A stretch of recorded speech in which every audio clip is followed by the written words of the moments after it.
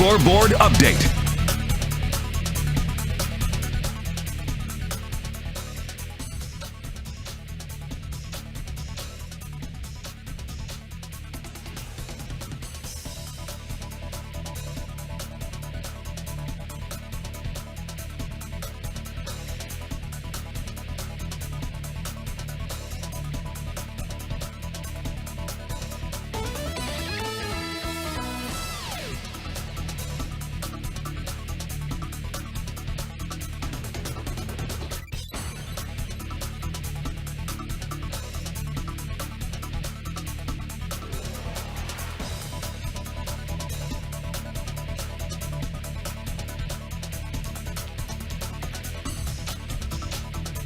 Over the White Sox, Michael Kopech started for the Southsiders. Lasted just 3 innings, allowed 6 hits, 5 runs, 2 home runs. A.J. Pollock led off the game with a home run for the White Sox, but Kopech gave it right back in the Blue Jays. Bottom of the first is their leadoff hitter, Homer.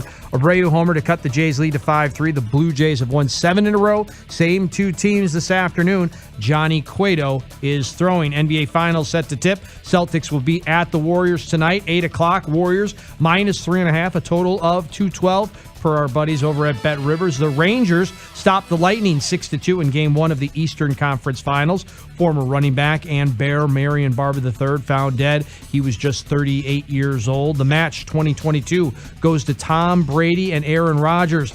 The team beat the Young Guns, Patrick Mahomes and Josh Allen, in 12 holes of golf out in Las Vegas. Sticking with golf, Dustin Johnson reportedly being paid $125 million to change his mind and play for the Saudi-backed Live Golf Invitational Series. Sponsors RBC, UPS have terminated their relationships with Johnson, Graham McDowell, and Lee Westwood over this decision to join Greg Norman's upstart Live Golf Tour. This update brought to you by the Chicago Wolves, and the Wolves are hosting a $3 beer night this Friday when they take on the Stockton Heat in the conference finals over at the Allstate Arena. The Wolves, they're the hottest team in hockey, and they are only 1 series away from a return to the Calder Cup Finals. Get your tickets at ChicagoWolves.com. This hour is brought to you by Lakeside Bank. Bank with the power at Lakeside Bank. Lakeside Bank, it's about time. Wake up! Wake up! Mike Mulligan. Bears, football. Mully, you have the greatest voice in radio. You know what? I'd like to say you're wrong, Mully, but you're not wrong very often. Mully, you are 1,000% correct. Can we get a mulligan, please? David Haugh. That was one of the best questions you've ever asked. Yeah, I'm sure it's going to get an answer just as good. Oh, check me out, man. Chicago Sports Talk for your morning. Morning, fellas. I got your back, Mully. I got your back, David. Gazi, good morning. How are you? Good morning, guys. How you guys doing? You know, we're getting tired of it, frankly. It's just it's overwhelming, and the Sox seem to keep coming up with new and more spectacular ways to lose. Don't those guys think about Grandal, Abreu, Roberts coming up? They go to miss TA, yes, but they go to miss TA a little less. The reason we go to miss TA is so bad because everybody out there is slumped in spring training. Only few guys have been consistency. Those guys pick it up. I don't think they should be miss TA that much. Obviously, they're going to miss him because this man is the heart of this ball club. And one thing I worry about, guys, this ball club has been pitching so good all year long. Maybe a couple hiccups here and there, but they pitch so good all year long. And I wonder, now we start hitting a little bit, how the pitching staff is going to hold on. If they play in another division and the pitching staff don't do what they're doing so far, White Sox will be in big trouble. Mully and Haugh taking you up to 9 o'clock on 670 The Score. Let's go. Hey, it's Mully and Haugh, Chicago Sports Radio, 670 The Score. And what a delight to have the Hall of Famer Mark Grody here for yet another morning.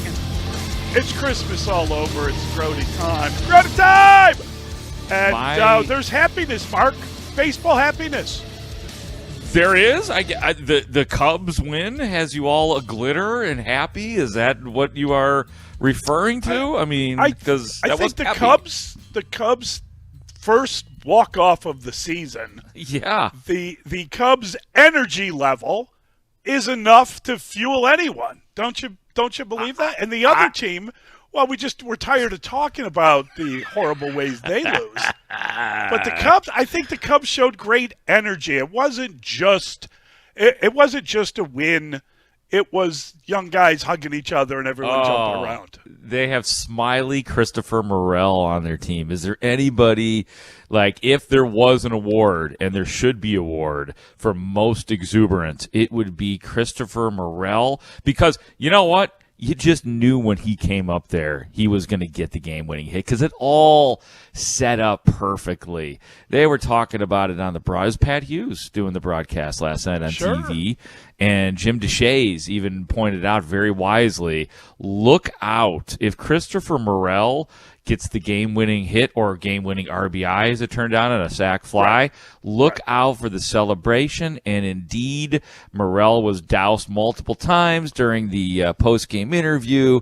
It was Wilson Contreras coming up essentially with a cooler full of goods to drop on Christopher Morel. So, you know what, Mully? You've done it. You've done it again. You've talked me into it. I, too, feel baseball goodness in my heart and in my stomach right now this morning. I like that kind of thing. I'm all for it. You know, I do enjoy when, there is happy baseball happiness. Yeah. So I felt that it was fairly happy to have that kind of baseball happiness. And I think we should embrace it. Okay. We have established a theme for this morning. It's Christopher Morel. I guess it's Kyle Hendricks. I guess it's Wilson Contreras had a huge hit in the game, and game-tying hit in the fifth inning. So yeah. Never mind. The Cubs are 10 games out of first place. We're not looking at that this morning. We're just breaking down what was the sacrifice fly heard around Wrigleyville last night. The first walk-off win for the Cubbies. Why can't we live day to day and celebrate these things? Why must we always wonder if we're allowed to live day to day and celebrate these things? There's no rules, Mully. I think it's good to appreciate when somebody's bringing a little juice to the world. And I feel like there's good energy and there's good vibe and there's kind of happy karma coming out of Wrigleyville. And, you think about it. It's hard to lose both ends of a doubleheader. And you lose both ends of a doubleheader, and it's hard to come back and then win a game 2 days running and end up drawing a series.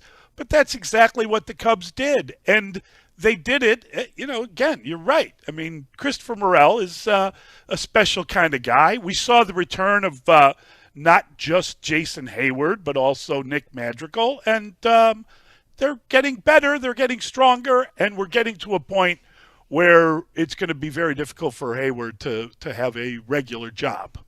Yeah, well, I know you guys all want him gone and sitting. I know you and Dustin are just done with him. But as I predicted, he would play again in a Cubs uniform. As I predicted right here on the Mully and Haugh show in the 5 at 5, or was it the Pick Six, or was it both? But will he when Seiya Suzuki comes back? I think we all understood that right field was available, but how long is it available, Mark? That was kind of the question we were talking about. So it wasn't whether he'd ever play again. It was he going to be a regular if indeed they got healthy? Yet to be determined. I'd like to see the question again. At some point in time this morning, I would like to have that question read to me again. But it still is interesting to think about. I do stand by that Jason Hayward will exist on this roster for the rest of the year, unless there's something I don't know. I mean, I guess it would really it would really start to get complicated if all of a sudden Brennan Davis catches fire, and then there's the calls for him. And I have a feeling that Brennan Davis, one way or the other, even if it's September call-ups, that he will be here on this roster. Then it gets really interesting, and then I would wonder if he would play again for the Cubs. Did you see that Pete Crow Armstrong was promoted to South Bend? Yes. So he's moving up in the world, and that is Dustin's road trip. There it is. That boom! Don't you think? I'm going to go light a candle at the grotto, and then I'm going to go watch Pete Crow Armstrong. Yo, PCA. PCA is what we call him. He's the PCA. That's Pete Crow Armstrong, which is perfect because that's a little swaggy sounding, and he was part of the Javier Baez trade. So, it's PCA. Yeah. Go. Pacific Coast Highway? No. Yeah, okay. PCA. Gotcha. He's the PCA. Been tearing it up. It was good to see the Cubs win. It was horrible to watch the White Sox yet again.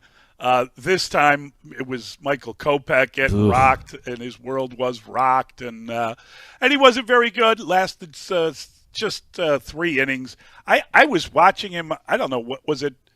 I was like just watching the pitch count, and I was saying to my kid, like, how long are they going to be able to keep him out there? Because this doesn't look like he's got much. Yeah. Anyway, so he's given up boom goes the dynamite for the Blue Jays. I don't know what to tell you, but the Sox, 3 runs seems like all they can score, so there's no point getting worked up about it. Did you see Josh Donaldson? His feelings are hurt because none of the Yankees publicly supported him. Nobody had his back after the Tim Anderson thing. No one had his back, and poor fella. He basically said that he prides himself on being a good teammate, and he's beloved wherever he goes. If you say that, does that make it real? Just out of curiosity. I would like to. I'm sure somebody from like The Athletic could probably do like a deep dive, long article and find out that might be the antithesis of that. That there's a few guys who have something to say about Josh Donaldson that played with Josh Donaldson. So I don't know. What did he expect? What does he expect? Why would people? Let's say even if somebody agreed with him, like one of his teammates agreed with him, why would they have his back? Why would they? I mean, first of all, he hasn't earned the benefit of the doubt, and that's a pretty slippery slope to be asking everybody to have your back. You know? Well, I mean, one of his former teammates, Liam Hendricks, had bad things to say about him, and take a listen to what Josh Donaldson had to say about those comments. I know Liam's come out a couple times and said some stuff about me, but it's like I was saying earlier, when we were in Chicago, I saw him in the parking lot, and he said, "Hey, what's up?" and gave me a dap. So I'm like, I don't know, like, it's weird, because I hear one thing, and then when I see him, it's different. So it's definitely been confusing for that. I'm not saying that every one of my teammates I've always been best friends with, but when it comes to playing the game and trying to help my teammates, I think you can see by the way that I play the game, like I care not just about myself, but I care about my team, and I try to do my best to help us win. Okay. Yeah, I'm glad he clarified. You know, he's not best friends with all his teammates, but he has inside jokes with them whether they want him or not. How's that? Did he not? Is that what the guy's saying? Yeah. But I want to know from Josh Donaldson, sir, did you or did you not take some pretty harsh shots at Lucas Giolito when the sticky stuff came out? Did you, sir? Or so maybe that changes the relationship a little bit with Liam Hendricks, and it makes him remember, oh, yeah, you know what? Actually, he was kind of a bleep. And yeah, I've tried, because you know how it is, like with people you don't like, you try to like them, you try to give them the benefit, you give them multiple chances, like because you want to be friends with them, and they just keep being a bleep, and you're like, eventually you just got to give up. Or if somebody asks, or if you have the evidence, as he did, you could be like, yeah, you know what? I'm not surprised he took shots at Lucas Giolito. I'm not surprised with some of his home plate antics. I'm not surprised he shoved Tim Anderson off at third base, because he's kind of got it in him. He's a bit of a jerk. I think we've gone over that. It's well established now on this show. Yeah. Oh, yeah. No, we're not fans. How about that? We'll just say it. Who is? I mean, I guess he's probably very popular in Toronto still, I guess. I don't know. I don't know for sure. I would wonder. It doesn't seem like he's very popular anywhere, frankly. Right. You have teammates who don't have his back. You know who's popular is Arturas Karnisovas, and the reason he is because he holds himself to a standard. And he came out and he talked to Go3 TV, and he thinks the Bulls aren't good enough, and he's got to get them better. So that's nice to hear, right? Yeah. I mean, we all saw it. Hey, we saw it. The evidence is in, and he's right. Well, right, and it was such now that we have perspective on the season, you go back, and I think about how great the first 20, 30 games were, and it really felt like the Bulls were headed for maybe something special, and then it just, literally, since the All-Star game, it went downhill quickly, and then quickly in the postseason as well. So, there should be a standard set. Didn't you feel that was injury related? I mean, when they were healthy, they were good, and then when they weren't healthy, they were pretty bad. That seemed to be, to lose Lonzo Ball was a blow.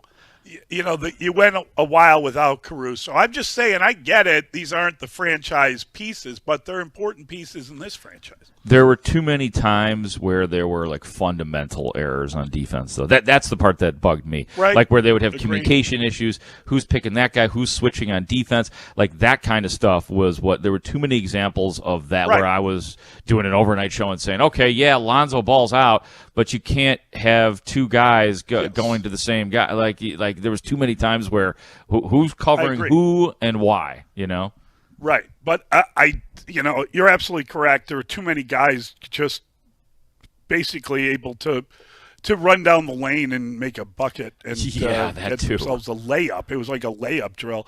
So that was a problem. I'm not saying it wasn't. I'm just saying I like that he's holding himself accountable for that. Oh, yeah. No, 100%, and that's exactly what we want because you want to see – there's going to be like – big expectations on the Bulls. There were not expectations going into this season. Well, there were, but it wasn't like, okay, you have to get to the finals or but this year is a year where you either have this core or you don't, and this is all assuming that Zach LaVine does indeed re-sign with the Bulls. But now this is the final call. This is last call for this core, I think, believe it or not. Like if you don't improve beyond the first round and win a series at least, then I don't know if rebuild. Like I don't want to use the word rebuilding, but bigger changes, bigger augmentations would be coming if they don't succeed. Well, what's fun is the NBA Finals are set, and they begin tonight with the Celtics at the Warriors. So you get to see what it is you're trying to match or exceed, if indeed a title is your hope.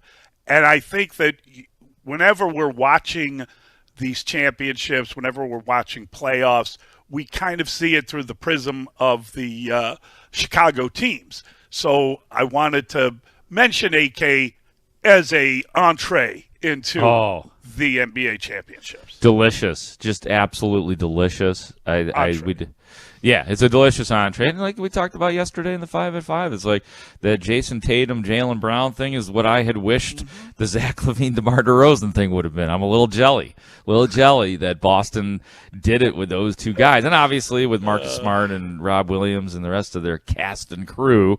But that's what I had in mind for the Bulls. But no. All right, we're going to get into all of it. We've got to talk about all of these things: the NBA Finals, certainly the Cubs, the Live Golf. No, we've got many things. We have to get to that too. Yeah, we have many things to cover, and we're going to do so with the 5-at-5. We'll do that next. It's Mully and Haugh. We have the great Mark Grody, the Hall of Famer himself, this morning yet again. Look at him. Oh, glorious man. Glowing. And, we're both glowing. And we'll be, I'm sure. That's the Vaseline on the lens. Oh, is that it? But we will, that's how you do it, apparently, in the movies. Oh. But, yes, we are glowing, and we will be glowing to the 5-at-5 next. It's Mully and Haugh with Mark Grody on the score. The Parkins and Spiegel Show on your ride home. Afternoons 2 to 6.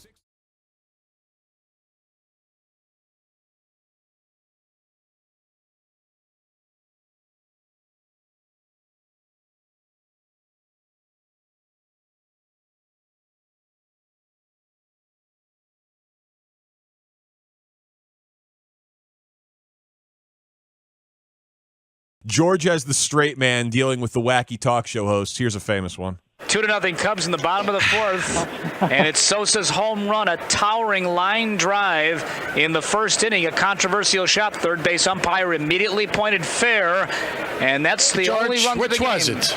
Wait a minute, hold on. Was it towering or was it a line drive? Get some coffee and a towering line drive. You can't have it both ways. Oh, yes, you can. No, you can't, Mr. John. You can't have it both ways. Gentlemen, it was a towering line drive. George, you want Julie to finish the update. It's either a line drive or it's a towering home. Gentlemen, I'll repeat myself. It was a towering line drive. Don't make me come out there.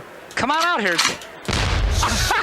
Bank your little hiney. I didn't deserve that. I'll give it by Ryan. You ask North and Jiggets and even Arnie Harris, who was on, it was a towering line drive. We standing by towering line drive, George? Yes, absolutely. Let me tell you something. That is now 28 years ago in May. And, I never thought of the term towering line drive until it happened. And I don't know why I said it, but I did. Yeah, look, it's an oxymoron, but I try to explain to people, think about a really good golfer with a driver on the tee. Okay? Yeah. The ball is hit on the line and it's hit high. It's a towering line drive. Yeah, hey, this is the station of malaprops. Spiegel last week said that he was wrapping a situation around his head. Like a scarf, George. That's what I do. I said that we were entering a double-edged sword of pain. Yeah, and then you said you were going to move the baton. I was going to move the baton. Cody Westerland said we were switching. We were switching goalposts. Yeah. Shane said that we were climbing up a. I was trying to paddle up a hill without a paddle. Oh, that's good. I like that. Yeah. So, I feel like you're like the godfather of the malaprop, maybe in some ways. It's still happening. Mm-hmm. Do you know what's great about that? I still get it on social media, and it's really great. People will, if I'm commenting on something or I put something out, and then there'll always be somebody, whether it's on Twitter, Facebook, or Instagram, saying, "Was that a towering line drive?" I love it. It's 28 years later. And the fun at the expense doesn't come without the respect. Like, that's why it's funny, because Parkins says a lot of things well in 20 hours.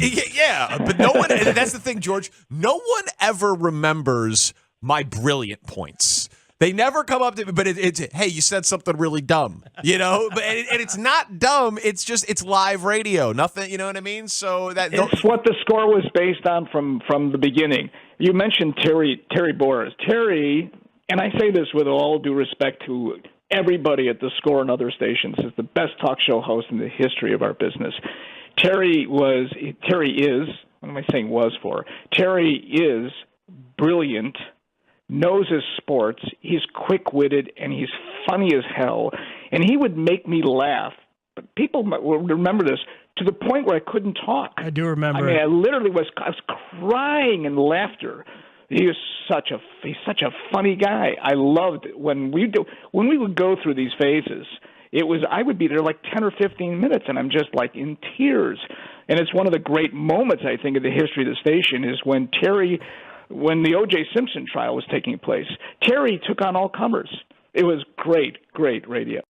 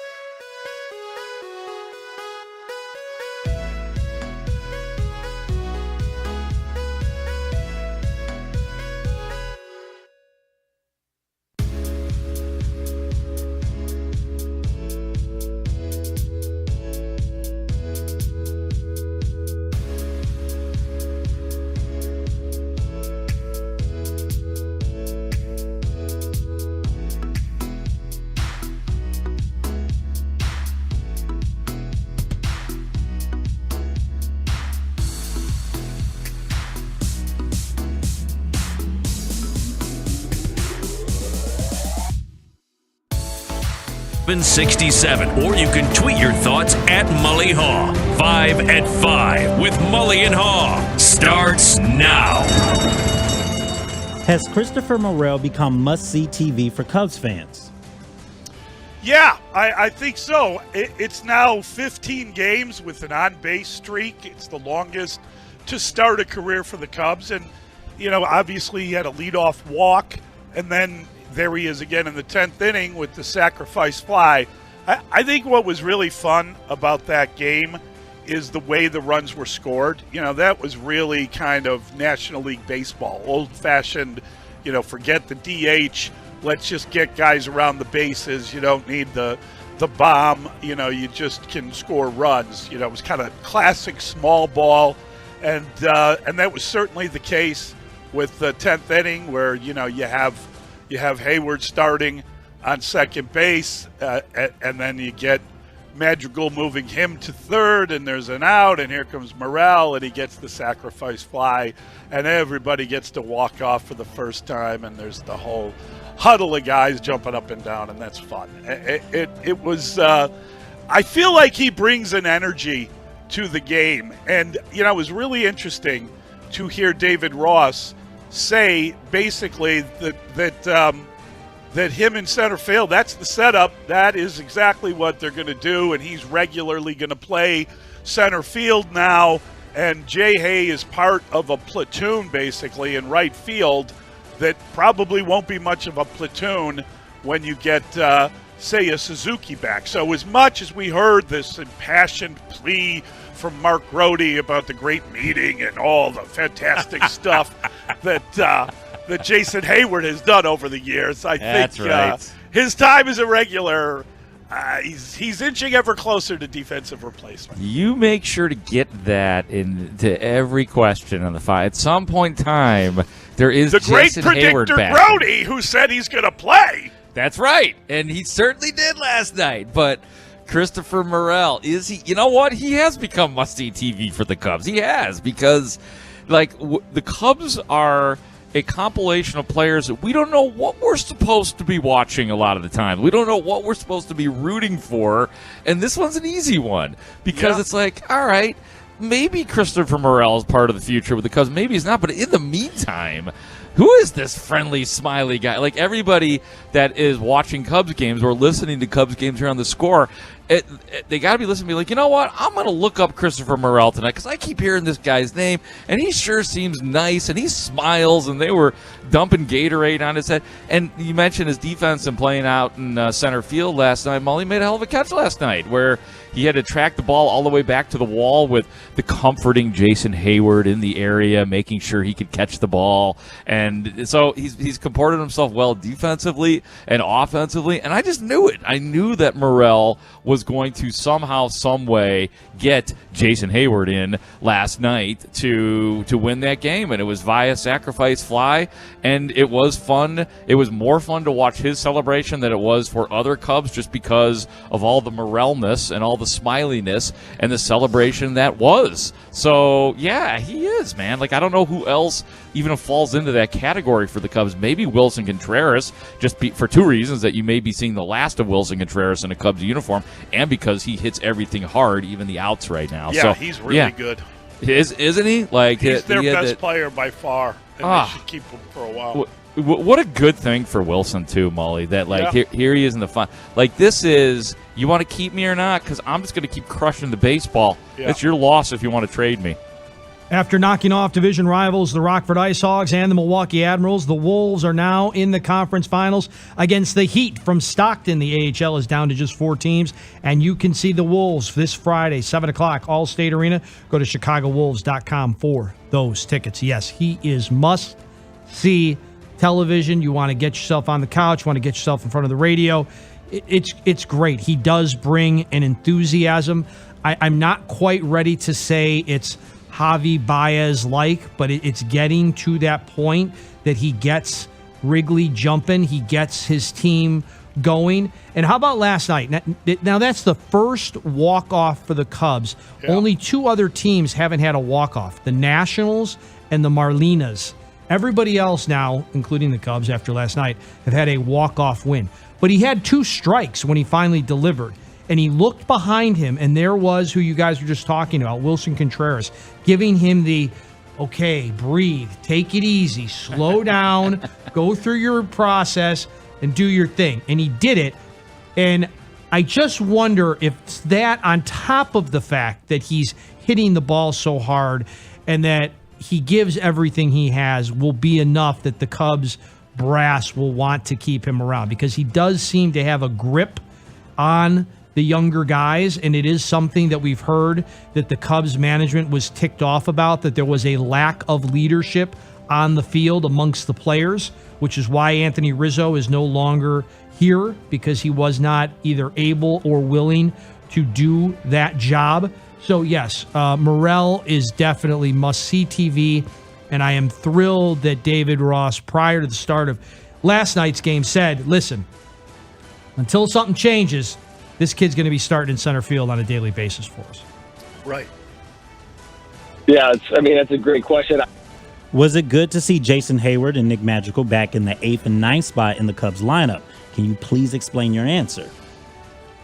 It was really good to see Nick Madrigal back, just because he's one of those guys we talked about a little bit yesterday. Like, I don't know if Nick Madrigal is part of the Cubs core going forward when they would, in theory, win again. I don't know. Like, I think he is. I think he's, like, that valuable to the team because he is somewhat symbolic of the new approach that the Cubs have taken this year to a more contact-oriented team. And obviously, he has not delivered, Madrigal, has he, as he typically did with the White Sox. He has struck out more. So I'm very interested in watching Nick Madrigal play baseball every day, because he is a key player. Like, he's one of those guys, like, where I was joking about how I don't know what to watch on this team. Nick Madrigal is very clear to me that he is one of those guys who could potentially be the starting second baseman for the Chicago Cubs when they are good again someday. So it is important for me to watch Nick Madrigal out there, and you guys know how gold it is for me to see Jason Hayward out there with his 2 hits and scoring the game-winning run, albeit he was the courtesy runner at second base. Will you be our courtesy runner today, sir? Why, yes, I will. I'm Jason Hayward. Thank you. And just the comfort that he provided a young Christopher Morel, and when Christopher Morel went back to the wall to make that catch, there was Jason Hayward right there whispering to him, saying, catch the ball, man, catch the ball. And he did, and then he smiled, and that's all Christopher Morel needed. So Jason Hayward being back is everything. It's everything, Mully. Yeah, I mean, that inspirational catch the ball probably is what put it over the top. He gives speeches. He talks to other outfielders. Man, you just 2 hits. You know what's amazing is you pray for a rain delay every time the guy is on the field, because you know he's going to get everybody fired up. That's right. Give me 13 good minutes, or however long it was. Listen, I'm with you. I think it was good to see Madrigal back. I was wondering what the plan was with Madrigal. I was kind of curious as to whether he was part of the future, Mark. And I agree with you. There is still much to earn and learn about for him and about him. Sure. And I think that he has a lot of work cut out for him. Correct me if I'm wrong. When you're the courtesy runner at second base, isn't that because you made the last out the inning before? That's not necessarily. Like, wow, he scored the game-winning run. It's more like, oh, that was the guy. Oh my God, the jury. That is all you have question-wise for me. The jury will now deliberate. Wow. No. That I'm just making a joke, but it's Hayward getting back. You want your whole team, and you want guys in the lineup who you've heard of before. And I think that what was nice from my perspective is, okay, I know exactly what you have with that guy, and I know exactly what you're looking for from the other guy. So I felt like I didn't have to run to Google to watch the game. You know what I mean? It just felt like, this hello, old friend. Yes, we shall enjoy your performance tonight. There's comfort. So you're saying he's sort of comfort food. I found it very comforting to have guys I know in the lineup. Delicious. Including Jason Hayward? Yes. That's who he's talking about. Yeah. That's what I said. I just wanted to double confirm because I know. my answer to the question is no and yes. Oh boy! Now you want me to amplify on that a little bit, Chet Kopic? Can you explain your answer, sir? Your dime, your dance floor, kid. I don't need to see Jason Hayward anymore. Now, Jason Hayward did score 2 runs last night. Jason Hayward did get a hit last night. He also struck out. Again, this is not like a personal shot at Jason Hayward. I know who Clint Frazier is. I want to see more Clint Frazier. Clint Frazier has been okay the last couple of times out. If you need to put Hayward in to protect the lead in right field or to show some leadership, go ahead, fine. You could do that until Suzuki comes back. But the Cubs need to see if they got a guy out of New York who at one time was a very, very highly thought of player, if he's got it or not. And, okay, maybe this was Jason Hayward's one start, but if Hayward's starting again tonight against the Cardinals and Frazier is sitting and then somebody's going to give me some metric or he's seen him more, blah, blah, blah. Stop it. Stop it, stop it, stop it. Jason Hayward should not be in the game right now. Nick Madrigal should. He got a hit. He didn't strike out, so he now has got, I believe, 4 more hits than he does strikeouts so far this year. So he's on the right trajectory. I don't think he's just doing a leg pull here, if that's the question. Did you like seeing A.J. Pollock lead off as opposed to Yasmani Grandal? Did Pollock lead off homer justify Tony La Russa? And will we see Grandal lead off again tonight? Oh, God. I mean, you have White Sox pains, don't you, Mully? I got to tell you, Pollock, okay, fine, whatever. He hit a homer. Wow, they have they're back in the game. No. I guess Tony explained Grandal not playing because he needs all of his, he needed his right-handed bat. He's going to need his left-handed, whatever. I don't know. No. It is.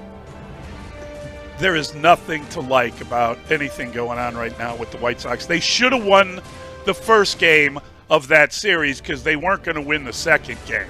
So now, this is how you get swept, frankly. I got very little interest, very little hope, just very little to offer, sadly. I apologize.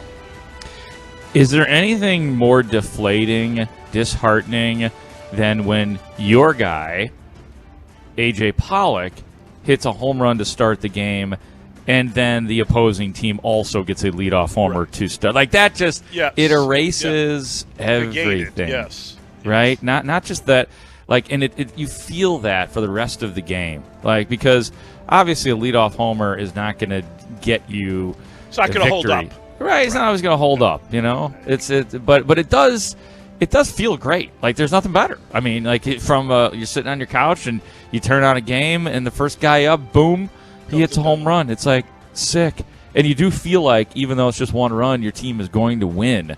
And then right away, you're deflated by the opposing team. And there's Michael Kopech giving up a leadoff home run as well. So, yeah, I mean, of course, watching A.J. Pollock lead off yesterday was great because he hit a home run to start the game.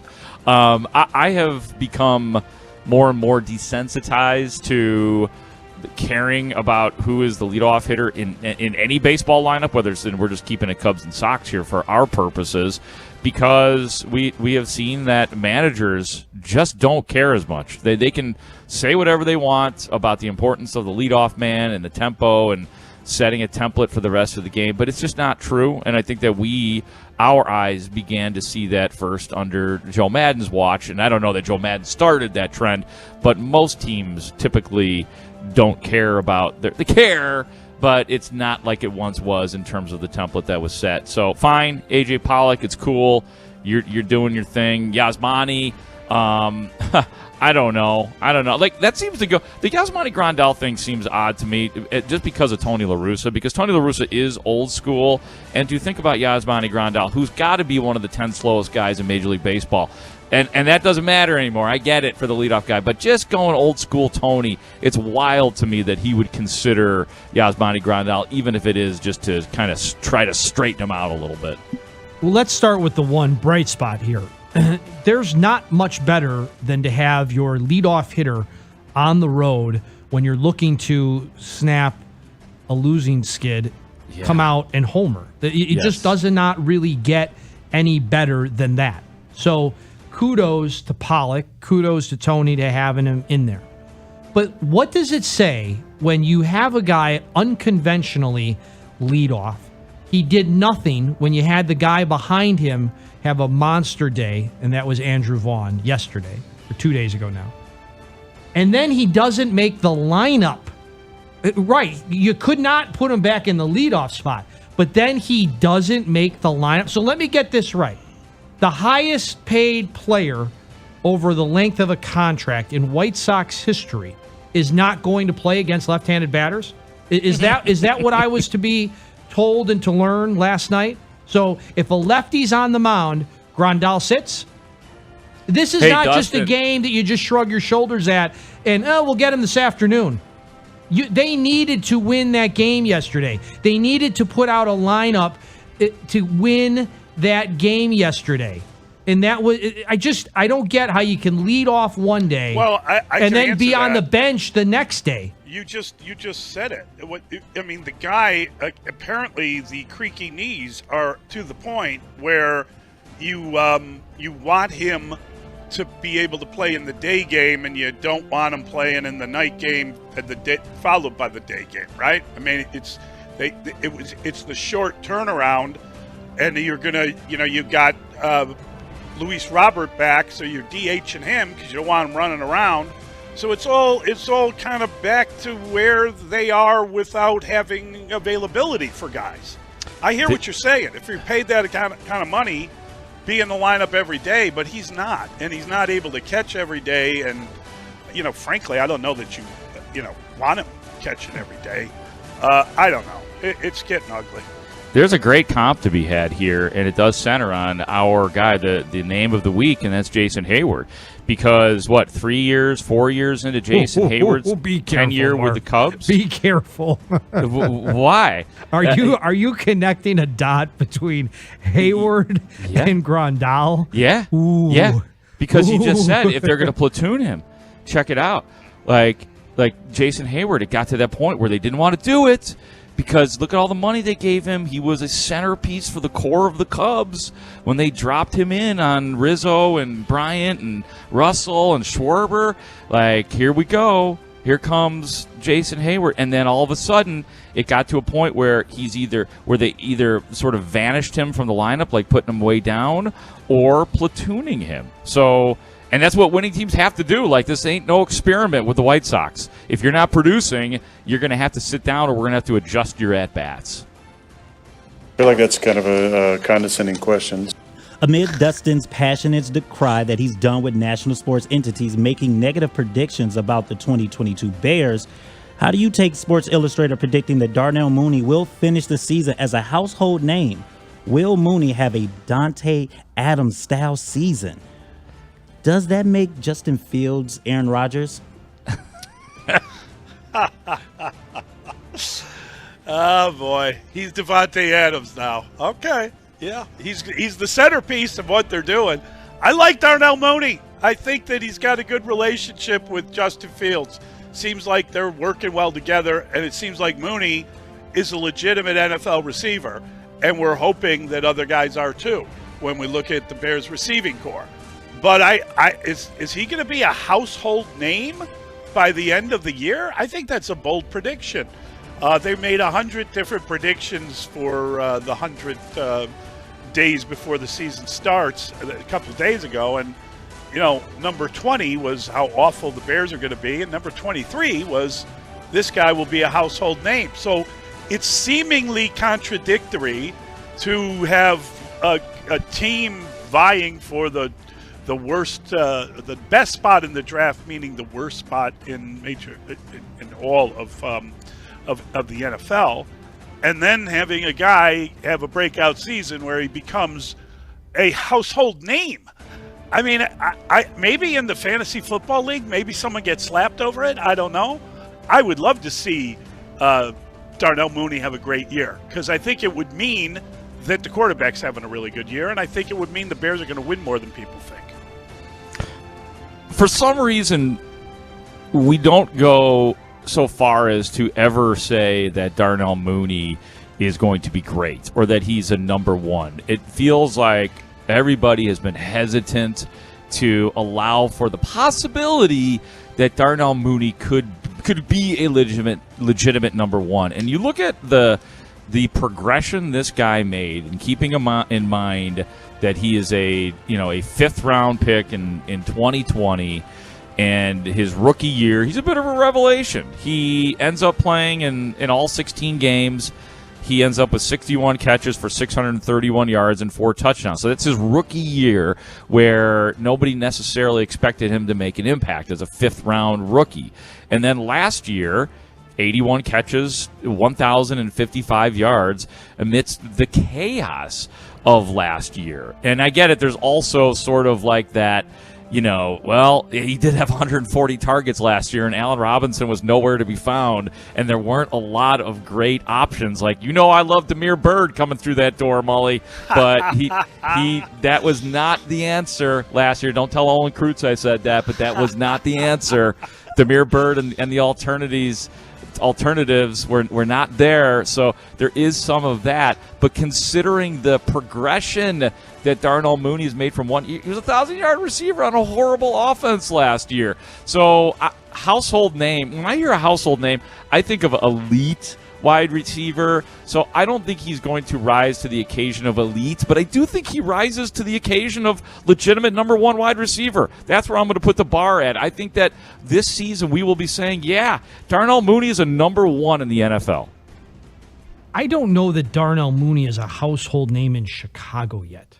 I mean, seriously. That's fair. If you went around to even people that get in front of their couch in the television and the radio on a typical Sunday, I don't know if right now you knocked on their door and said, who is the Bears' number one receiver? Or name me 2 Bears receivers.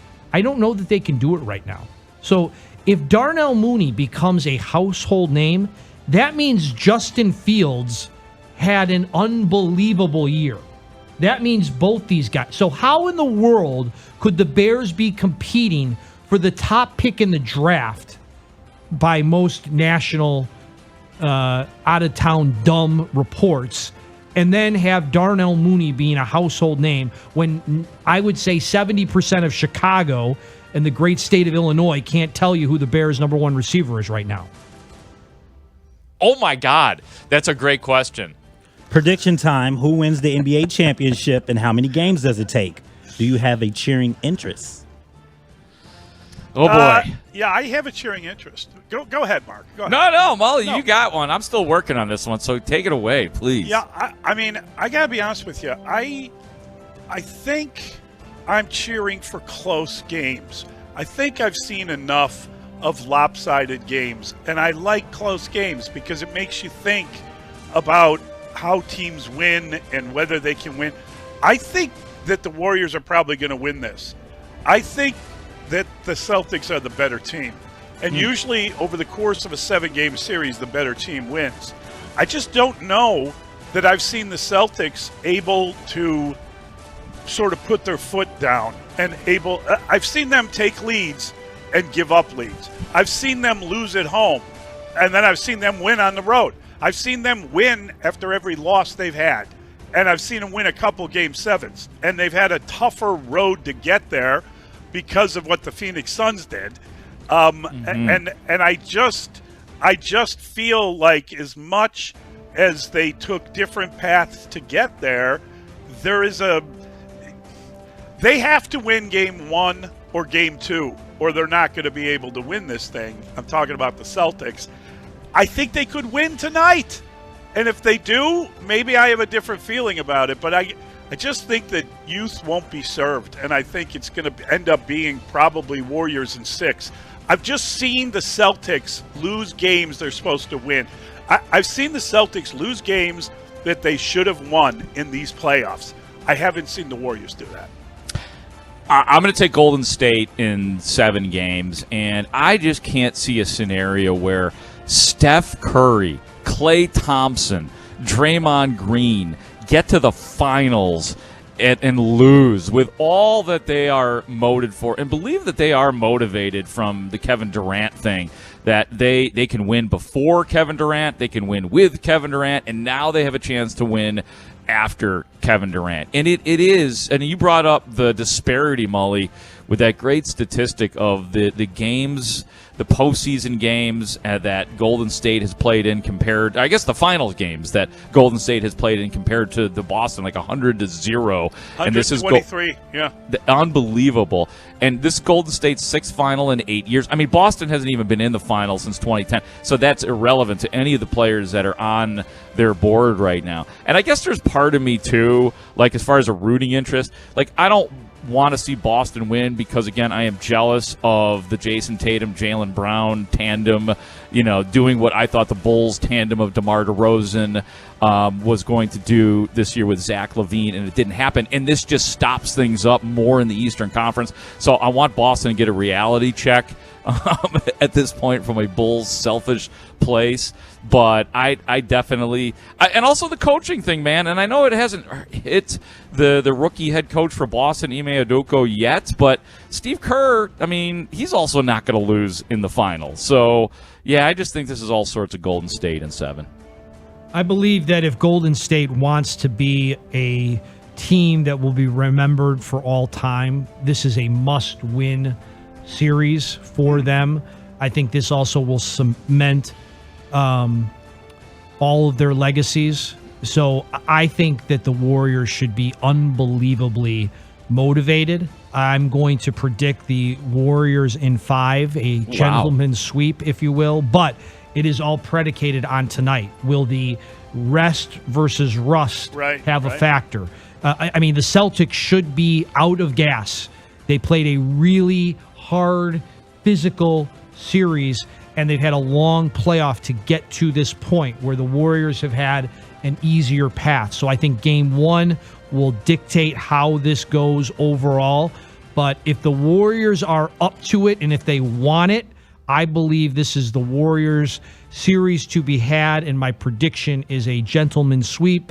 The Warriors will celebrate Monday, June 13th on their home court, wrapping this thing up in 5 games. So just Dustin, are you saying, and I just want to clarify it, that their legacy is not set unless they win this? Not as an all-time. I mean, in 20 years, I don't know they're going to be like, oh, remember those Warriors. I think they need one more. I do. I'm not saying that we're not going to still be talking about Steph Curry, but for the rest of that group, I think they need one more. I think if you let this one get past you, I think the West is too tough, and they're back. The Warriors are back sooner than I think everybody expected. And I think now that they're there, they've got to take advantage of this. I think there's a size difference here. I think Boston is a bigger team and can come at them with a bigger lineup. I think you're right about maybe, the Warriors are unbelievable because they won the title, and then Kevin Durant comes, and now they've got arguably one of the best scorers in the league, and they win again. And then when he leaves, they get their 3 titles. When he leaves, obviously Klay Thompson goes down, Steph is out, and they are the worst team in the NBA. And then they come back, and here you are with that turnaround. It's pretty unbelievable, that story, versus Boston with the young guys. I just think it's extraordinary. I think the coolest part about Boston is that they have 3 guys on their roster that got votes for Defensive Player of the Year. I mean, that's their hope, like when you're talking about trying to match up with Curry, Thompson, and Andrew Wiggins. Marcus Smart, is he available? How is he healthy? How's his foot? He's the Defensive Player of the Year. Yeah, I mean, it's a legitimate question. I also think, Mully, that Dustin just likes saying gentleman's sweep. Did you get that feeling during that segment that he liked saying that? I felt like he did. I think he's a gentleman, and he likes like a certain gentleman's relish, all those things. mustard. appeal to a Dustin Rhodes. Yeah. All right. We've got to get to a break. 312-644-6767 is the telephone number. You tell us what you think, and we can discuss it. It's Mully and Haugh. It's the great Mark Grody on Chicago Sports Radio, 6-7 The Score. This is Chicago's #1 and most listened to sports station.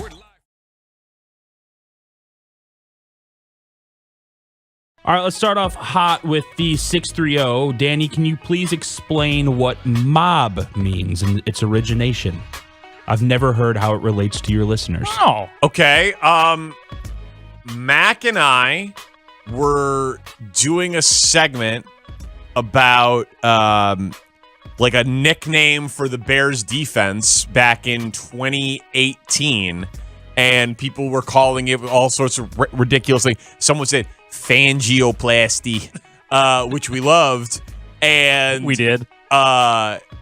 Someone said mob, and it was on the other side of something silly, and then one guy called in and he went, "This is what he said: Chi-town shutdown mob."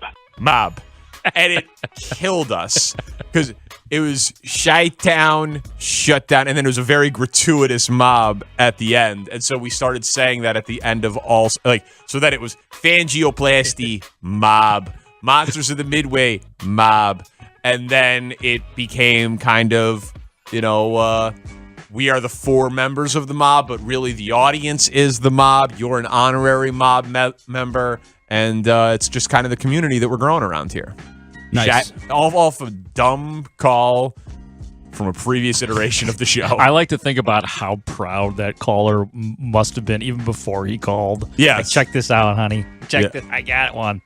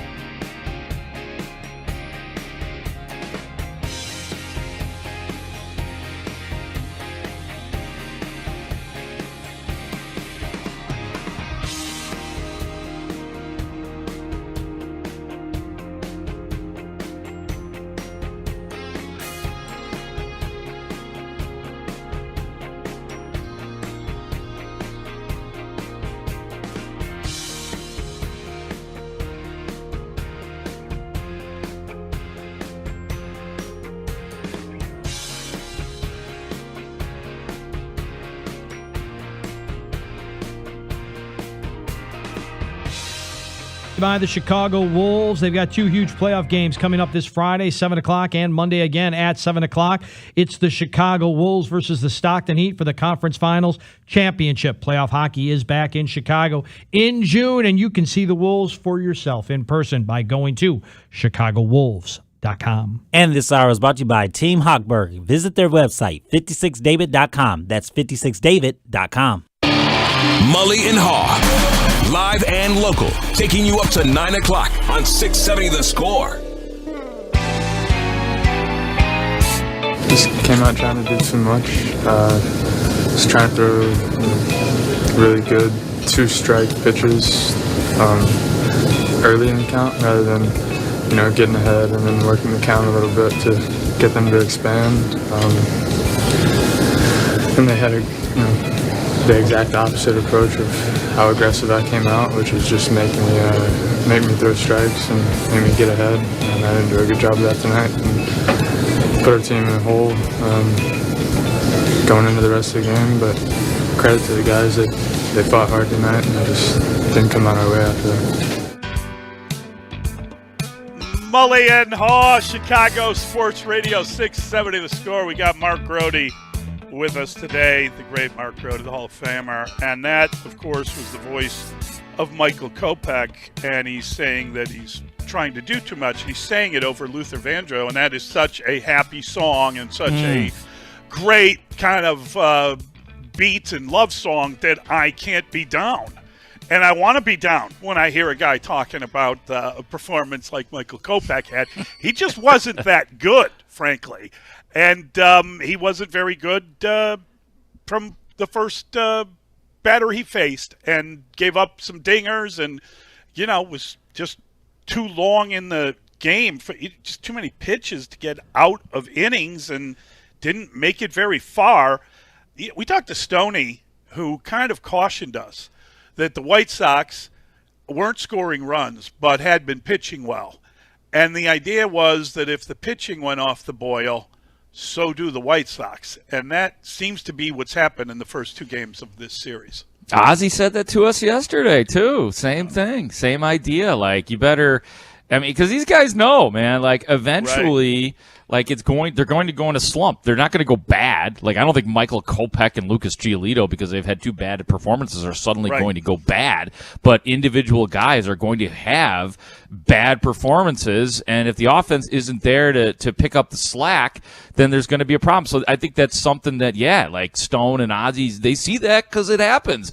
And Kopech was not able to get himself together. He had this happen to him, I think it was the Yankees start maybe, where he almost didn't make it out of the second inning, and then he settled himself down and then stuck around for another 4 or 5 innings and really was very impressive. And I was thinking maybe it would be a similar scenario for him last night, but ended up with 85 pitches through 3 innings. And when you walk a guy with the bases loaded, you kind of always know that it's over at that point. No matter what, that's really hard to recover from. You're not, you walk a guy with the base, whether you're a reliever or a starter, even if it's early in the game, it really portends that you're not going to last long, and then you ain't got it. And that was simply the case with Michael Kopech last night. And again, 3 runs from the offense last night. That is certainly not picking up your teammates.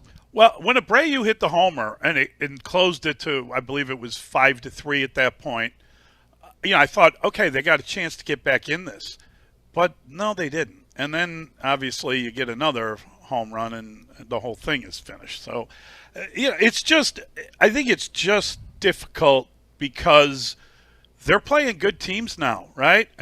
Toronto's a good team. They've been winning some games. They got good young talent. And now, you close it out this afternoon, and then you get the Rays. Mm-hmm. That's a team that just knows how to win. I don't know how they're playing right now, but then you come home to the Dodgers. It just seems like bad things can happen. And you got to be careful to hang on. You need to win this game today because you're falling increasingly farther behind. You're not closing the gap, and I get it. We're waiting until after the All-Star break. Oh, the schedule clears up. Wait till you see that. I don't know that this team has some great run in it, right? I haven't seen this. I haven't seen the Avengers assemble, so it's hard to feel like all the superheroes are ready to go. I know, and we keep thinking that they will. Like week after week after week, we keep thinking that, they're going to blast off and somebody's going to do something. Somebody needs to do something on this team. And then it doesn't happen. And then you wake up today, and all of a sudden the White Sox are like the little warning beeps are going. They're 2 games under 500 all of a sudden with all those games to go in this. Well, the one game with Toronto, and as you mentioned, Tampa Bay, which is playing very similar record to the Blue Jays. Jays right now 29-20. I think Tampa Bay 29-21. Whatever, they're doing Tampa Bay things like they always do, and they'll be 30 games over 500 once August hits. So this is like there are no signs either. Like even like Jose Abreu last night, he hits a home run. Yeah, that was nice. That was beautiful. But then in a key spot in the game, 7th inning, bases juiced, Abreu grounds out on a 3-1 count. So like that's like almost symbolic of what's going on. Like you get the one big hit, but you can't have all good things. You're not going to get 2 big hits. That's just the way it's been for the White. They lead off with a home run, and then the Blue Jays guy leads off with a home run. It's like that. Even when good things happen for the White Sox, it's either countered or that individual does something bad within the game. It's like it's a horrible way to go about business. That is very difficult to hear. Yeah, I mean, I'm not saying you're wrong in any way. Oh no, I'm just saying like, ouch. That's a pretty good breakdown of what's gone awry. And I apologize because I meant to pay close attention. But how did the DH stint go for Eloy in Charlotte? Does anybody know? Oh, I don't know. We should update that because there was significance to him just being in the lineup. And he didn't come out of the lineup, did he? Do we know what happened? I don't know what happened. I forgot to spend my time investigating that. So I will scramble to find that now. But we need to know. God, it's just difficult to watch this team. And again, this is what I like to call the Beowulf effect, where you watch something and you feel like there's no solution, so some entity from the outside has to drop in and be our hero. In this scenario, I'm picking Eloy as that guy. He's got to suddenly kind of be able to levitate at bat and hit long bomb home runs and then bring that back to the White Sox. And I don't know that that's a realistic way of looking at it. Good to see Luis Robert back, I guess, last night. Is he back? Yeah. It's like the ongoing theme, though, with it's good to see so-and-so back. I don't know if it matters anymore. You know? Like, even those excuses, and the injuries are real for the White Sox, but they've been cycling these guys in and out this year, and every time somebody comes back, Yohan Moncada, he's back tonight, and he gets a hit or something. Oh, he's going to be gone for a little while now. So, Luis Robert, he's back, and he got a hit last night, and I guess that's cool. I guess that's great, but, did it help? No. The Sox lost to the Blue Jays 7-3, and they could get swept this afternoon. And he's back, but he's the DH. So you don't trust him kind of he's so weak he can't run around. Is that it? I don't know. I guess that's my conclusion, whether that's fair or not. Yeah, we want him in that designated hitter role, though. So maybe this is the White Sox quiet way of telling Eloy Jimenez that, hey, guess what? You're going to be the DH, and it's going to be neat. You're going to be the designated hitter, and you're not going to have to play. You're only going to have to put in a 4-hour workday. Everybody else got to put in an 8-hour workday. You're just going to be the designated hitter for this team. So, Mark, that's Eloy. Yes. Just to tell you what Eloy did, he did go 1 for 4. He had a single. So he did hit a single. And he was an unbelievable impetus to the team. Charlotte Knights losing to Memphis 14-0. So that's perfect. By the old football score. Yeah, that's perfect. So it's like the White Sox. We could pick out nice little highlights within their game yesterday. The A.J. Pollock home run, Jose Abreu home run, but then they go and lose. And even down on the farm, Eloy Jimenez 1 for 4. He walked up there 4 times. And Charlotte lost. He got a hit, but that's all that we're asking for. Health is all we're asking for, actually. The score listener line is powered by BetQL. Bet smarter, beat the books. Download the BetQL app today or visit betql.com. we've got our friend Ron. He's on the south side. Hey, Ron. Hey, good morning, guys. Hey, Mully, you said that it's ugly. Mully, we haven't seen ugly yet. And this team is just terrible. I mean, the record doesn't even indicate how poor this team is. They'll be lucky, guys, to finish 500. And lastly, I never, ever have to hear the name Johan Moncada. Again, this guy's a joke, man. I mean, I haven't been this disappointed with this team in a very long time. There's been some bad time, but it's just nothing is good about this White Sox team. And again, they'll be lucky to finish 500. So, like I said, you got Tampa coming up. You're going to have the Dodgers coming up. And it can't beat any of those teams. And go back to last season, they cannot beat good teams. They can't even beat average teams because guess what? They are a bad team. Have a good day, guys. Wow. You know, we've talked about it. When you lose Ron, a Sox fan like Ron, you've lost a lot, seriously. and they have lost. They've lost far too much. And he's right. This is a bad baseball team. They just haven't played. I mean, I'm getting a little tired. Dustin is exhausted from everyone criticizing the Bears and predicting all the negative stuff for the Bears. I'm getting tired of people telling me that the Sox are going to turn it around. Every time we talk to national people, every time we look at these things, the Sox, they're going to be fine. They just got to get this or get that, or the weather has to change. This has been, Ron's absolutely right. This has been a season that is so disappointing because expectations were sky high. And you look at it, and what are they, 2 or 3 games below 500? It feels like 10. It feels like 15. It feels like they're just in a hole and digging themselves in deeper. And from the national perspective, the reason what all they're looking at is the standings, and they see a team in Minnesota atop that division, which was not necessarily supposed to be there. And the White Sox are 5 games back, which is still very much in the picture if you can look at it objectively. And we do analyze things differently, much differently than the national audience does.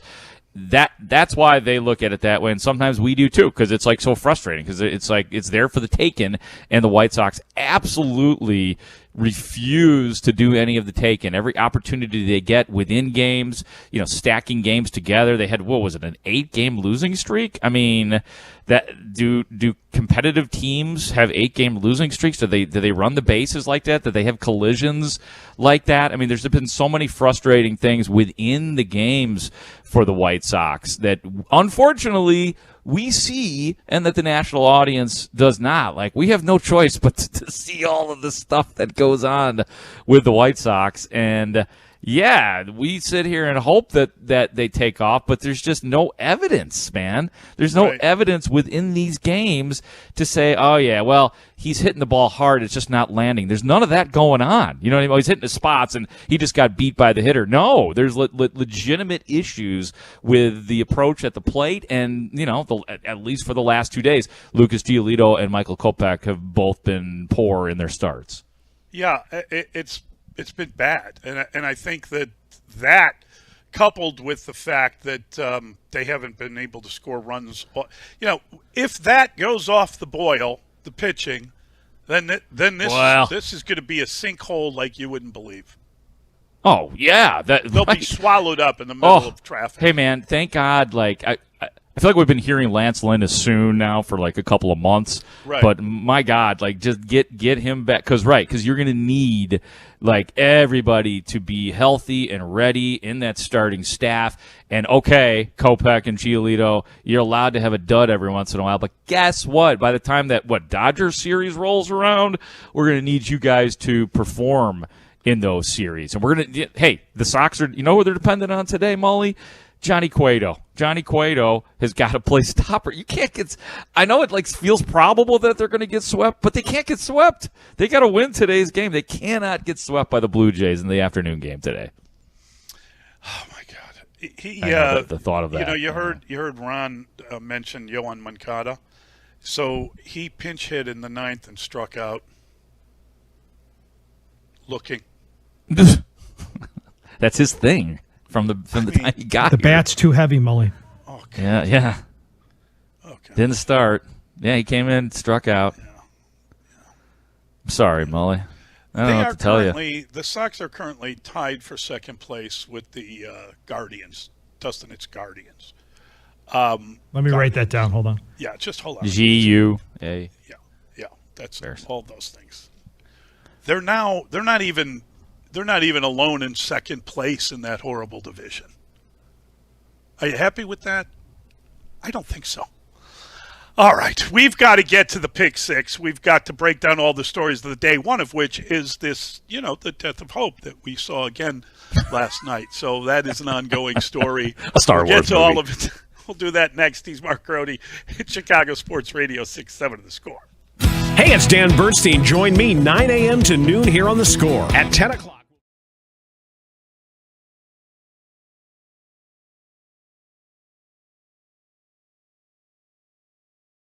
We're doing very, Danny very. and Tim. What's that? Are you guys grinding or are you guys having fun?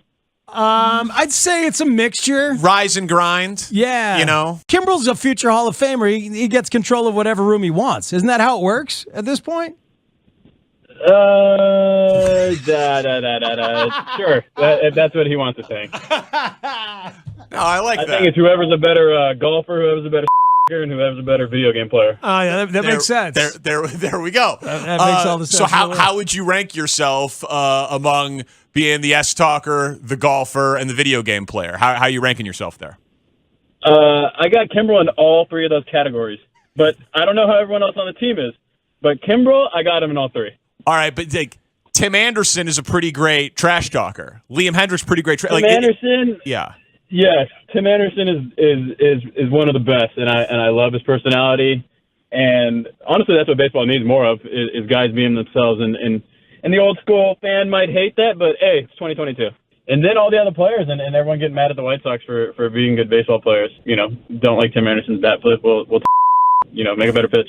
Yes, exactly. Me and Tony still believe in the same ideas, and you act like and you don't think anything's going to come of that, then you guys are not living on planet Earth. We're talking to Joe Kelly here. And, Joe, I know that we told you, or you maybe had heard ahead of time, that, we're the show that everybody comes on and curses on, and we appreciate it. But now that you've once is good. Once is good. Because we can erase it from the FCC. When it happens 3 times, we should really just be a podcast or a serious show, on satellite radio. So we're going to clean it up for the rest of the conversation, but I appreciate you leading into the bit. I'm sorry. I want to just keep cursing. I enjoy it. I think it's entertaining, but the FCC they don't have much of. They're basically the Carlos Correa of government organizations. Yeah, what did Eminem say about the FCC back in the day in his song? Exactly. 100% correct. They won't let me be. I didn't even know there was still an organization called the FCC. Honestly, I know that's how old of a medium you're on right now. You're on AM radio. Well, I know about AM radio, but I didn't know the FCC still actually had pull. Yeah, I know. I love it. Love it.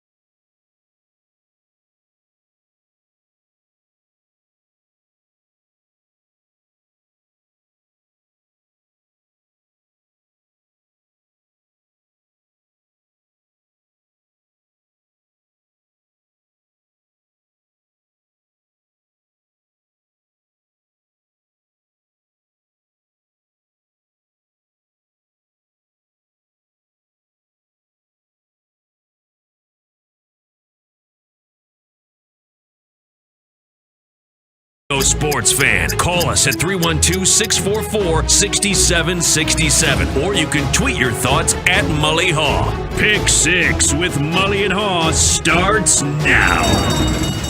Did the White Sox give Michael Kopech too much time off? No, I don't think so. I think they've got to be careful about what they're doing with Kopech. I think it's just really unfortunate that, you have a series where Lucas Giolito has kind of his worst outing of the year, and then you get Kopech actually worse than him, if that's humanly possible. That was a worse pitching performance than the previous. I think the whole idea with giving the week off to Kopech is to try to extend that arm and try to kind of pay a nod to the fact that he has not he's not been able to be a starting pitcher up to this point in his career due to injury, due to whatever usage. So it makes sense that you try to be careful about it. So I'm not going to get down on them for giving him a little bit of time. I think that was the wise move. Extra rest is always good for starting pitchers, especially with somebody like Michael Kopech, as you were drawing out there, Mully. The fact that, they up until this year, they have treated him with kid gloves completely, and they haven't completely abandoned that as well. And the only example that I can go off in terms of like an intimate comp is John Lester. And I remember when they would push him back and give him extra rest, I remember him admitting that it's tough. Like, it's tough to like get out of your routine a little bit and anticipate, and knowing how hard to go even in those 9 days. So there is something to it. But in the overall, to answer the question, absolutely, I think it's totally good that he got the extra rest. No, they did not give him too much time off. And I was looking back at the game that I was referencing earlier. There was a Yankees game where he walked 4. This was back on May 15th, the Yankees 5-1 win over the White Sox. Walked 4, but then he settled in for 6 strong innings. Yep. He just didn't get past the hump last night. He walks the guy with the bases loaded in the 3rd, ends up with 85 pitches. So he just didn't get through it last night. I don't think it had anything to do with the extra rest. A pick 6 of 100 yards! With Drew Smiley and his oblique strain joining Wade Miley and his sore shoulder, along with Alex Mills' bulky back, all on the injured list, will we ever get to Caleb Killian this year? Are you concerned Dustin is aging while waiting? Can I transfer my answer to Dustin Rhodes on this one? I think eventually he will become undeniable. That's what minor league players, like, their goal is. No matter what the pitch count is, no matter how careful you're being with an arm, if Caleb Killian continues to perform at an ERA just a hair over 2, he becomes undeniable, and you become irresponsible if you don't find a way to put this guy in your major league roster, even if it is for just a couple of innings or however you want to use him, and how can you continue to justify like letting, and we love Matt Swarmer on the show for sure, but you have to give the guys the opportunities that deserve it, or it becomes disheartening for the entire organization. So I think we're going to see, hey, Keegan Thompson is going to be a starter for the foreseeable future. So maybe that, I don't know, maybe that blocks Keegan Thompson, or maybe that blocks our guy, who knows Killian. what's going to happen. Yeah, Caleb Killian. There, I just lost his name in my brain somewhere. So I don't know. It's going to be a rough time for Dustin Rhodes, maybe, is what I come back to. I don't think Dustin is going to age while waiting, because I think Caleb Killian, I was chastised for calling him a phenom. His performance has been really good, but Dustin clarified that he's not a phenom. He's not a guy anyone's waiting to have come up. So apparently Dustin is not aging as he waits patiently for whoever comes up. And, I just thought a guy that was doing as well as he was doing probably was pretty good and might be able to repeat that performance at the major league level. I was curious to see it. But now I stand corrected, so I will no longer be waiting with bated breath for Caleb Killian. I do think it's interesting that Smiley, Miley, and Mills are all on the injured list. And isn't Alec Mills? He's on the 60-day injured list or something. Right? I keep forgetting he's on the team. Every time Alec Mills pitches, I'm like, oh yeah, Alex Mills. Right. Same thing with Clint Frazier. We'll have a good conversation with Tommy Hotovy. I'm very curious to see what the thinking is within the organization about Caleb Killian. The Chicago Wolves return to the conference finals against the Stockton Heat this Friday and Monday. Allstate Arena, the place to catch it. Come cheer on your division champ, Chicago Wolves, as they are only one series away from a return to the Calder Cup finals. Go to ChicagoWolves.com for your tickets. Pick 6. He'll take it.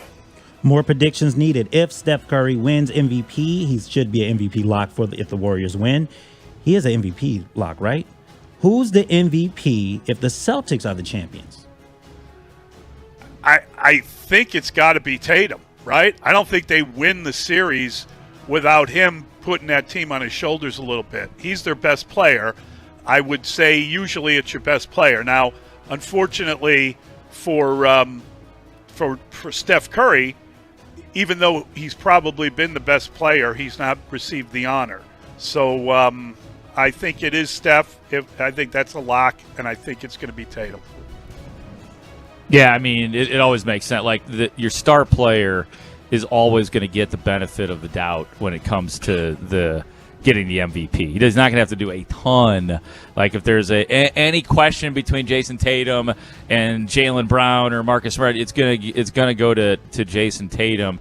So I think that's a pretty good guess for Boston if they do get. I would say, though, if I may, on the Golden State side, just watch out for Klay Thompson. You know, like I would give him honorable mention in terms of potentially getting the MVP if Golden State is to win. And I understand Steph Curry is Steph Curry, but Klay Thompson, man, he's had some big games recently, and depending on how this really good defensive Boston team guards Steph Curry, how they handle it, there may be even more opportunities for Klay Thompson. So I would just throw that in there as a caveat, if I may. Caveat.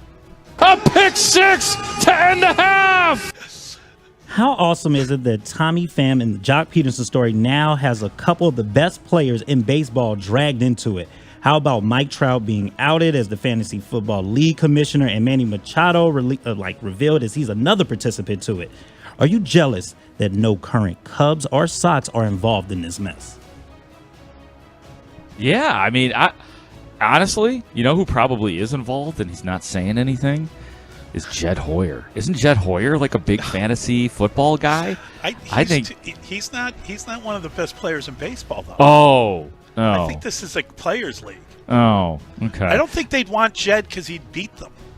Yeah, probably. Yeah, he'd look at it too. He'd annoy everybody because he'd have all these concoctions on his computer. He'd have half a team on his injured list. Seriously. He'd be getting slapped silly every time he walked out there. Somebody new every day, just like in the scene in Airplane. They're just lining up and just knocking him out. Yeah, just giving him a slip and a slappy slap.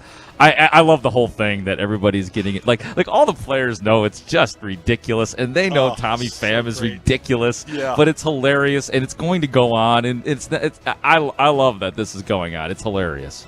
I find this so amusing. I think Tommy Pham is nuttier than a fruitcake. I just think the guy is like half out of his head. I love it. It's been so much fun, and I know he's kind of joking, but he was dragging Mike Trout through the mud as the worst commissioner in fantasy baseball. He admitted that no one else would do the job, so it was left to Trout.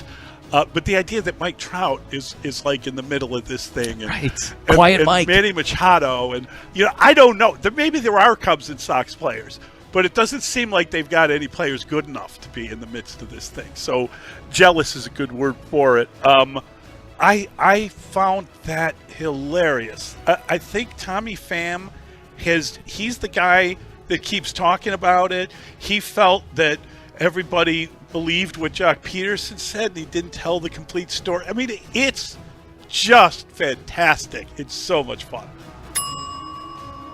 Pick 6 on a house call for Roquan Smith. What did you make of the initial list of the new Saudi-backed Live golf tournament designed to challenge the PGA? The list of 42 players include Dustin Johnson, Martin Kaymer, and Sergio Garcia. Should the PGA follow through on its threatened discipline that includes potential fines, suspensions, and bans? Dustin Johnson was given $125 million to participate in this. How do you not do that if you're Dustin Johnson? Look, I think the PGA needs to back off. I think they look pretty bad. I think a lot of people would look at this and say the whole live golf thing is pretty bad, and it's all about some weird, idea to somehow make Saudi Arabia seem like better place, better people. Forget about human rights violations. Let's have sports. I don't think that's going to happen. But I think if the PGA comes in with the muscle and on the muscle and starts, bullying people around and fining and suspending and banning different golfers, I think they're going to look really bad. And I think it's going to kind of make them just look foolish and worried about this. So I would, my advice to them would just be to let it go on and let it happen silently and don't draw attention to it. What's going to happen when the Saudi-backed league offers Tiger Woods $1 billion to play in one tournament? Something like that. Yeah. That just puts it over the edge, like something absurd like that, which doesn't seem implausible, to be honest with you, the way they're throwing the money around. And that's the get, right? Like, you get Tiger Woods to play in your tournament, and the PGA all of a sudden becomes powerless. You know what I mean? Like, that's our guy. That's golf right there. Maybe Tiger could win a tournament if he played. That's true, man. Can he beat Greg Norman? I mean, he's coming after the great white shark. It's going to happen. But, yeah, I mean, look, the PGA has always had this, the country club power, the muscle. Like, part of the etiquette was the control that the PGA had over its players. And now, I mean, hey, they've lost it in a lot of regards with the individuality that does exist with the players. I know that the etiquette is still perfect and very good with players, but there's an individualistic side to golf that really didn't exist when you and I were growing up. And that's a pick six. Did you spend any time watching the match where Tom Brady and Aaron Rodgers' team defeated Patrick Mahomes and Josh Allen in a 12-hole golf event? Truth be told, I knew it was ongoing.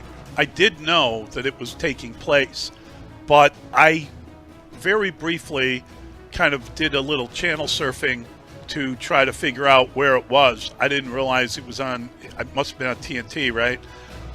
Because I couldn't find it when I was gonna just hit a recording so I could watch it at some point. Must have been on True TV if you couldn't find it. I just couldn't find it. So I mean, I couldn't find it to record it earlier in the day, and I thought, you know what, I got things I got to do. I'll do this when I get home. And I never gave it another thought. And then I woke up this morning and I read all the jokes and the one-liners, and Charles Barkley apparently was very funny.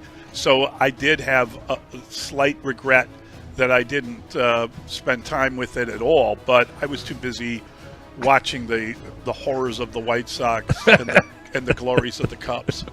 Well, to making the point, this was very, very easy to not watch. And same on my end. Yeah. To answer the question, did I spend any time watching the match? No. The answer is no. I find myself like when they first started doing these novelty matches and even novelty things in sports, like say the outdoor hockey games, like I was always front row for those things. Back when it was Sergio Garcia against Tiger Woods or whatever, Phil Mickelson and Tiger Woods, it seemed like novel and fun, and you want to watch it and see it. Now it's just like, I'm like you, man. I kind of just want to hear about it and read about it and hear what other people are saying about it. So I hate to say this, but I was sitting there thinking as I was trying to find it to record it, and I failed. Yeah. I was thinking to myself, is it a story that Tom Brady is golfing with Aaron Rodgers when Aaron Rodgers has an entirely new receiving corps and he won't even show up at OTAs? The guy's making $50 million or whatever, and he won't even. It's like, I know Aaron Rodgers is great, but shouldn't you see who you want to throw to, or if there's anyone you want to throw to? I just think if at $50 million, maybe turn up at the OTAs, maybe. This is the year. He doesn't care about football this year. Bears are going to win 2 against the Packers, man. Oh boy! Week 2, Sunday night at Green Bay. Look out, baby. Yeah. If you have lost Devontae Adams and he is now going to rise in the form of Darnell Mooney, which we discussed in our earlier Never mind. He shall rise. 312-644-6767. That's the number. Give us a shout. It's Mully and Haugh. We've got the great Mark Grody on Chicago Sports Radio 6-7 The Score. This is where the Cubs play. Here comes the 1-2.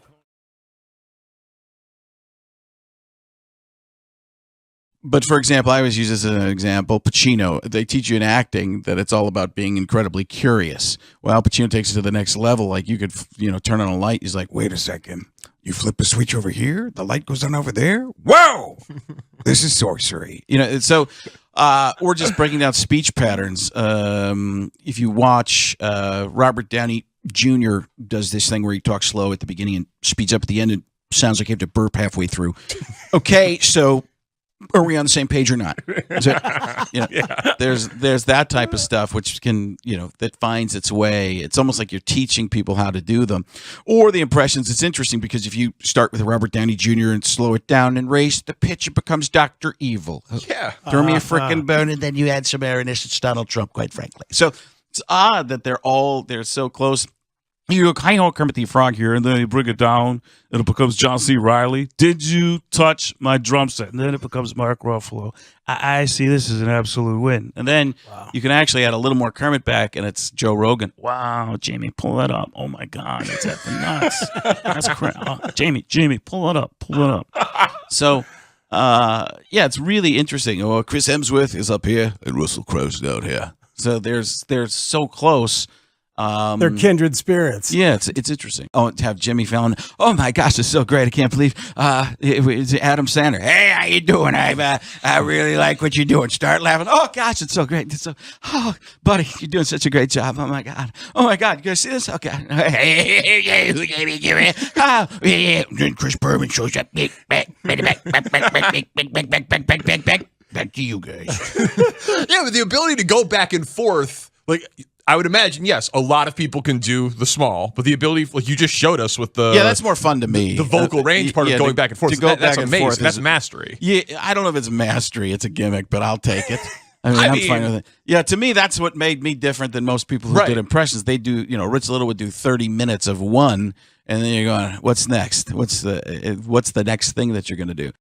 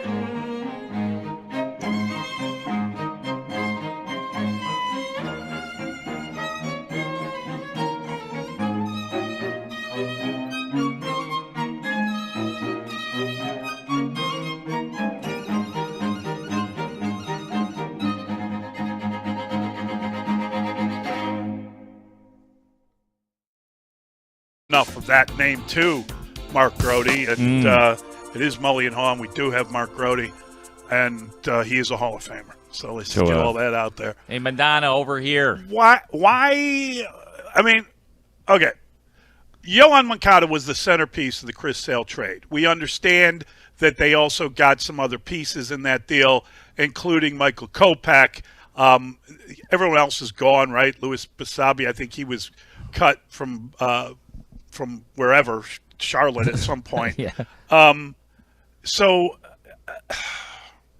I guess Shane Reardon reported that Moncada was out at Tau till 3 a.m. and has not started since. So I don't know if there's something else going on, but we did see him get into the game yesterday. He was in during the ninth inning, and he struck out looking. So we haven't been privy to what is happening with Yohan Moncada, if they are upset with him about something or if this is physical injury. I thought Ozzie had told us a couple weeks ago that he spoke to, maybe it was a week ago, that he spoke to Moncada and he said that he still wasn't fully healed and healthy. But we haven't seen him. And I don't know if Shane's got his finger on the pulse or if there's something else going on. If it's so wait, so the Shane report is that he was out where until when? He was at Tau, which is a nightclub, right? Yeah. Till 3 a.m. Okay. And has not started since that happened. Oh, interesting. I guess that would be a while ago. Wow, that's very interesting. That's Shane. Yeah, that's Shane. Okay, Yeah. that's the. He's Shane. reporting. I'm not reporting. I understand. That. I'm getting up at 3 in the morning. Okay, I'm not out, so I don't see anybody. You're more of a ties till 3 guy. That's where you there are. You go. You're more on the north side. Isn't it ties till 4? Oh, it's ties till 4. It is ties till 4. Yeah.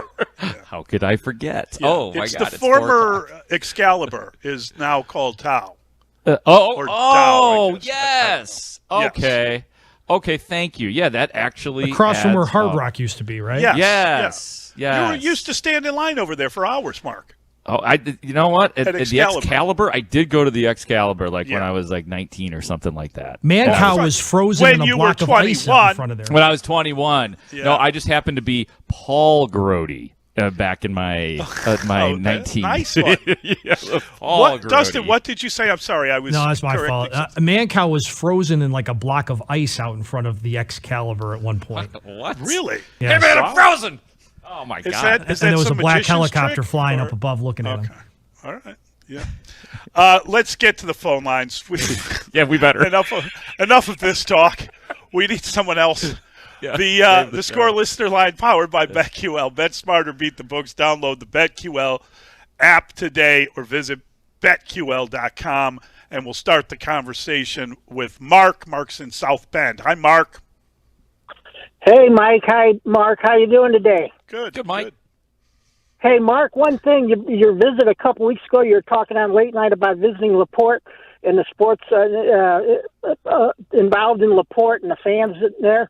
Yeah. Mike Reed, the relief pitcher from the Braves and Phillies in the 70s, that was his hometown. He was a phenom starting pitcher for the high school team. And Charles O'Finley had his barn and residence when he used to commute daily from Chicago to his barn there off US 30 in the tollway.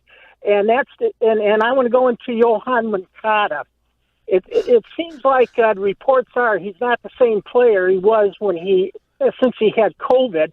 He might be suffering from career-long COVID, and he might not turn into be the star he thought we thought he would, such as a 10-year all-star caliber, such as like Robin Ventura or Ramos Ramirez. A 10-year good quality all-star third baseman. It might be more like a Vance Law or Steve Buechele.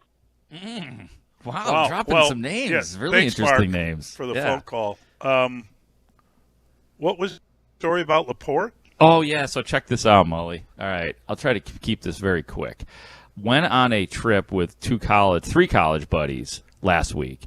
We went to LaPorte, Indiana, which like everybody like, why would you go to LaPorte? Well, because one friend lives in Indiana. He's the one that made the plans. One friend lives in Bloomington Normal. Another one lives in Elgin. Here I am in the city. So whatever. We're going to meet in LaPorte. We got a great house in the backwoods, and we've got a little river and a swamp and things like that. So it felt like we're on vacation, and we're just going to have campfires and hang out like a bunch of college bros and do our thing. And so we're like, well, we got to go to Kroger and get supplies for our weekend. I go to Kroger, and we're all like running around Kroger. Oh, I need this, I need that. I need my Diet Coke. So should we get some cigars? You know, we got to get lighter fluid. And some guy is looking at me in LaPorte, Indiana, just kind of looking at me, and then he looks and he keeps on looking at me, and then he goes, Mark Grody, what are you doing in LaPorte, Indiana? And I was like, it's a fair question, and I explained it to him. But what I realized about the town is that obviously Scorehead right there, and as we went to establishments in LaPorte, Indiana, wherever we went, every place was very sports oriented. Like everybody had a Bears hat on, or a Cubs hat on, or a Sox hat on. There were even so what I realized is that LaPorte, Indiana is like we always talk about the great sports towns being the big cities like Chicago, but there's got to be like suburban towns and towns like LaPorte in Northwest Indiana. There are towns that are better sports towns than others, and it just struck me that LaPorte, Indiana seemed like a good sports town. It just got me thinking about, are there like even in where I grew up in the western suburbs, are there better sports? Like, is Arlington Heights a better sports town than Wooddale? You know what I mean? Like, are there towns that are good sports towns other than the big cities? Well, that's pretty fascinating. That's the region, right? LaPorte is still in the region. So I would say so. It makes sense. And as you would expect, your partner, David Haugh, was very excited that I would spend 3 days in LaPorte, Indiana, because he's Mr. Indiana. You know that. Yes, no question. He's a Hall of Famer in Indiana. I know. He made the Indiana State Hall of Fame. That's pretty special. That's pretty good. My brother was once the academic dean at La Lumiere School in LaPorte, Indiana. So I've spent some time I used to go up to Lalu and see my brother Patrick, and he's since moved to England and has not returned, but had a lot of fun in LaPorte, Indiana. There are some decent places there. Yeah. There's lakes, I mean, it's that nice campus town. was really nice, and it was interesting because I think they were like one of those national powerhouse basketball programs at La Lumiere, and that wasn't the case when he was there. So things change. LaPorte was perfect just enough to know we were on vacation, Mully. That's the way it felt. Just far enough. Let's get to John. John is listening on the Odyssey app. Hi, John. Hey guys, always enjoying the show. I picked the Bears to be 10-7 this year, and here's why. Give me hungry men that want to play over stars any day. I like what the owners have done, the coaches have done, the players. I got Justin Fields throwing over 25 touchdowns. That's the minimum. I got Valens Jones being Rookie of the Year, and the Bears already got a good running back core. We're going to be better, a lot better than people think we are, because we got hungry players. And the Bears will. Say it again? Who do you got at right guard? Right into it. I think we're going to, one of the players that we got is going to do a lot better. See, we're thinking on the negative side, we got players that's going to step up. This is what it's all about. Next man up, I believe this year, the Bears are going to put it together. I'm willing to bet a sausage and cheese package against you guys. The Bears go 10-7.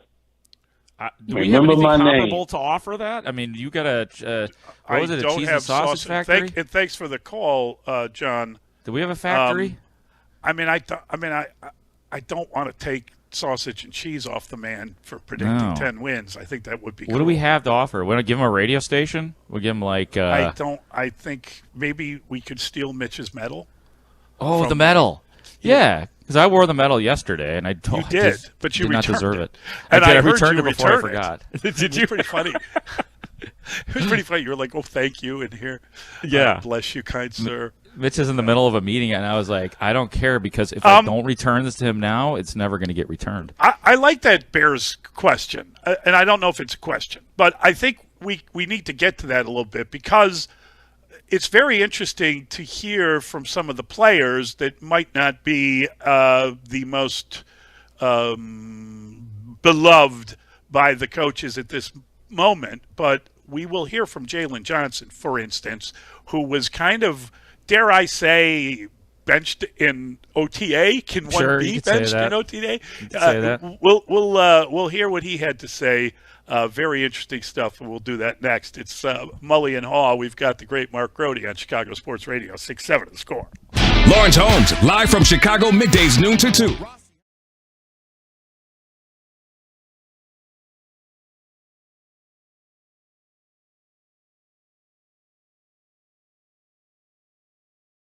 So now you have a score tale to share with me, right? So we were trying to come up with, and I don't know all the things that you have covered.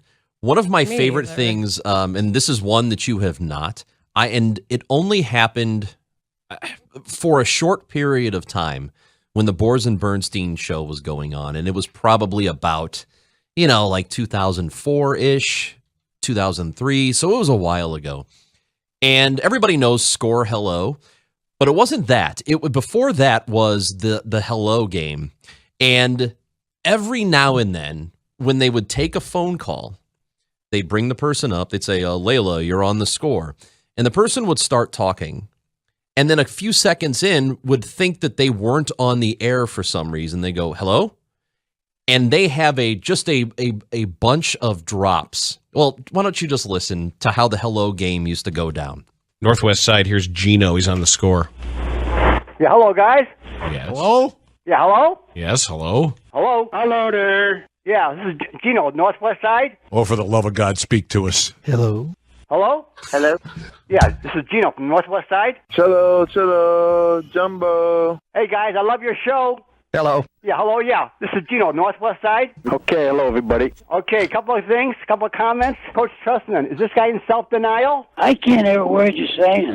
I said, Coach Trustman, is he in self-denial? I can't hear a word you're saying. God. Hello?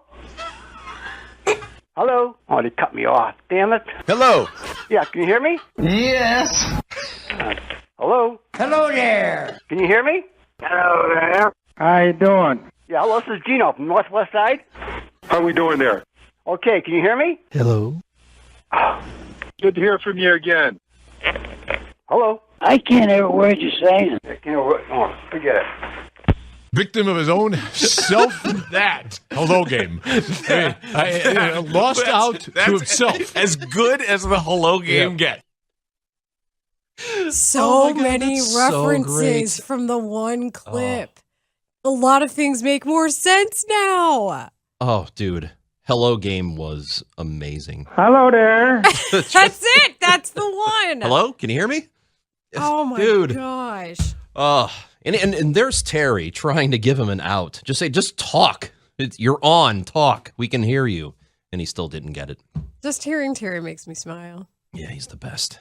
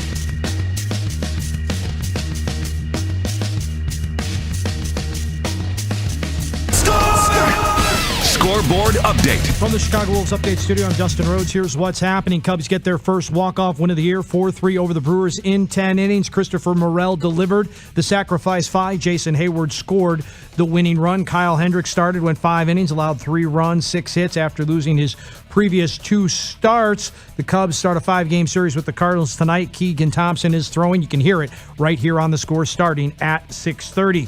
Vlad Guerrero Jr. hit a 2-run home run. Blue Jays topped the White Sox 7-3. Michael Kopech started, lasted just 3 innings, 6 hits, 5 runs, and 2 home runs. A.J. Pollock and Jose Abreu with home runs. Same 2 teams tonight up in Canada. Blue Jays have won 7 in a row. White Sox hoping to break that streak. Johnny Cueto throwing for the Southsiders. NBA Finals set to tip tonight. Celtics at Warriors, 8 o'clock. Warriors 3.5-point favorites in Game 1. Rangers stopped the Lightning 6-2 in Game 1 of the Eastern Conference Finals. And former NFL running back and Bear Marion Barber III was found dead. He was just 38 years old. The Chicago Wolves will host $3 beer night this Friday when they take on the Stockton Heat in the conference finals over at the Allstate Arena. The Wolves are the hottest team in hockey and are only 1 series away from a return to the Calder Cup Finals. Get your tickets, ChicagoWolves.com. And this hour is brought to you by NJ Diet. Lose a contractually guaranteed 20 to 40 plus pounds in only 40 days. Mully and Haugh, live and local, taking you up to 9 o'clock on 670 The Score. I mean, definitely hard-nosed, flying around to the ball, definitely a different culture that he's definitely implementing, really trying to drill into our heads, really of how we want to play this college football, really attacking, really playing hard, wrecking up the ball, trying to cause turnovers, and that's what the coach had did really good over these last couple of years, as the defense really turning that ball over. So I definitely think can get that vibe that we're definitely going to be attacking and definitely want to have the ball, making a lot of turnovers and causing a lot of havoc. Mully and Haugh, Chicago Sports Radio 670 The Score. We got Mark Rohde with us, and that is the voice of Jalen Johnson, and he's giving you his first impression of Matt Eberflus as a Bears coach and the installing of the hits principle, and of course the idea that one of those is taking the ball away, and we know that was a big deal in back with Lovie Smith, and it's a big deal for Matt Eberflus because that's what he learned when he was picking up on this defense. That they do get a lot of takeaways, and that's the T in the hits. You gotta be able to take the ball away, right? Uh-huh. Interesting to hear Jalen Johnson. He was on the Jim Rome show talking about kind of the culture that is being drilled into their heads, which includes taking the ball away. And of course, Peanut Tillman was the guy that gave the first speech to the rookies and the players being gathered at the minicamp because he knows a little something about the peanut punch, and I think it's all in line with the hits principle. Do you know who has been the most adept at the peanut punch so far this year for the Chicago Bears, Mully? Tell me, please. That man is one of the Bears rookies. He happens to be a second-round safety out of Penn State, and his name happens to be Jaquan Brisker. That's what's been going on. That he has, we want to see concrete things. Here's something I could tell you, is that Jaquan Brisker has been very good at that, and his coaches, his position coach, raved about it. Both the secondary and safeties coaches did. Eberflus talked about it a little bit. So if you want a little nugget that is not just, he's a great leader and boy, he hustles. And Jaquan Brisker, very active on the practice field and very good at the old peanut punch. Well, I think it's interesting because Jaquan Brisker, I'm curious when you view his contribution or what we project to be. We imagine he'll be a starter and he'll fit in next to Eddie. Does he help make Eddie better? Right. Is that one of the contributions? Not just being able to punch the ball out, and he's got his own career to worry about. But when we talk about Eddie, we want to see him play better, and we feel like, well, this will free him up to do more, and he was the guy that once could make a play. Could he make a play again? The best part about Jaquan Brisker is that he's a strong safety, period. The second best part about Jaquan Brisker is that he talks about, and we'll see if he lives up to it at the NFL level, he likes the physical aspect of playing safety. And we know that Eddie Jackson has struggled in that territory, being physical and tackling. Jaquan Brisker mentioned Ronnie Lott as a guy that he looks up to. And, that's going old school right there by Brisker. Jeez. But that's the model. So who knows if he lives up to it at the NFL level or if he comes anywhere near the prowess of a Ronnie Lott. But just know that this is, in theory, I like to say that, in theory, I've noticed. I think that he sort of is there's no confusion. It's like Adrian Amos when he was with Eddie Jackson. Like in terms of Adrian Amos liked to be a strong safety, he liked to play, he liked to tackle, he liked to be part of stopping the run, and we haven't seen Eddie Jackson be as potent with somebody like Haugh Clinton Dix, who played virtually the same position most of his career. I think Travis Gibson was decent, but I think that there is upgrade power in Jaquan Brisker, who shows similarities to Adrian Amos in terms of what he wants to do. He could be better, though. Well, I mean, if he wants to be a strong safety, and if that's the role he's playing, then that would free Eddie up to be more of the center fielder, which is probably a better idea for his game. Although, as I recall, just looking at this defense, they're playing a version of the Tampa 2, and 2 are the guys that are, it's so named because the safeties play roughly the same position. It's not like, the way, and I'm sure they'll move in and out of the defense, but you'll see Brisker closer to the line and Eddie play in center field at some point, but there'll be a lot of them both kind of playing half the field. Yeah, and I think that I wonder too, like I never thought I would have said this after the 2018 season when Eddie Jackson was a Pro Bowler. Could a change in defense suit him? Like going to the 4-3, and he talked about it, like when we asked Eddie Jackson in one of the recent OTAs, he straight up said, look, this is easier, man. There's not as much thinking. Like, this is a simpler offense, and he didn't necessarily say, oh, it's better than the 3-4 I had been a part of the last 4 years, but he did, was very, he didn't even have to think about it. Like, what do you like about it's easy? It's simple. And that is the beauty of that defense. You're supposed to be able to teach it to anyone. It's supposed to be able, you can just adapt to it. It doesn't take, what was it? Otis Wilson, supposedly it took a couple of years to figure out what Buddy Ryan was doing, right? They had to really work with him to understand all the complexities of being in the 46 and his responsibilities within it. And some guys adapt to that quicker and some guys don't. And I think that this is a defense where everyone should be able to fit in. Again, part of it is understanding what's expected of you. And I kind of liked that Jalen Johnson was benched, if we call it that. It was running with the twos in the OTAs or in the minicamp because he had been in the offseason program in the same way. I don't think it's necessarily punitive to him, but it was rewarding the people that were there, and it was sending a message. We want you here. We want you getting on board with the culture we're trying to create. And Johnson talked about that. Let's take a listen to that. Well, did it bother me? I'm not going to say it didn't bother me, but I mean, at the end of the day, it's not anything that I'm going to give too much energy to. So I guess one of those things where I know what I can do, and if I'm not mistaken, they know what I can do as well. I don't think it's a matter of my ability. I mean, they have their reasons for why they do what they do. I mean, they have the coaches that are running the team, so I mean, I'm not going to challenge that, but I mean, at the end of the day, I know what I can do. I know who I am right now. I know what I'm building to. So I mean, I'm really just keeping the main thing, just trying to get better with the reps that I get, and then just moving forward from there. But I mean, I don't see it as a problem. Well, that's nice that he doesn't see it as a problem. It clearly did bother him, though, Mark. Yeah, yes.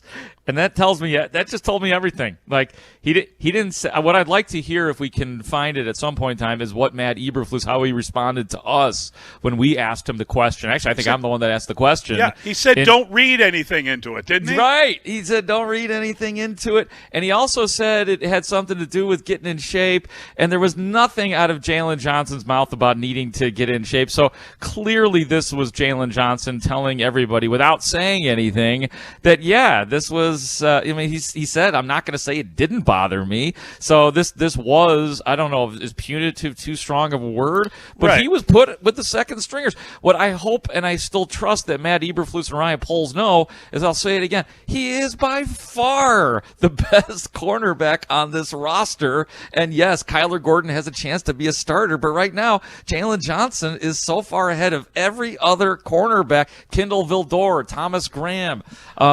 He's so far better than all of those guys that none of this really matters. Let's hear what Eberflus had to say exactly. Coach knows that Kyler Gordon and Kendall Vildor were running with the ones today and Jalen Johnson with the twos. Is there anything to read into with that, with Jalen Johnson running with? Yeah, I wouldn't read into that right now. He's just getting back into action right now, so we're just seeing where he is with his conditioning and those types of things. But ones and twos, we're moving all guys around. We have a bunch of guys with the ones, with the twos. We have some threes in there, but nothing to read into that at this time. There's a little bit to read into, though. Yeah, you're sending a message, right? Yeah. I mean, and you're sending, when you're bench, and again, I don't know that it's a benching, but when you are not running your best corner, and you're right, miles away your best corner, by far. Yeah. With the number one unit, you're doing that for a reason. Yes. And I'm guessing that reason is the guy's not taking part. Yeah, you heard from Matt Eberflus when he came in, and he said, get your running shoes going. Like, basically, what they want is they want everyone to start doing Pilates, losing weight, and not drinking beer, right? Not just Tevin Jenkins. But that's the whole plan. Yeah. Everybody get faster. Everybody cut your carb intake. We're going to be running a lot. And for whatever reason, you heard him say it there, he didn't believe Jalen Johnson was in shape. Right. I don't know. I mean, I don't know that I've ever been in the shape, the condition that Jalen Johnson is right now. Yeah. So his out of shape is probably professional athlete out of shape, which means give him a week. But I just think it's interesting that he went that way, and I kind of liked it, to be honest with you. I just thought it was right. Yeah. I'm not mad at it, but I want to know, because he did say, now listening to Matt Eberflus, he did say, I wouldn't read into it, which to me now means you can if you'd like, actually, but that's his way of saying, yeah, we did this for a reason, but it's not that big a deal, and we do know that Jalen Johnson is the best cornerback on this roster, so maybe by the time, the Bears have an OTA, I think, this coming Tuesday, the next Tuesday in life, we'll get to see if things have changed, and I would bet, I will be very surprised if Jalen Johnson is not running with the ones. He's not going to let that be a story 2 times, I don't think, and if he does, then we really do have a story.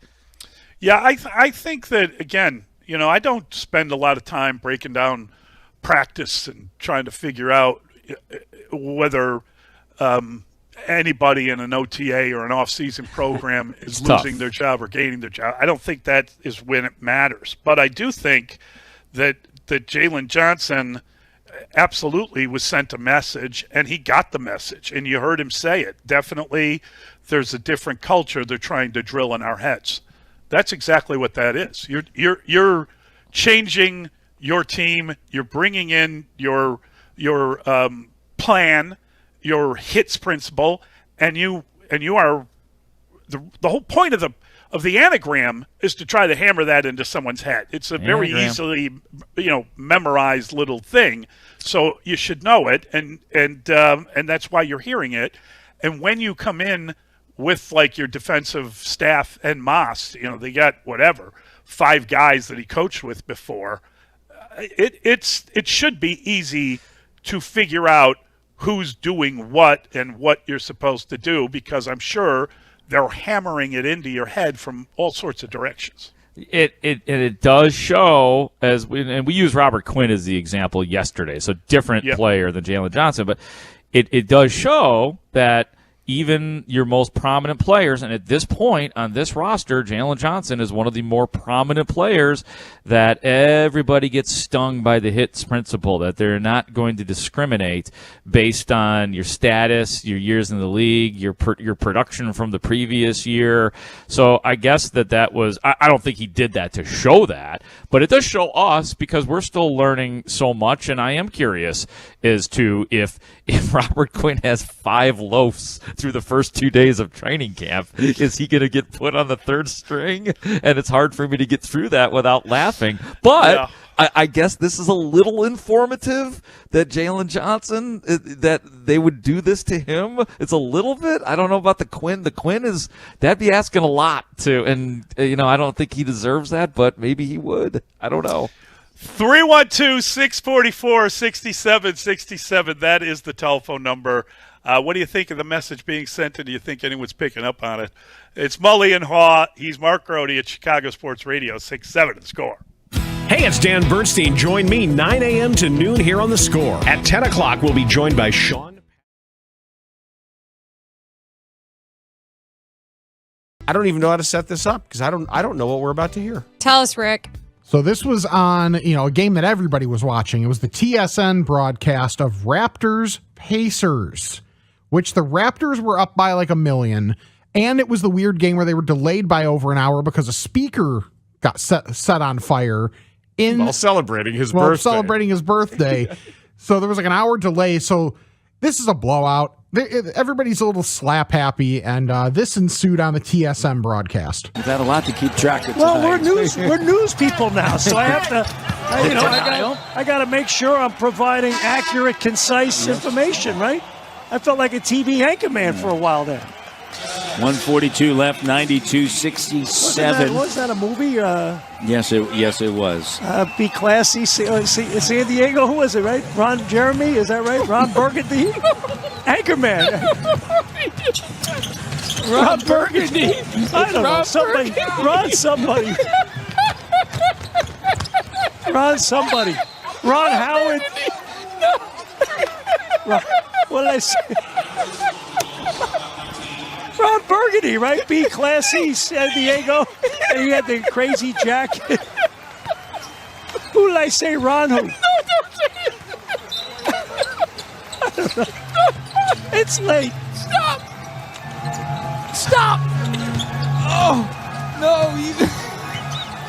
I don't know what Ron is saying. After 1979, Jack has not seen, okay? I did see Anchorman. You did? Well, Be classy, Seattle. San Diego. Somewhere on the West Coast. How did you find this? Someone posted a clip on Twitter, but it was only like 30 seconds of it. So I was like, I have to try and find more context. So I hit up Ye Olde League Pass. And so who's laughing? That's Matt Devlin. Okay. Who's the play-by-play guy on TSN, and that's Jack Armstrong, who was not sure of which Ron he was referring to. What did I say? That laugh. It's a great laugh. And aren't they the same team that was bitching about Jim Boylan calling the timeout on Christmas? Yes. Right? Or Super Bowl Sunday. That's Super what it Bowl was. Sunday, It was yes. Super Bowl. They wanted to get out of there. They were just absolutely clowning Boylan for calling the timeout. Yep. And a timeout here from Jim Boylan. What are you doing? No, Jim, seriously, what strategy are you talking? It's a 25-point blowout. There's 1:04 left. It's Super Bowl Sunday. I want to get out of here. First of all, I didn't want overtime.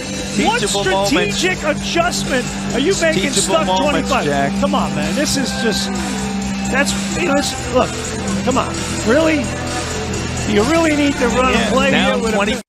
I want to get out of here to go home and watch vintage porn. Stop! Oh, the first name. The first name he thinks of. Ron Jeremy, is that right? Oh, it depends. We're going to have that one for a while. Oh my gosh, that's good.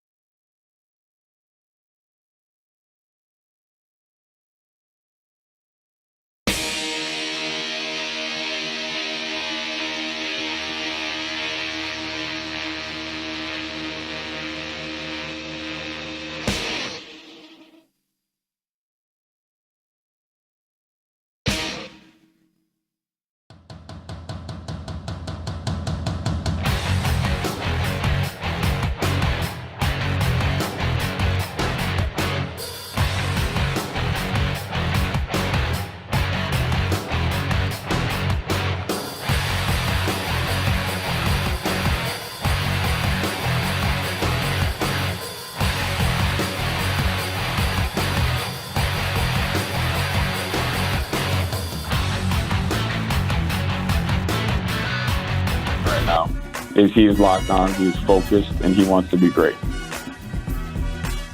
Mully and Haugh, Chicago Sports Radio 670 The Score. That is the voice of Ryan Poles. He, of course, the architect of this Bears team, and has done a good job of trimming off salary cap issues. But he's talking there about Justin Fields and an expression of belief in Justin Fields. The Bears went out and added a fullback. I don't know what that means. Maybe it means that they're going to help Justin Fields and block for him. Maybe it doesn't. Maybe it means the run game's going to take pressure off the quarterback. Maybe Ryan Poles knows a little something about offensive line and feels that the tackles left over from the last administration are good enough to start. And maybe he feels that the guys he drafted, albeit later round picks, one of them will be good enough to play right guard. Maybe things are covered, and maybe they're going to protect the quarterback, and maybe this offense is built for the quarterback, and we're going to see an improvement from Justin Fields just based on all of that. But yeah, I mean, Big maybe. A lot of maybes, but a lot of collection. It will be interesting to see how the fullback Kari Blasson game is actually used. At least it's better than what I think the Bears offense felt they were forced to do, whether it was probably a Matt Nagy design or decision, or was it Bill Lazor. All of a sudden, you would see those moments for the Bears where, oh, there's Alex Bars coming into the game. There's an extra offensive lineman. Where does he line it up? Like they would go, it was maximum protection for a while. And I don't know if this is. I guess it benefits both, right? When we talk about the blocking, because obviously Kari Blasson game blocked for a future Hall of Famer in Tennessee. So he's going to help, hopefully, David Montgomery. And indeed, it does all come back to the quarterback and Justin Fields and making him comfortable. And, yeah, it sucks that there's not a more prominent wide receiver on this team than Darnell Mooney. But if you don't set that base, and that is the offensive line, he's not going to be able to do anything no matter who his wide receivers are. So hopefully we're right on the hunch that just because Ryan Poles played offensive line, and that's sort of where his eyes go when he watches a game, hopefully he does know what he is doing in that regard. Yeah, I mean, it is a little surprising that they haven't done much in that regard. I mean, they, obviously they brought in Lucas Patrick to be the center, and they're keeping him at that position. I don't know that they've got good options at right guard. I don't know that Dozier you can't fill that position. Well, Dakota Dozier, I was saying this, Mark. Go read what they're saying in Minnesota. Like they're laughing at that idea. Yeah, well, now he started some games for them, and they're laughing at the idea that he's going to ride to the rescue with the Bears. I'm not saying that they're wrong, but you talk about, is Darnell Mooney good enough? Is he a number one? Is Byron Pringle good enough? Is he a number two? Is Equanimous St. Brown good enough? Right, is he a guy that's going to? Yeah. I mean, okay, they drafted Velus Jones. Is he good? Is he what happened for 5 years in college? And to me, the bigger question is, how are they going to deploy him? Because we saw a previous coaching staff go out and bring in, kind of an ultimate X factor player, and then not have any clue as to how to employ him. And then he goes to Atlanta and becomes, a guy that's used perfectly. It's just so. Again, this is a different group, and you don't blame one group for another group's failures. But I just want to know how you're going to use these guys and what the plan is. And I can't wait, frankly, to see what happens when they actually line up. If there are, the thing is, they did try a couple different ways to get themselves a guard, and they signed a guy, but they didn't give him Bates. They didn't give the kind of poison pill contract. Right. So you can't match this. All they did was they wrote a contract for another team. Yeah. That's a waste of effort and I energy. know Ryan Bates, and hey, Ryan Poles took a couple big hits early on, and that was one of them. The Ryan Bates thing for sure, the Larry Ogunjobi thing as well, and he admitted it. I mean, I think his quote was, "It sucks that they, whether it was Ogunjobi or Bates, I think it's interchangeable using that phraseology." So it is going to be interesting to see how these guys are actually deployed and how they are used. Here's what I can tell you from watching. Especially Velus Jones Jr., like, you can see the speed. And sometimes you can't. Like, believe it or not, like, there are players, he's fast. And then you never really see it in games or even on the practice. Yeah. Right, playing speed, exactly, Mully. And I saw that with, like, and it was funny because I saw somebody catch the ball and run, and I was like, oh my God, who's that? Because you're looking down on your roster because we literally have like 90 names on this roster. Oh, that's Velus Jones Jr. Yeah, he's fast. So that is an observation that I've been able to make, that he has like the real game speed. Beyond that, I don't know like where he fits in and what he is. Same thing with Byron Pringle. Byron Pringle has been very, very present in these practices on the field in terms of being a guy that they are throwing the football to, because right now, Mully, he might be the starting wide receiver opposite of Darnell Mooney. Like, I don't know what your other options are right now in that regard. I mean, obviously, maybe Velus Jones Jr., but is he really going to be ready to start on opening day? I don't think so. Jerry Rice famously fell in the NFL draft because he didn't have a great 40 time. And, he wasn't a sub 4.40 guy or whatever the hell the number is at now. I mean, it's crazy how fast some of these guys are. It's like, but really? the line with Jerry Rice was always, he didn't have a great 40 time, but no one ever caught him from behind. Never. And he caught everything.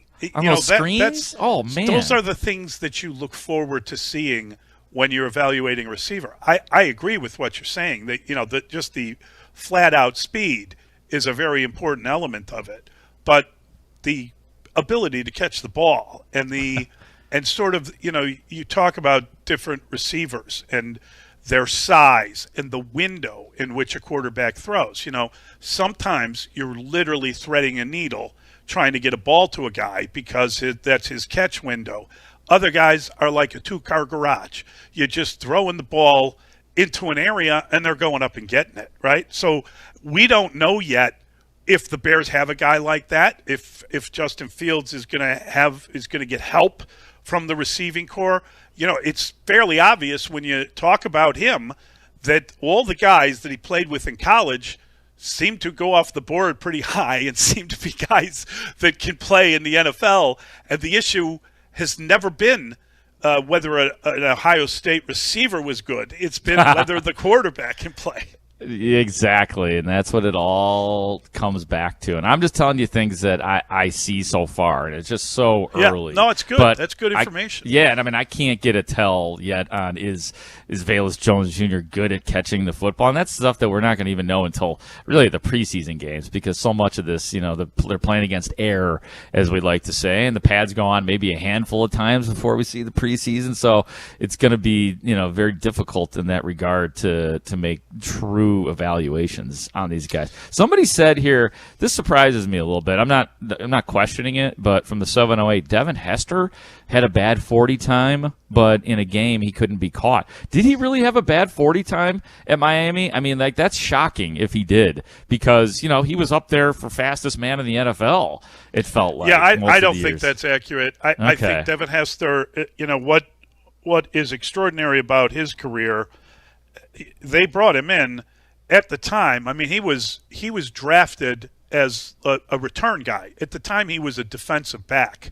And when they got him, they had tried in Miami to use him in different ways on offense as well. But when he came to Chicago, he was supposed to be a corner or a defensive back. Special teams. And he was, he was obviously brought in as a special teams guy. Yes. And then his ability was so unique and so fantastic that they tried to figure out there were two problems.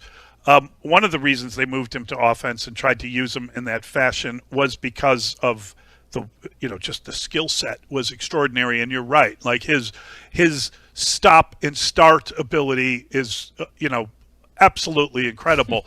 The other element was they knew they had to pay him. And it's a lot easier to pay him at receiver than it is special teams guy. Yeah. So moving him to receiver was an aid to the process of helping him get paid for what he could justify. do as a return guy. They had to justify it. Yes. Yeah. Yeah, his skill as a return guy has never been questioned. It was whether or not, that translated into playing in an offense, and they struggled to do that.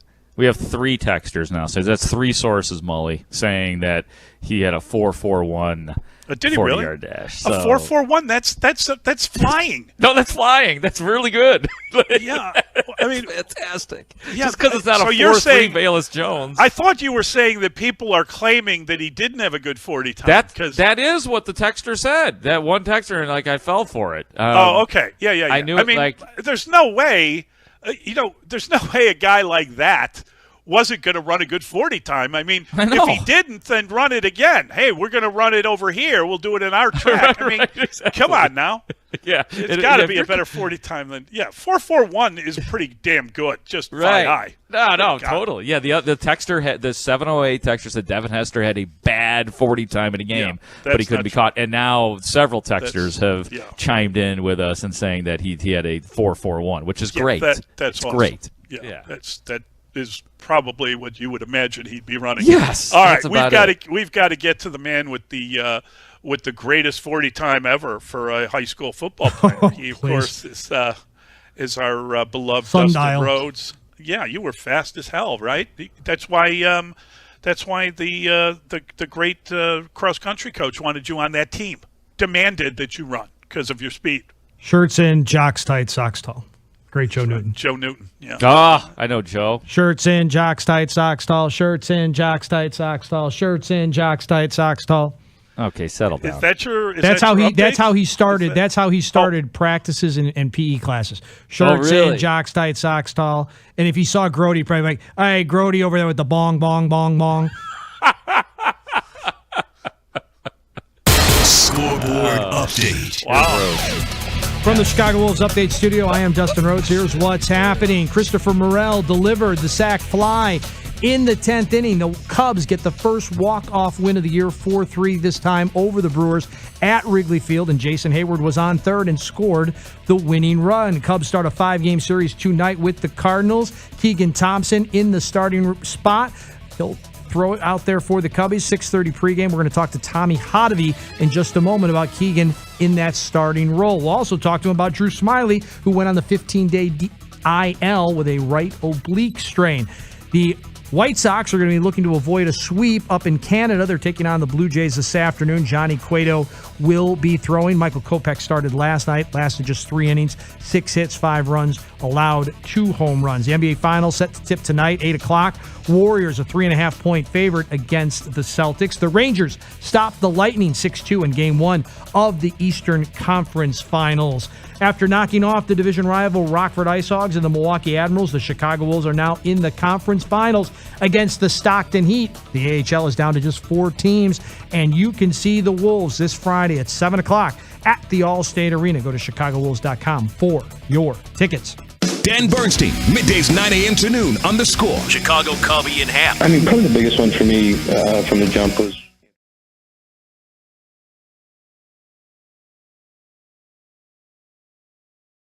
Do we have a mystery sports fan? Hello. Hey. Hey, how you doing? Oh my God, are you kidding me? What a joy to catch up finally after all this time. Charlie's out here trying to play golf, and he said, "Will you do this radio interview?" I said, "Well, we both work for MGM," so I said, "I'm in." Okay, now I'm going to the Google machine to find out who it is. Are you a professional athlete? Mystery caller? No, I'm not an athlete. Do you have Chicago ties? You know what? I drive his golf cart. That's what I do. But I'm going to the Hawks game tomorrow night in Florida. Tomorrow night. Oh yeah, they're down there. They play the Panthers and they play the Lightning. So you must not be a Hawks fan because they're not going to fare very well down there. So are you from Chicago? No, I'm Canadian. Oh, you're Canadian. Well, then you must be a hockey player. I'm his only Canadian friend. Yeah. Well, we're stumped. I'm kidding. No. Okay, so I got a few goals. Oh, this is not the great one. Is this Wayne Gretzky? Are you kidding me? So listen, Shelly said you guys do this show every week, and I said I would jump on for him.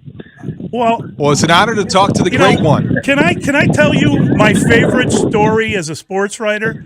I had to cover the All-Star game in Chicago, and I had to do this incredibly stupid thing, which was like, what's your favorite color? What's your favorite song? You won't remember this. But your brother was, I believe, in Iraq or whatever, and 100,000 people were your cousin. And everybody was on top of you, and you finished your interview, and we had made this arrangement. You turned around, and you were like, okay, we have to do and you stopped and did this interview with me where I'm asking you, like, what was your favorite memory of childhood? And it was embarrassing for me, but you were a prince of a man. Wayne Gretzky, the great one. I am absolutely overwhelmed. Thank you for that, and thank you for jumping on. Okay, well, you guys, Chris is the best, and we're having a great time. He's staying at my house, and we're having a lot of fun. Playing some golf. He doesn't know it, but I put the dinner bill on his tab last week. Thanks, Wayne. That's great. Thank you, Wayne. Oh, that's unbelievable. I'm sorry. Wow. Get that sooner. He's only the greatest hockey player ever. Only the greatest hockey player ever. Chris Chelios delivers from the golf course. Nice Absolutely job, great. Kelly. Chris, thank you, buddy. Thanks, Chris. We appreciate it. Wow. Take care. Take care, you've buddy. been promoted to executive producer. Yeah, you're booking the show from now on. Right. We're just going to do Chris from the golf course. Tomorrow, Messier. Oh, my God. Wayne Gretzky. How cool is that? I'm not kidding you. I got like, did you see how excited I got? You did. You went flush red. I know. I'm just embarrassed we didn't recognize his voice sooner. I know. But he said he wasn't a professional athlete. He just drives the cart. Yeah. I was thinking chauffeur. I was thinking, Wow. okay, what are we doing here? How would you like to stay at Gretzky's house and then go out and play around with Michael Jordan?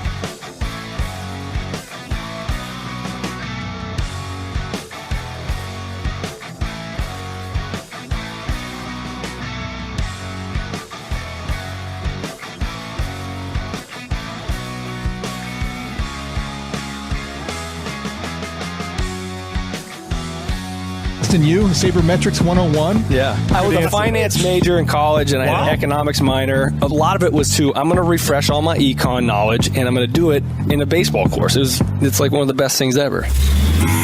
There's just a lot of trust there with Tommy. We know he's such a hard worker. He puts in all the hours and really, really knows what he's talking about when it comes to pitching. Tommy Hotovy, breaking down the starting rotation and bullpen on the north side with Mully and Haugh. I'm here for one reason. I want to help these guys get better, and we want to win baseball games. Tommy Hotovy on 670 The Score.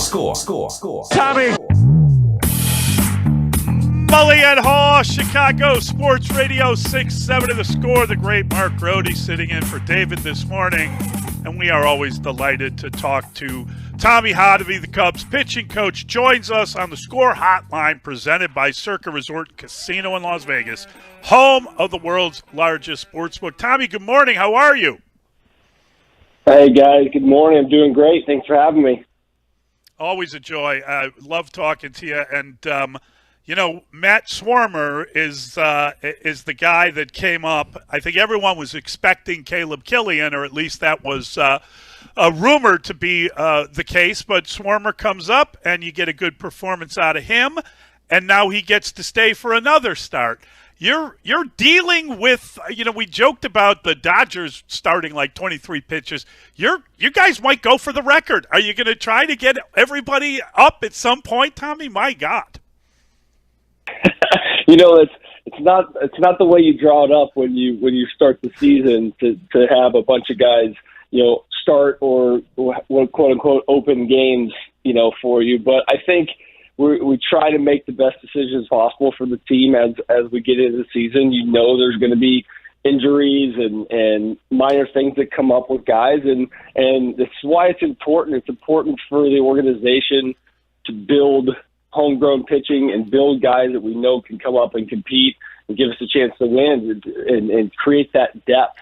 Credit to the organization and Breslow and the guys in the minor league system that have continued to work with guys and continue to get them better. And Schwarmer's just continued to perform at that AAA level and definitely earned the opportunity to come up and show us what he could do.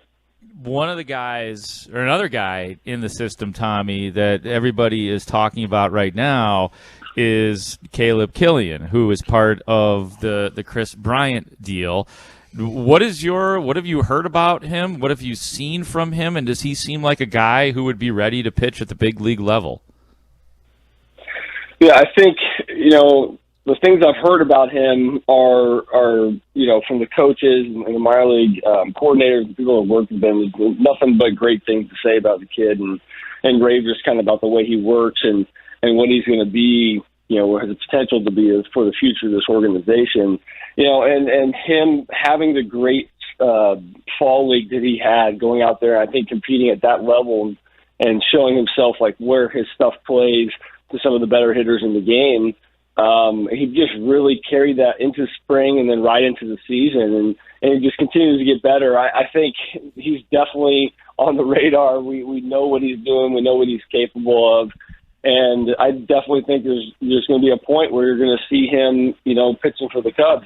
You know, we're always, like I said, we have so many balls in the air, and you know, with Smiley, you know, going down the other day, there's a lot of things that we're still trying to weigh out. You're trying to juggle all these pieces. So, you know, there's still a lot to be done this season, and I know, you know, the future of the Cubs organization is going to have Caleb Killian be a part of it for sure. You know, we had heard that, and I forget who told us this, but that he had pitched in the Arizona Fall League, and when you start adding up the innings with that, including, you know, the minor leagues and all the rest of it, you're talking about limited usage anyway. Does that come into play when you're making these decisions? Yeah, it definitely does. It definitely does. I think, you know, we've talked about it in the past, even with guys like Azalea, you know, with Keegan Thompson, with Justin Steele, some of these young guys. You know, it's how do you balance the workload with the exposure to the big league level? You know, we've been able to do some bullpen stuff with Keegan and Steele, and now you see both those guys in the rotation right now. I think it's important just because it's just a different workload. In the minor leagues right now, they have every Monday off. So you're building in this extra off day that you don't get at the big league level right now. So even getting on a 5-day rotation in the major leagues is different than what you're experiencing in the minors. with the way the scheduling and stuff is going on right now. So there's definitely a lot of things that we're weighing in. But again, if a guy's pitching well, we want them to be able to earn the opportunity to come up and compete and continue their development at the major league level. No one when they get to the major leagues is completely polished or, and finished with their development. And the way we're building our infrastructure here now is we want guys to be able to come up, compete, trust their stuff, but continue to get better and continue to improve. And I think with what we're doing now, I feel confident with guys coming up and being able to continue that development. So what's the deal with Keegan Thompson then? Because what I saw was that he's going to be in the Cubs starting rotation for the foreseeable future. Tommy, does that mean he's getting a tryout to be a permanent starter in the Cubs organization?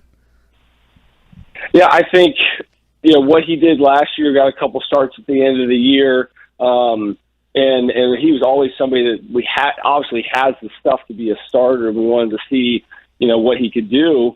At the end of the year, he was just fatigued just with the amount of usage that he had. And I think going through what he went through and being able to go through the off season and train the way he wanted to train to kind of prep himself, he prepped himself to be a starter. And that's what, we wanted him to be able to do. And now, again, out of, some of it's product of necessity, some of the product of his ability to keep getting hitters out at a high level, you want to see what he can do. He can do it for 3 innings. Let's see if he can do it for 4. And he does it for 4. Let's see if he can do it for 5. And then he just keeps going. We joke though too. He's like, because we still want him to have the mentality that he has coming out of the bullpen, where he's just coming right at guys and absolutely attacking them. We want him to keep that mentality as a starter too, and guys are joking with him as like, "Hey, you're an opener you're just going 5 or 6 innings," and just continuing that mentality. And he's done a fantastic job. So yeah, I think for our team right now and what he's doing, the run he's on, there's no reason not to keep him in kind of in that role, and obviously make adjustments as we get further down the road. So we know you mentioned, Smiley. We know Mully is out. We know those guys are on like 15-day IL. We know that Alec Mills, I believe, is on the 60-day. And Adbert Alzolay. Did I not see him hanging around yesterday? Was he not spotted in the clubhouse? Yeah, it was great. It was great to have Adbert around. You see that. The smile and the hair going on right now. He's got the whole look. We haven't seen him all year since spring training, just because he's been in Arizona, just working and grinding and trying to get better. And it's fun to have those guys come in town and be part of what we got going on, and just kind of remind them that they're still part of what we're doing. They're still part of the future. And last Holmes had Cody Hoyer came out, so it was fun to get to see these guys, and it's a nice reminder of the guys that are still coming, guys that are going to get healthy at some point and continue to help us. But it's fun to have Adbert around and in the dugout with the guys. Tommy, I gotta ask you about Rowan Wick and his little 2-day tiff with Joey Votto.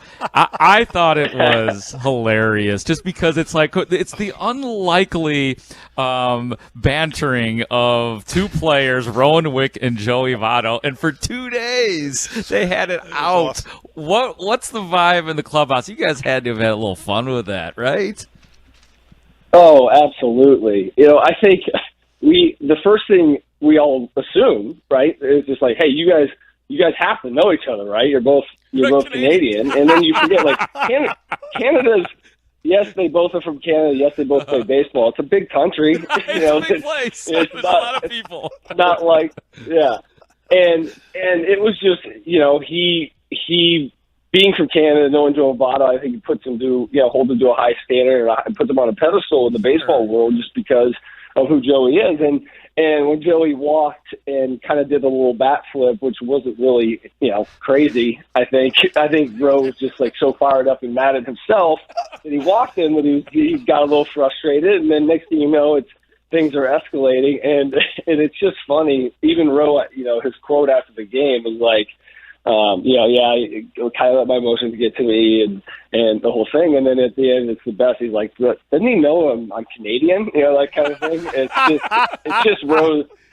Rose personality. He's a fiery guy. He's fun to watch pitch, and he uses a lot of that emotion when he pitches. And obviously, when you get in some of those moments, they get a little frustrating. But it was quite the two-day riff. You're right.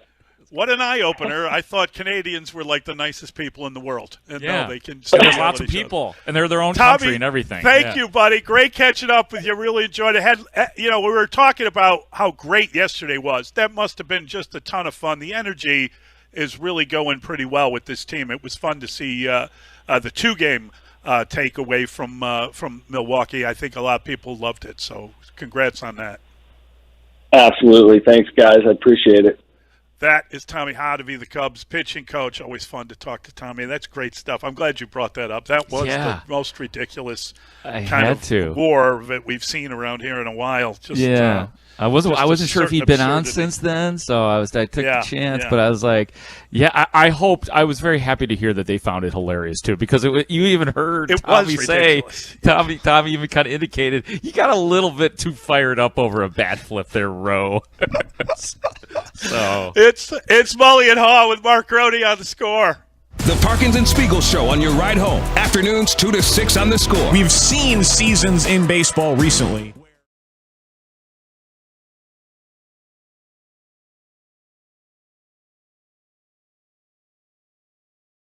Jerry Reinsdorf understands this. When I broadcast for the White Sox, I am actually an employee of the White Sox. And so you handle things a bit differently than you normally would. But Jerry also understands that when I go on The Score, I'm an employee of The Score. And so you can go in depth in various areas that you can't do on a White Sox broadcast. Fortunately, he understands that. As far as the Cubs were concerned, sometimes they didn't understand that. Sometimes they had a hard time differentiating between when I was on one of their broadcasts and when I wasn't. I was never, and people don't really understand the difference, but I was never a Cub employee. They never wanted me to work for the Cubs. I always worked for WGN, and so I felt a bit more freedom to deal with what I had to deal with. And for the most part, it worked out really well. 2004 was not the most entertaining season because the Cubs did an El Foldo toward the end. We had a difference of opinion, and both Chip and I left after that season. It hardened this Cubs fan, Stoney, because, I'm in high school. I loved the 03 team so much. I don't think in my lifetime there was a season that I anticipated more than 04.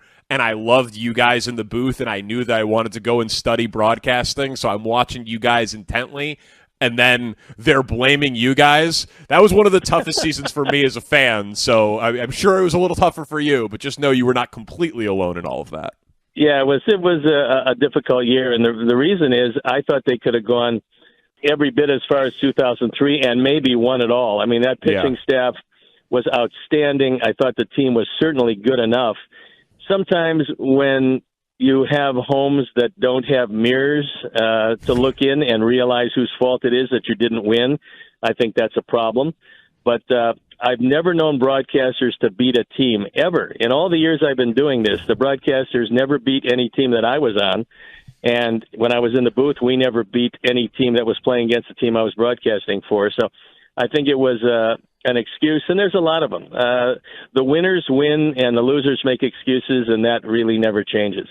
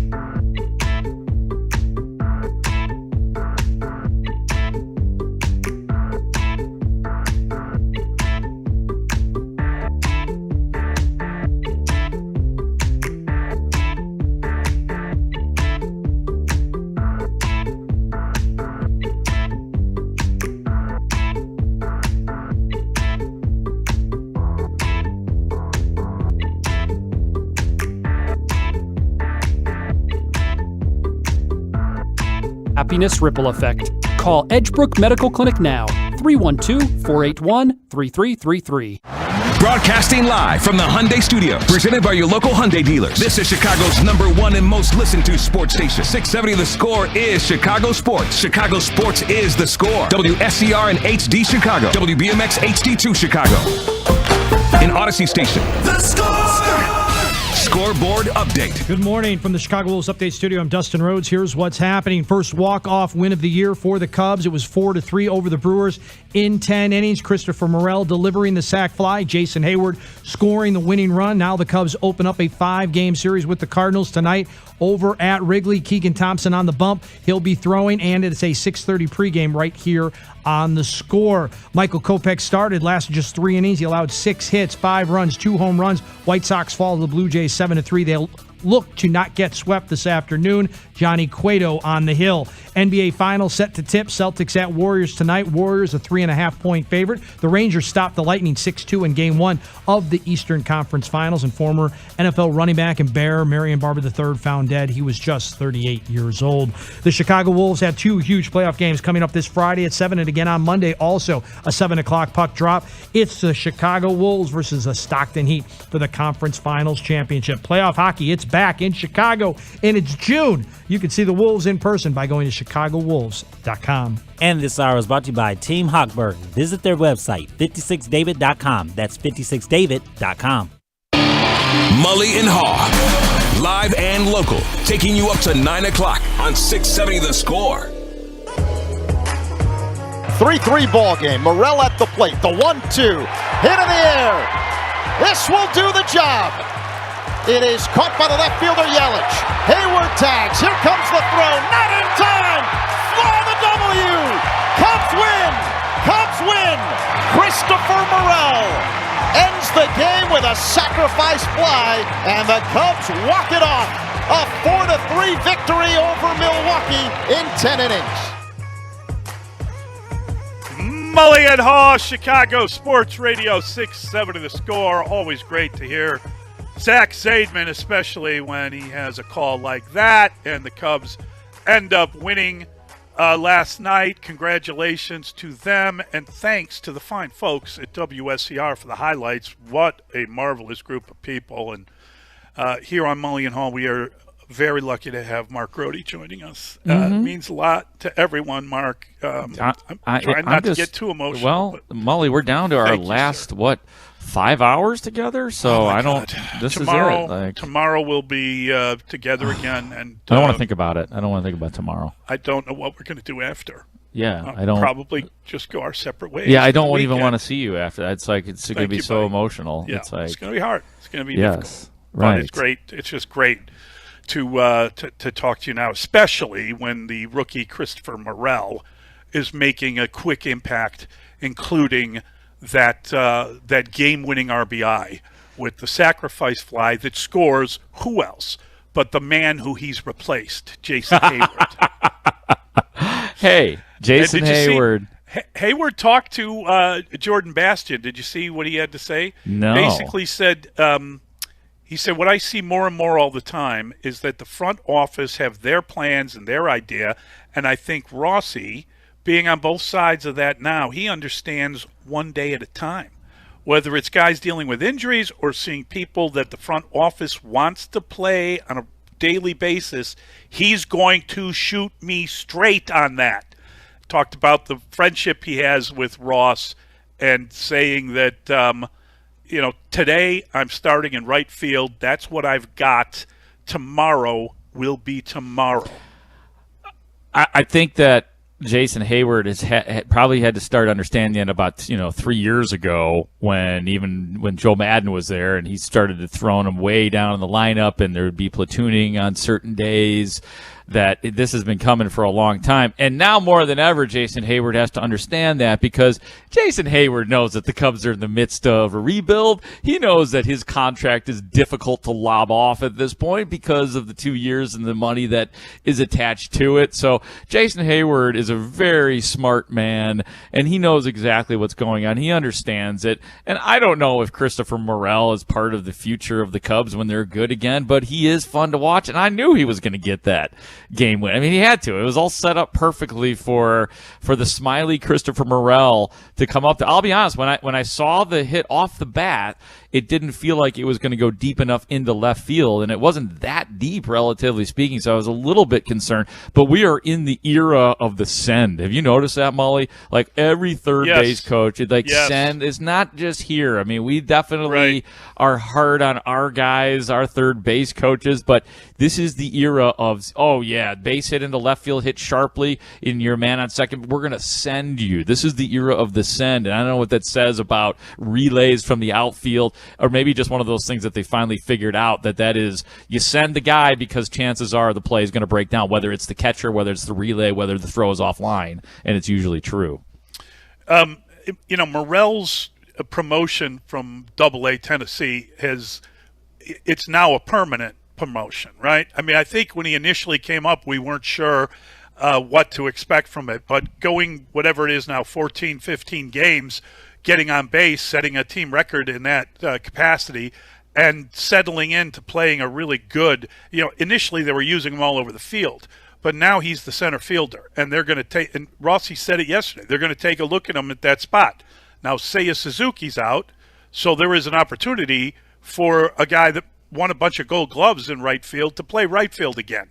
But when Seiya Suzuki is back, there's no role for Jason Hayward. And I think that's what's fascinating, because right now, even, he's kind of in a platoon. I'm not sure. I mean, when you hear him talking about David Ross shooting him straight day to day, that means he understands that he's not going to be in the permanent lineup every day. Things have changed. Oh, yeah. And, if we can move you, we're going to move you too. Maybe this is the year we find a trading partner for Jason Hayward. So what would that look like? What would that look like? Hayward?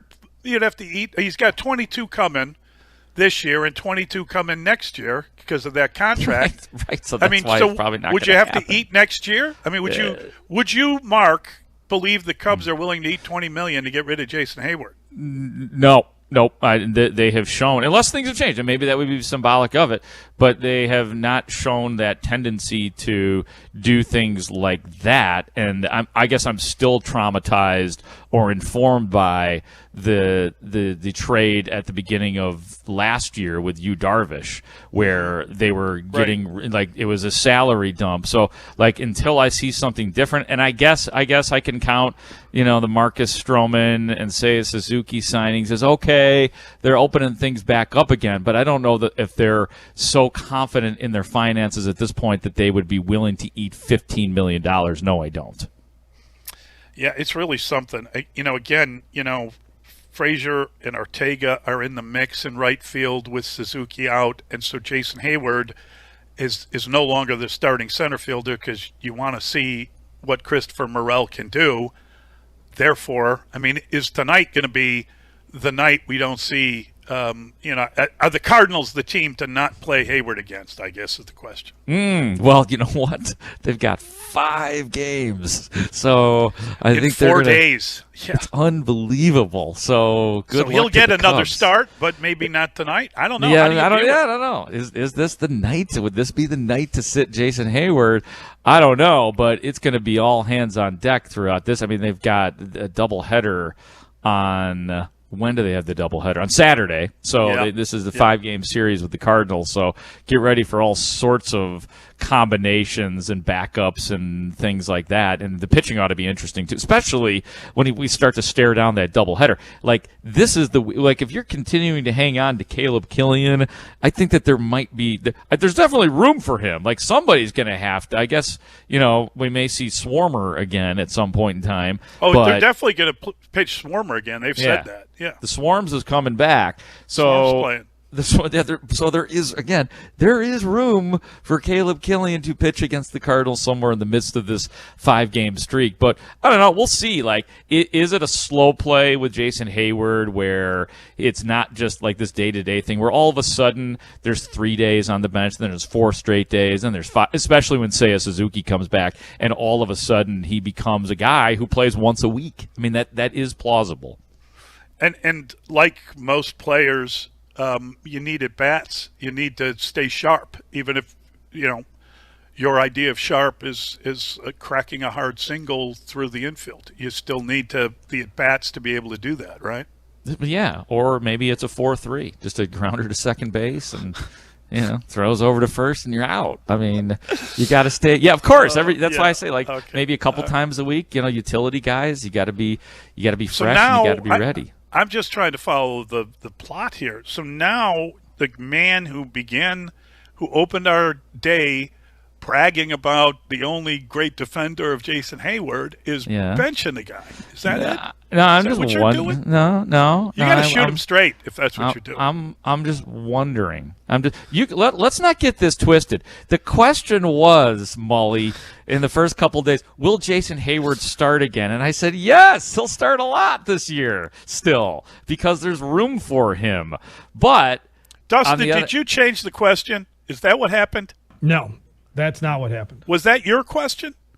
Do we have to dig up the question? That was my question. Again? I submitted that question. And wasn't the question? That was not the question, but that's the one you submitted. Is that what you're saying? No, I thought you were asking who submitted the question. Oh. What was the question?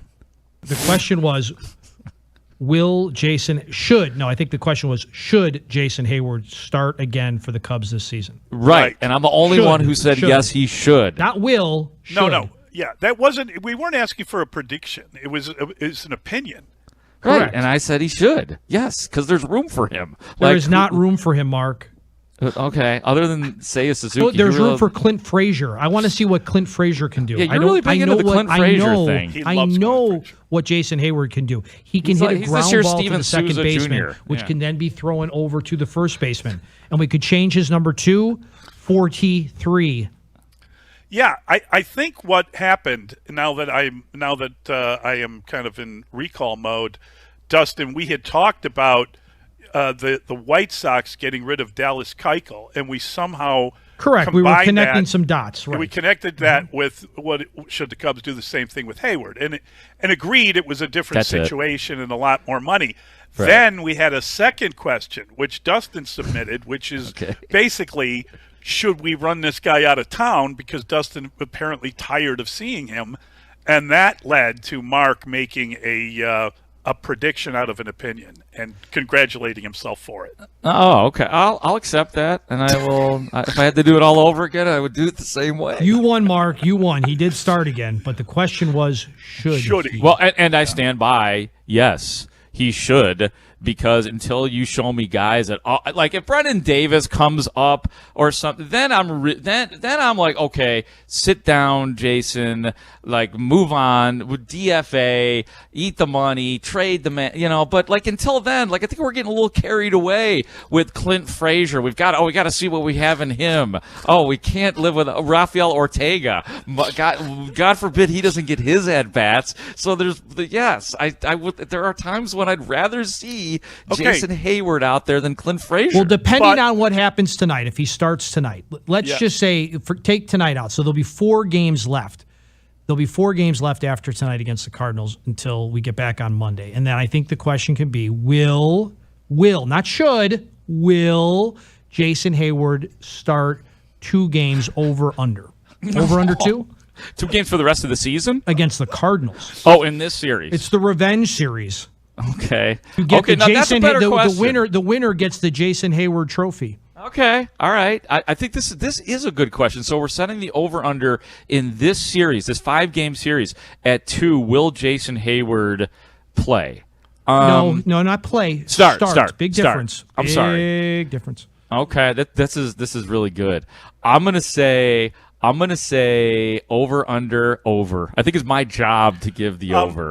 I'm pretty sure you're supposed to wait till we actually ask that question tomorrow. Oh, or whatever. But it could change. It could change because if he starts tonight, then I think obviously it's going to go over or it's going to hit 2. So then we might have to change it to 2.5. Right, we can't do it tomorrow. No, yeah. What we should do? Change it to 2 pucks, just because that's a very difficult thing in gambling. $2, did you say? Pucks. Okay. I'm turning it into a hockey bet. Oh, okay. You and you're always turning things into hockey bets, aren't you, Mully? That's your thing. With all those goals scored the other night, 14 goals in one game, I tell you. Yeah, that was insane. Over-under plate appearances for Jason Hayward over the next 5 games. That's good. 6. Well, okay. Yeah, well, if I said let's he's starting do 3 that. games, then I've got the way over. Yeah, let's do that. And then on Monday, Mark has to call in at 5 to deal with whatever. Are you doing a live? finally get Are you to doing a sleep live in. overnight on Sunday into Monday, Mark? I am not. I forget what I told Ryan Porth. I don't remember if I'm doing one. Maybe I am that day. I forget off the top of my head. Maybe the schedule's on the wall in there. Dustin. All right, we're going to get to Jim Margulis. We're going to talk a little bit about the White Sox, even though they're not worth our time right now, and it's just going to frustrate everyone. But that's what we're going to do. We'll do that next. It's Mully and Haugh on The Score. The Score celebrates 30 years of Chicago sports radio. Sox 5 runs.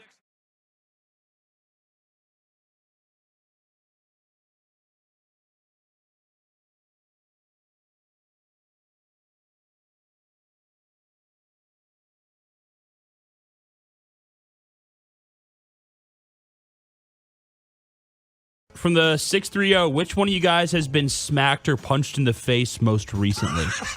Who are these people? like Chris Rock. Ray said he's got a story. Ray said he has a story about getting smacked or punched in the face Getting most smacked in the recently. face. What did Will Smith do to you?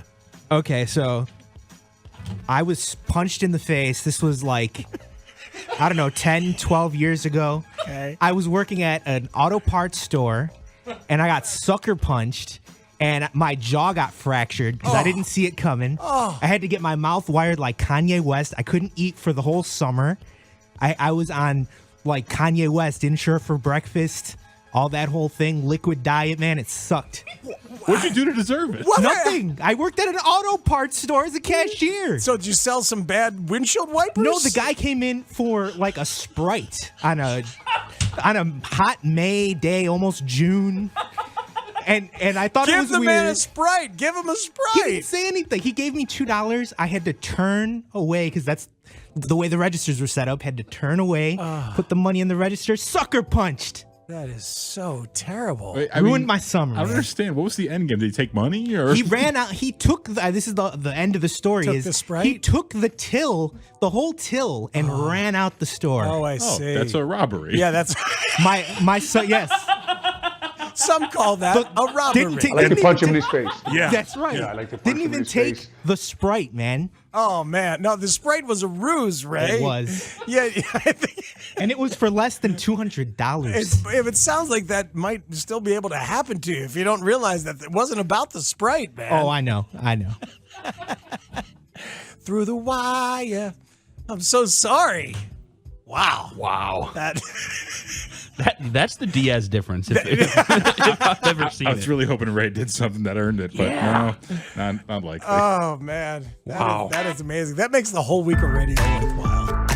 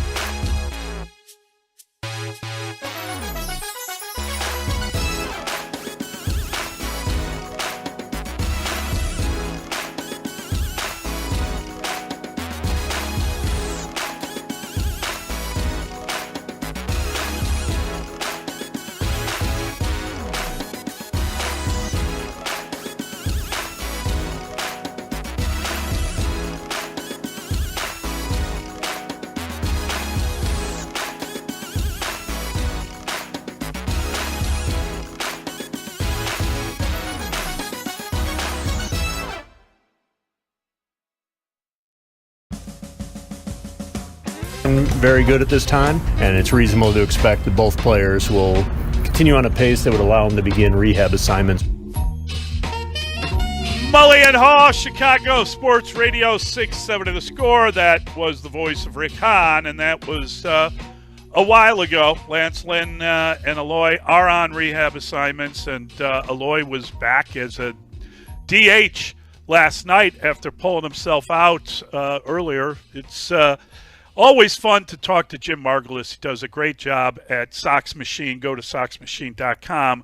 A lot of good stuff, great content on the White Sox, and he joins us now on the Score Hotline presented by Circa Resort and Casino in Las Vegas, home of the world's largest sportsbook. Jim, good morning. How are you?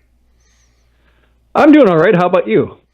I'm like flabbergasted anymore. I don't even want to watch it, and you see like a leadoff home run, and you think, oh, this could be good, and then you give up a leadoff home run. The Sox are just so underperforming, and I don't even know if they're underperforming, Jim. I mean, I don't think they're as good as some of these teams, and clearly that's been the case. Yeah, you're really ending your show on a high note today, aren't you? When it comes to the order of guests. Yeah, it's, when you look at the run differential, and they're underwater by almost about 50 runs, only the Royals are keeping them from being challenging for the worst run differential in the American League. It is, the further this goes on, the tougher it gets. And you do have the idea of Lance Lynn coming back. But while that provides an impact, we're seeing what already the White Sox struggle with, even with decent starting pitching. Like, Michael Kopech has an off night. They have no chance. Lucas Giolito has an off night. They're hard pressed to overcome that. Like, it reminds me of like the Bears team. I mean, basically any Bears team from the century, but like the Dick Duran, early Lovie Smith Bears, where the defense did everything it could to keep the team in the game, and they hover around 500, but then it just fall apart. Guys would get hurt. The stamina would eventually catch up with them, and they just couldn't do it. My dad always watched this game and said, Dude, halftime, does the defense just slap the offense around the locker room? That's what that kind of reminds me of with this White Sox team. Just the pitching doing basically everything it can to where, a mild disappointment for one night is insurmountable. Yeah, it's sad but true. It is worth talking about Michael Kopech then, because if he's got to be perfect, then we got to break it down and figure out why he's not. And he does go 3 innings last night, allowed 5 runs on 6 hits, and he had that murderous inning where he'd walk the guy with the bases loaded, and it looked like he might not even make it out of that inning. He had a start similar to this against the Yankees earlier this year where it didn't look like he was going to get out of an inning, and then he settled in for 3 or 4 more innings and was fine, but he didn't get out of it last night. So what have you seen with Kopech and maybe those starts where things have gone wrong and he's like just sort of lost it at some point in a game? I guess the thing I keep in mind with Kopech is that he's never really been through a standard 6-month grind. At the major league level, he's had some similar experiences in the minor leagues, but it's been a few years since he's been able to do that. He lost the pandemic year, and then last year he spent most of the bullpen, got hurt a little bit, so he wasn't able to really make use of that in terms of just this building up and understanding what his body needs to survive 6 months. And I think the White Sox are playing it by ear a little bit. But we've seen his stuff just kind of ebb and flow. And the time before this, like the fastball really exploded out of his hand. The slider was great, but it really just the fastball did the heavy lifting. So to me, when I watch him, I guess have these great starts and then followed by underwhelming starts, it really seems like the fastball location and jump really determines just how dominant he can be and just how, I guess the amount he can carry the team, which I think, given that he's still a rookie when it comes to starter experience, is fine. But that just gets back to the point where just, other people on this team have to be able to pick up the pitching, and it's not happening. So that's why we have to discuss, Michael Kopech's, understandable inconsistency at such a granular level. Exactly. And Jim, it doesn't help. Like, here's the problem. It's twofold. One, you've got all these injuries. You got a lot of people out. You've got people that are unavailable for whatever reason on your roster, but you don't really have anyone in the minor leagues you're waiting to see come up. I mean, I think we're all waiting to see Yolbert Sanchez because there's got to be some other option here than rolling out second. And in fairness, I thought there were a couple of good plays from Liuri yesterday, but I'm just saying, generally speaking, you can't have those kind of batting averages, and then you don't have guys on the farm. I mean,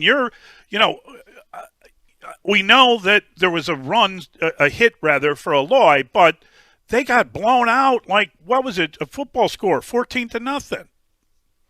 Yeah, the rebuild didn't really provide the kind of waves of talent that I think Rick Hahn was hoping for. And I think the difference between the pitching staff and the lineup is that on the pitching staff, like, all the rebuild guys stuck. Like, you had Dylan Cease, he's stuck in the rotation. You have Michael Kopech, he's inconsistent, but he's there. He's proven that he can start every day in the American League. And also, they added Lance Lynn, which was an ambitious addition to the rotation. So you had somebody like Dallas Keuchel, who was signed to be the guy, but eventually other guys replaced him. He was able to slide down the rotation from second, third, fourth, fifth, and now he's out of the organization. And while that's slightly embarrassing for him and maybe a little bit of for Rick Hahn and such, talent evaluation wise, he served his immediate purpose, and then other guys were able to replace him on the roster and make up for that late contract inefficiency that free agents often have. On the position player side, you had Yasmani Grandal, who was added in November 2019, and he provided the lift that he was supposed to for the first 2 years, but now he's on the back half of his contract. That decline seems to have hit. But the White Sox, the rebuild guys, Yohan Moncada, Eloy Jimenez, they have not really provided that same kind of impact that Dylan Cease has had on the pitching side. And then, when it comes to additions, supplementing Grandal, like, they never really sought that extra bat in free agency. Like, we talked about, like, George Springer, just somebody like him, that kind of six-figure contract who could provide a boost. Like, they never provided that. They went for Adam Eaton, and they went for Edwin Encarnacion, and just these guys who they hoped would be adequate.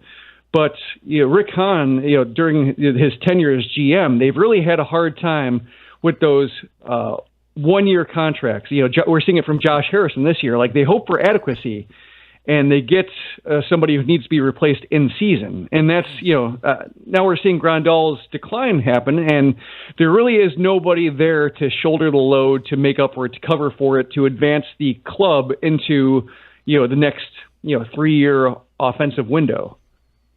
And there's Jose Abreu. Last night hits a 2-run homer, and he's been hitting the ball better, and we've been asking that question, are we seeing his decline? What really bugged me, though, about last night was in the 7th inning when the White Sox had the bags packed, and Abreu grounds out on a 3-1 count. And I only bring it up because, like, Abreu, it feels like every time he comes up, or at one point, every time he would come up in those situations, at least one of those guys was going to score on his watch. And then to see that, and then, I mean, in the 6th inning, there was a blown opportunity as well with Jake Berger and Lurie Garcia. Sox just aren't getting the big hits, and we see that more and more with Abreu, even though he homered last night. Yeah, like with Abreu, his at-bats have been better. Like, he's been somebody who's, to use a wrestling metaphor, he's kicked out of the pin a couple times when it comes to his decline. Like, you think, like, oh, this is it. This is where his lack of plate discipline will catch up to him. And then he looks like Jose Abreu. And this year was more pronounced at the beginning, but now it seems like it's starting to reverse. He might not get to, like, his peak, but he might be like a fine season. But yeah, it's a case where, this lack of production, I mentioned it with Grandal. I think Abreu is somebody who could also use, like, somebody to, pick up the slack, or to hand the baton to where he can be more of a secondary player than a primary contributor. I think that's what they're hoping Jimenez would be or Moncada would be, and that hasn't happened. So you have a situation where Abreu fails and it feels so critical. Then the inning before, like you mentioned, Jake Berger comes up, runner on third, 1 out, and he sees 4 pitches. He swings at all of them. He's behind all of them, or looking to go to the right side, but he can't stay back on a changeup long enough, swings over it. And that's where you see the inexperience and just the lack of, next prospect talent really emerge. So you're seeing guys who should be able to, I think with Abreu and Grandal, you should be guys, they should be allowed to gracefully decline, but nobody, internally is allowing them to do that. I think Gavin Sheets is another guy you can bring up who just, they were expecting more from as a platoon bat who could provide some, he showed up in some big moments last year. You thought, like, okay, he can be that platoon bat that they haven't even had to like allow Tony La Russa to have some lineup variety when it comes to righties and lefties, mix and match. But he's kind of disappeared this year. So yeah, it's been a failure. That's, I guess the failure of one side has really exacerbated the failure of another, and just round and round it goes. Yeah, and I think, it's Jim, as I look at where the White Sox are and you try to predict what happens moving forward, you wonder, could this team be a seller, not a buyer? I mean, I keep hearing everybody, there's a 64% chance they make the playoffs. I think Fangraphs had that. I keep hearing various predictions that they're going to come back and that the second half will smile upon them. But, I mean, if the pitching doesn't hold up, they're not even getting there. The thing to keep in mind with this Sox team is the schedule is going to ease up considerably in the second half. And that's a hard thing to bank on, just because when you see them playing the way they have, and especially playing against good teams the way that they've had, you think like, well, what's the point of even beating up on bad teams? We saw what that looks like last year. But, there are enough, I guess, variables here with Lynn, Jimenez, et cetera, that the schedule could help out a little bit. I think the Twins have missed an opportunity here to pad their leads. They've had some injury problems themselves, so I think the injury excuse only goes so far. But every time you look at the scoreboard, the White Sox are playing the Yankees, the Blue Jays, the Red Sox. You look at who the Twins are playing; it's the Royals and Tigers, like over and over and over again. You think like, what gives? That should even up in the second half, but right now it's just the White Sox responsibility to make sure that there isn't this hole to dig out of. I think, if you see some kind of addition this year, I think it would be in mind of no rentals, unless like the rental is, kind of just a, super cheap, Ryan Tepera type who just, won't hurt. But, when it comes to, what they're looking to add to, I think they can't really afford a Cesar Hernandez situation again, where they look for somebody to bolster a lineup. He disappears, and now Connor Pilkington is throwing 5 shutout innings for the Guardians. God. I think that's what they want to avoid. I think they want to avoid this kind of, that again goes back to Rick Hahn's problems, finding guys who are merely adequate.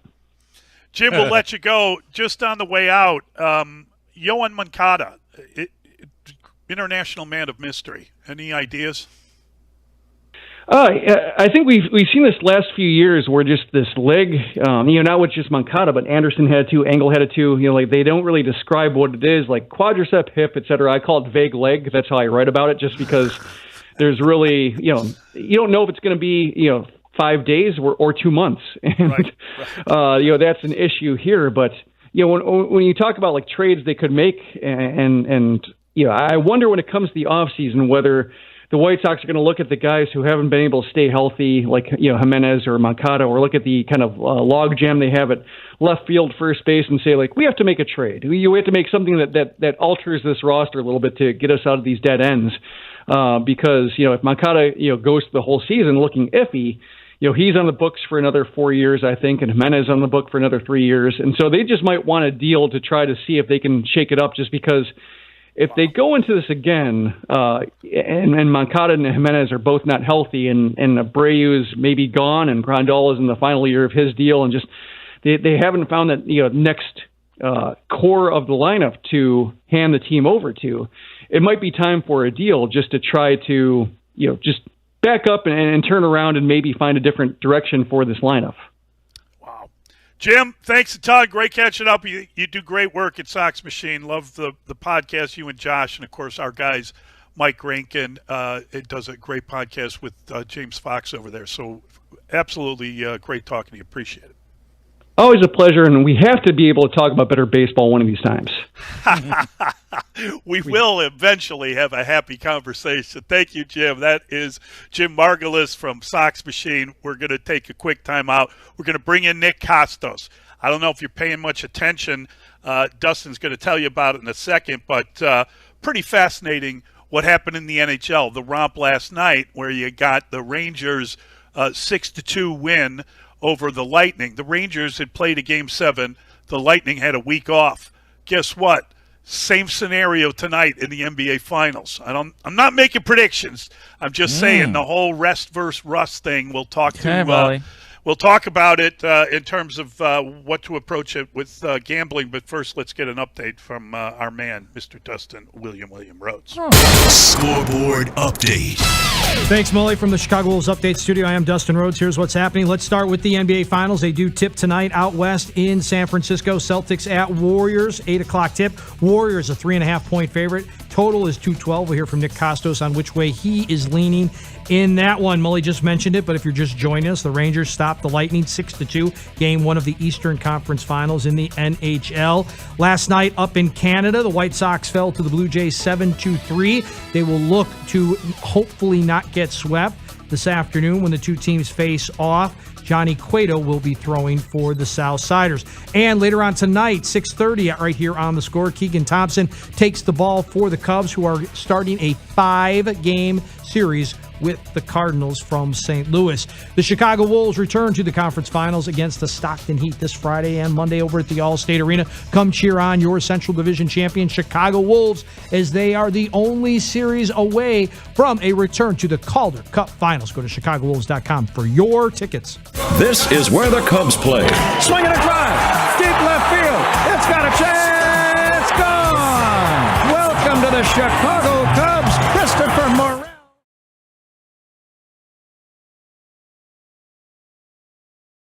If I was general manager, I would trade Zach LaVine, Vucevic, and Kobe White to the Lakers for Anthony Davis, Westbrook, and Kendrick Nunn. I think that Rick Camp, the look on Rick Camp's face when you said that was not a good one. So wait, you mean to tell me your goal is to trade for a player that doesn't play, a player who's bad when he does play, and another player that doesn't play? Texans have a point. That may be the worst trade request that's ever been recorded on the Score. We've been around for 30 years. 30.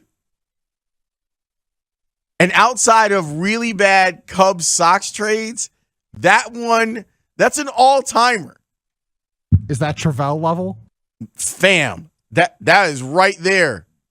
Maybe Travell went to college and he's now calling himself John, because that trade right there.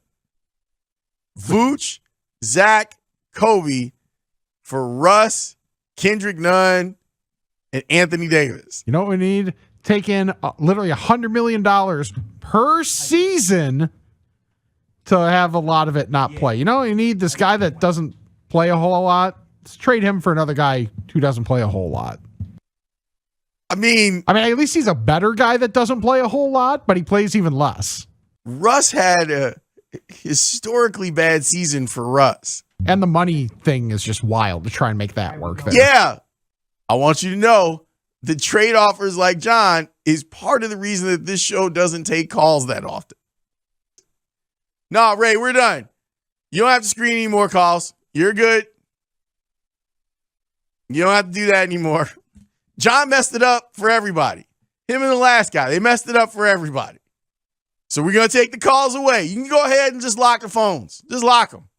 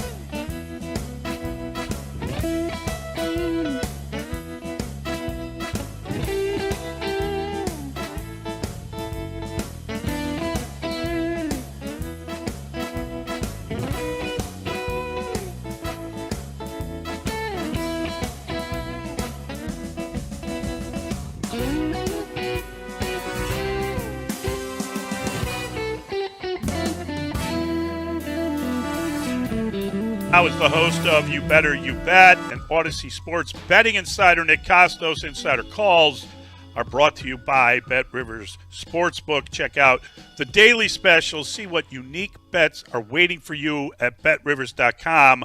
Also, be sure to listen to the You Better You Bet podcast for more of Nick Costos' analysis. Just search You Bet wherever you find your podcast. And, of course, Nick joins us on the Score Hotline presented by Circa Resort and Casino in Las Vegas, home of the world's largest sportsbook. Nick, good morning. How are you? Mully and Mark, what's going on, guys? How we doing? You know, I got to tell you, and maybe I'm just being idiotic here, because I think that we have in the NBA a similar situation to what we saw last night in the NHL, which is one team coming in off of a Game 7 and presumably a little sharper as a result. They had a 6-2 romp, the Rangers over Lightning, and another team that kind of had a week off, and it's that usual rust versus rest thing. And here we go again. We got Boston and we got the Warriors with the week off.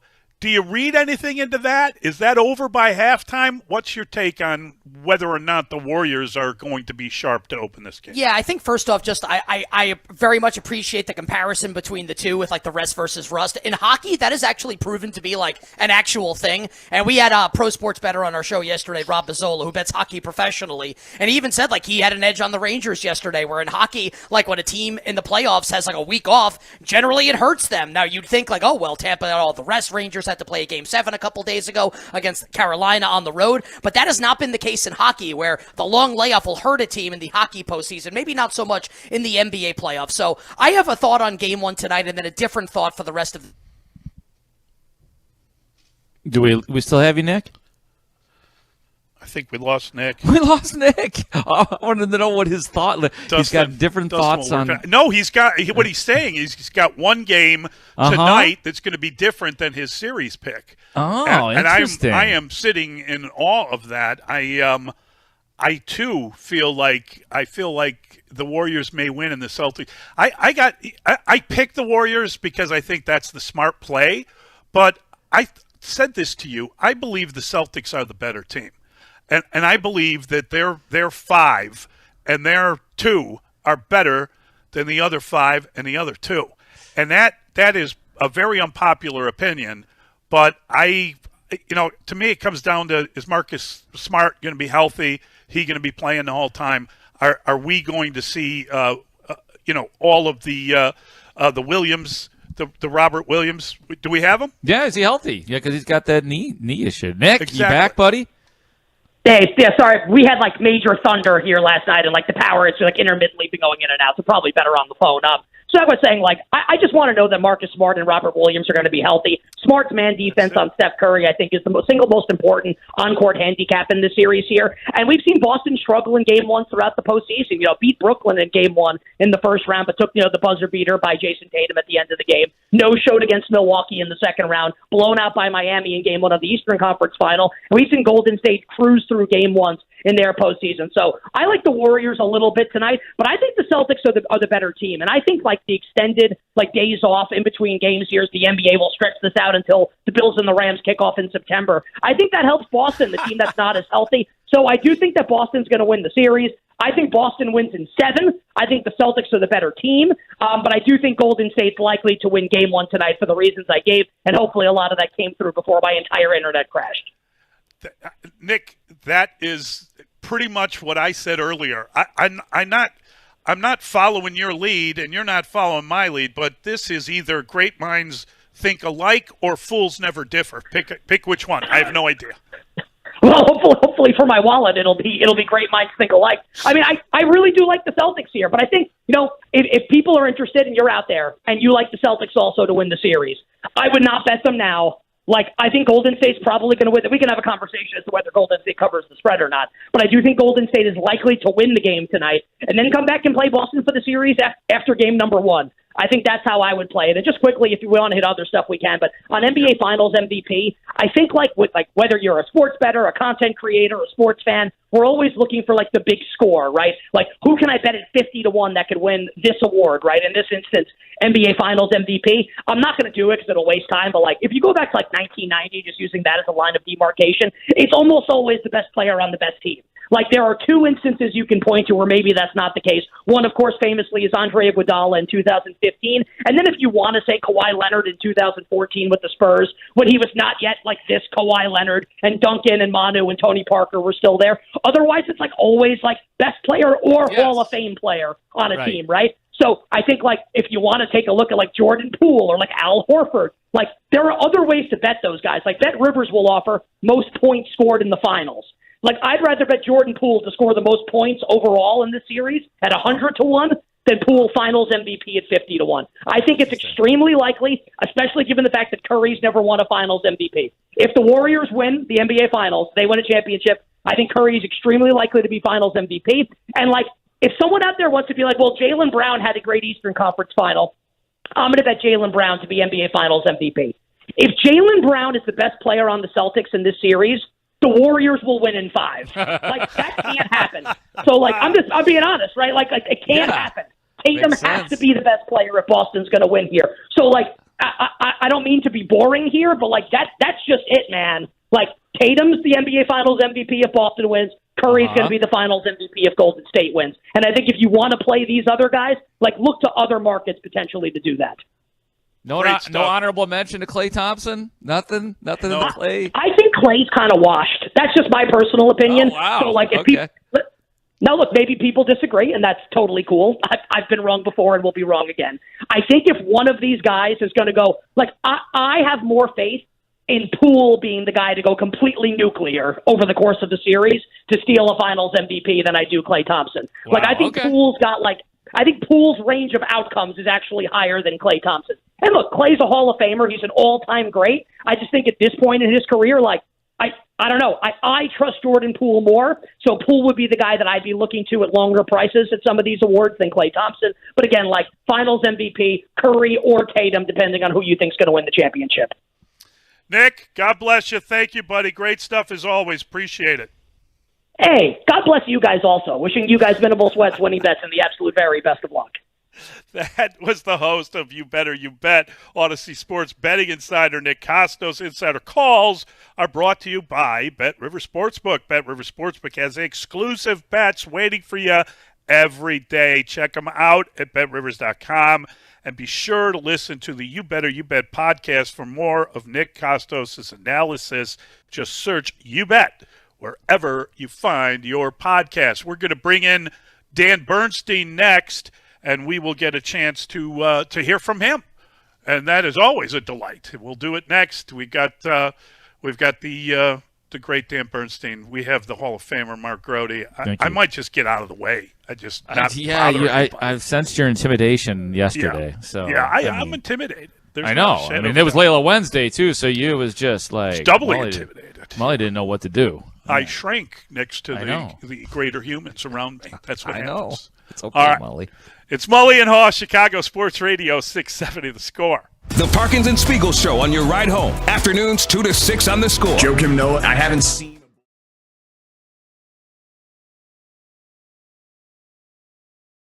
My favorite is always, and this is just me totally making this up.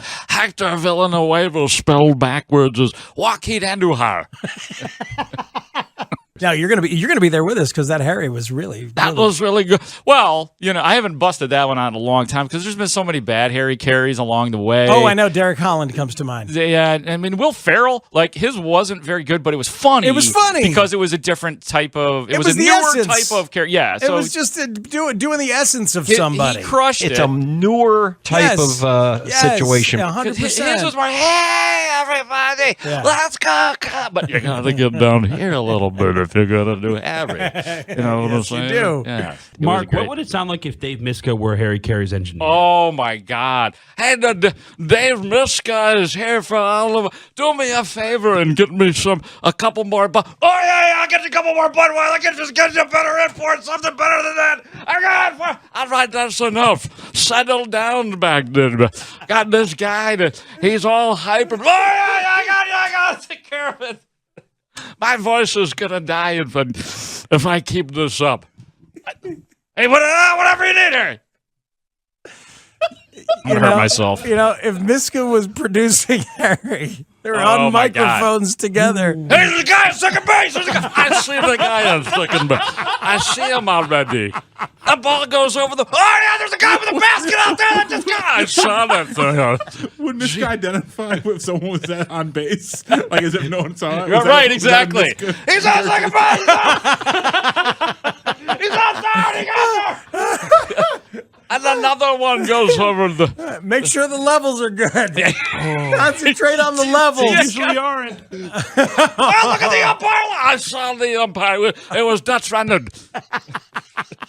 It feels good to bust that out because I put it away. You did, of course. Put Harry you did. Carey away for years because it got it got killed and people hated killed, it. It got silly. It got absurd. I know that's why. But now we're in a time where it's okay, where it can come back, and you need it.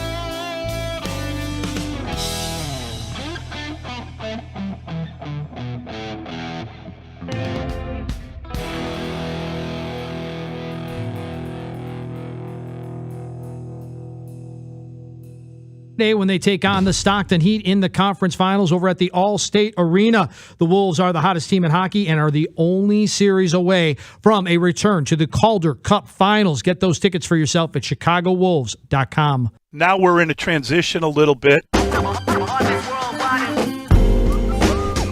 Mully and Haugh, Chicago Sports Radio 670 The Score. We've had the Hall of Famer Mark Grody joining us again today. And Mark, thank you, and very much thank you. You are welcome. And we'll do this one more emotional time tomorrow. Yes.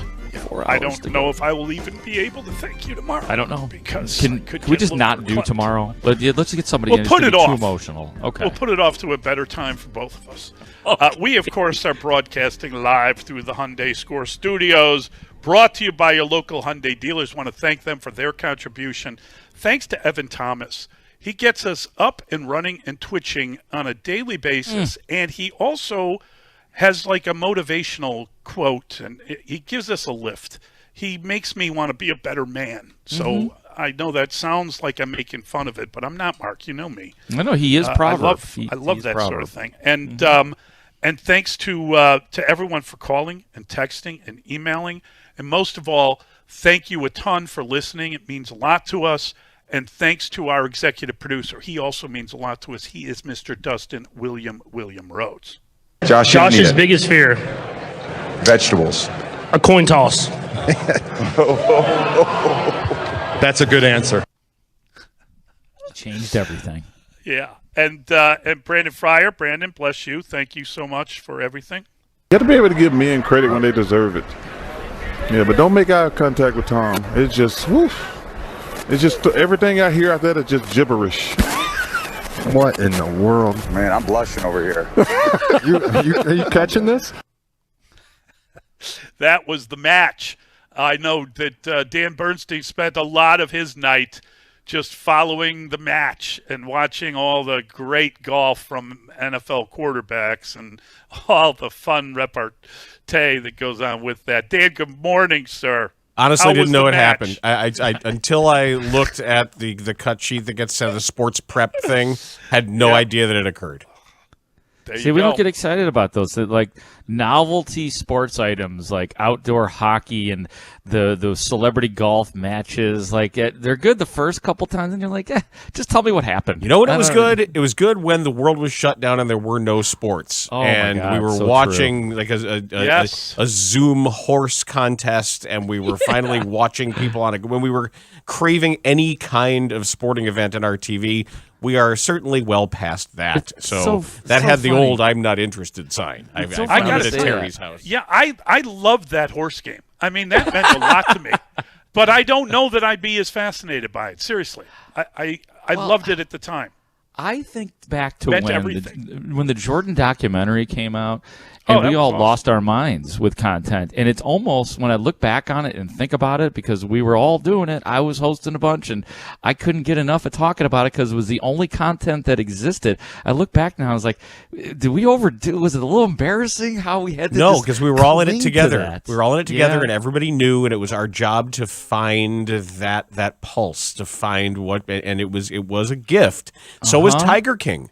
In the early stages there. And it really is, I think, as we are further removed from it and we look back on it, maybe it'll be part of some of the 30-year festivities of the Score that we have coming up, that no one in this business can ever walk in and turn on this microphone and see that red light and think, well, I don't have anything to talk about. There's nothing going on in sports. What am I going to do?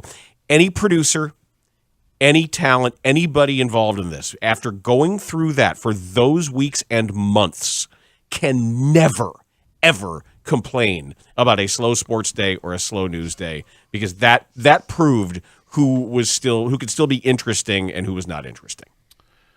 Yeah, I agree completely with that. I think it was I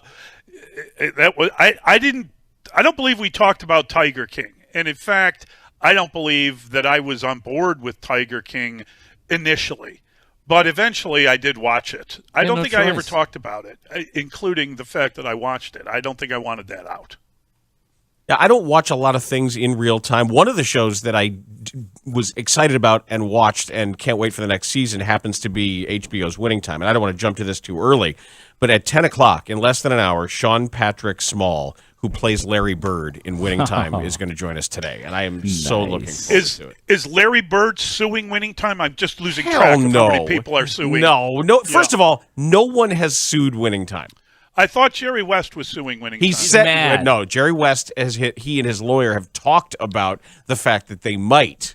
But Okay, that is Kareem is definitely No. suing Winning Time. No, there's no one is actually going to spend that money. I would be shocked. There's a huge New Yorker piece over the weekend about what an uphill battle it is to prove in a stated dramatization that you've somehow suffered actual damages. It was, if you want to spend the thousands and tens of thousands of dollars to lose in court, go ahead.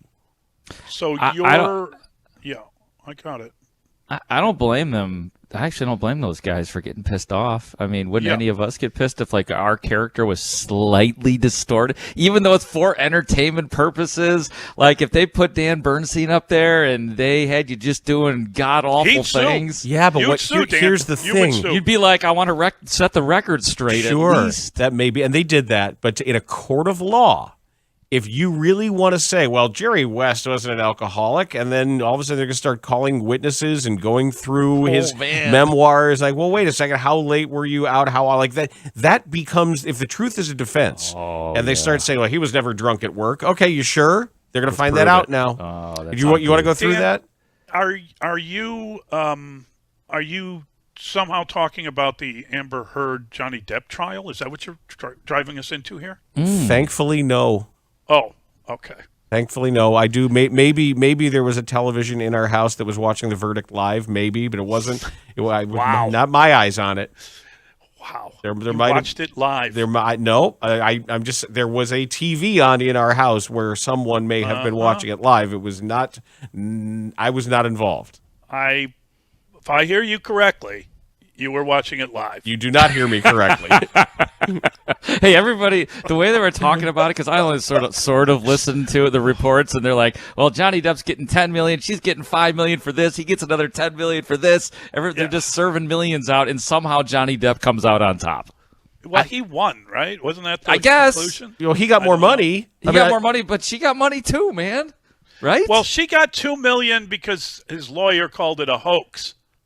Okay, she got money. Like, it's the weirdest thing. They're just serving millionaires money, basically, is what's happening now. Well, I think they probably subtract one from the other, and then she just gets the remainder. Would be. I hope, but I like to think of it in a different way. So she gets $2 million off the $10 million. I guess the settlement or whatever. He was awarded 20, but you're only allowed 10. So he's therefore owed 8. Is that the idea? I don't know. Dan, you watched the verdict. Tell us. You watched it live, did you say? That's so weird. I don't know. I really haven't followed what it was about and what was one claim and the counterclaim. Yeah, I didn't have the bandwidth for that because I'm watching the Cubs and I'm watching the White Sox and I'm still following the Bears. What's it like watching the White Sox? How is that working out for you? It makes me want to throw up on myself. You just can't. You can't. It's like when you think maybe the bats are coming around, like, okay, there you go. Now they're going to hit, and Kopech's on the mound, and he's got a 1.0 ERA, and then he's all itchy and twitchy, and they're talking about how now he has too much rest. What? Now it's too. He didn't get enough rest. Well, he's on a special innings plan. Now he's too rested. Obviously, come on. I thought Kopech last night based on that, he should have busted out the 107 MPH, like the old school. He was having a bad game. He's walking guys with the bases loaded. You've had 12 days of rest. Let's see the 107, just for the hell of it. Give us the 107. I didn't like the breaking stuff last night. There were too many sliders. He got a couple sliders for strikes, but it was backing up on him. There was no bite to either the curve or the slider, and when he did throw the curve as a strike-to-ball curve to the righties in the other batter's box, it was not a late break. It was not tempting enough. I will tell you this, though. Kyle Crick's slider is nasty. 2 days in a row. Nasty. I don't know what he may not be good yet, but that pitch, like just that pitch is a thing to build off of. Dustin keeps calling him a pain in the neck. Exactly. For 2 days in a row, Dustin has just made a fool of himself, I tell you. He's made crick jokes. Yeah, I will say that pitch plays without question. There was a moment too in the Sox game, and maybe I'm projecting, because I tend to do that. After the double by Raimel Tapia, did you see the cutaway to the dugout? Oh, you're talking about the bat? Oh, no. So not that okay. case. I was thinking of the bat repair. The Jose Abreu, Tim was Anderson. just silly. But silly. So Tapia doubles, and they show Tapia takes off his helmet. And he's got that cool hair thing going on, and they cut to the White Sox dugout, and it looks like Ethan Katz is literally walking Tony to the phone. Like it's like taking Grandpa to the bathroom at a restaurant. Behind here. So I don't know if I can go along with He this. walks This him is over, ageism. and watch it again.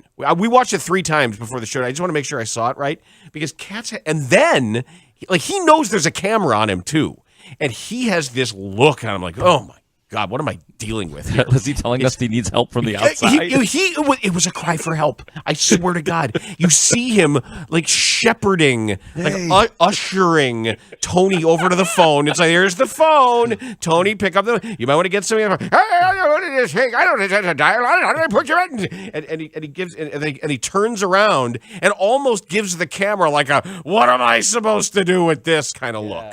It was great.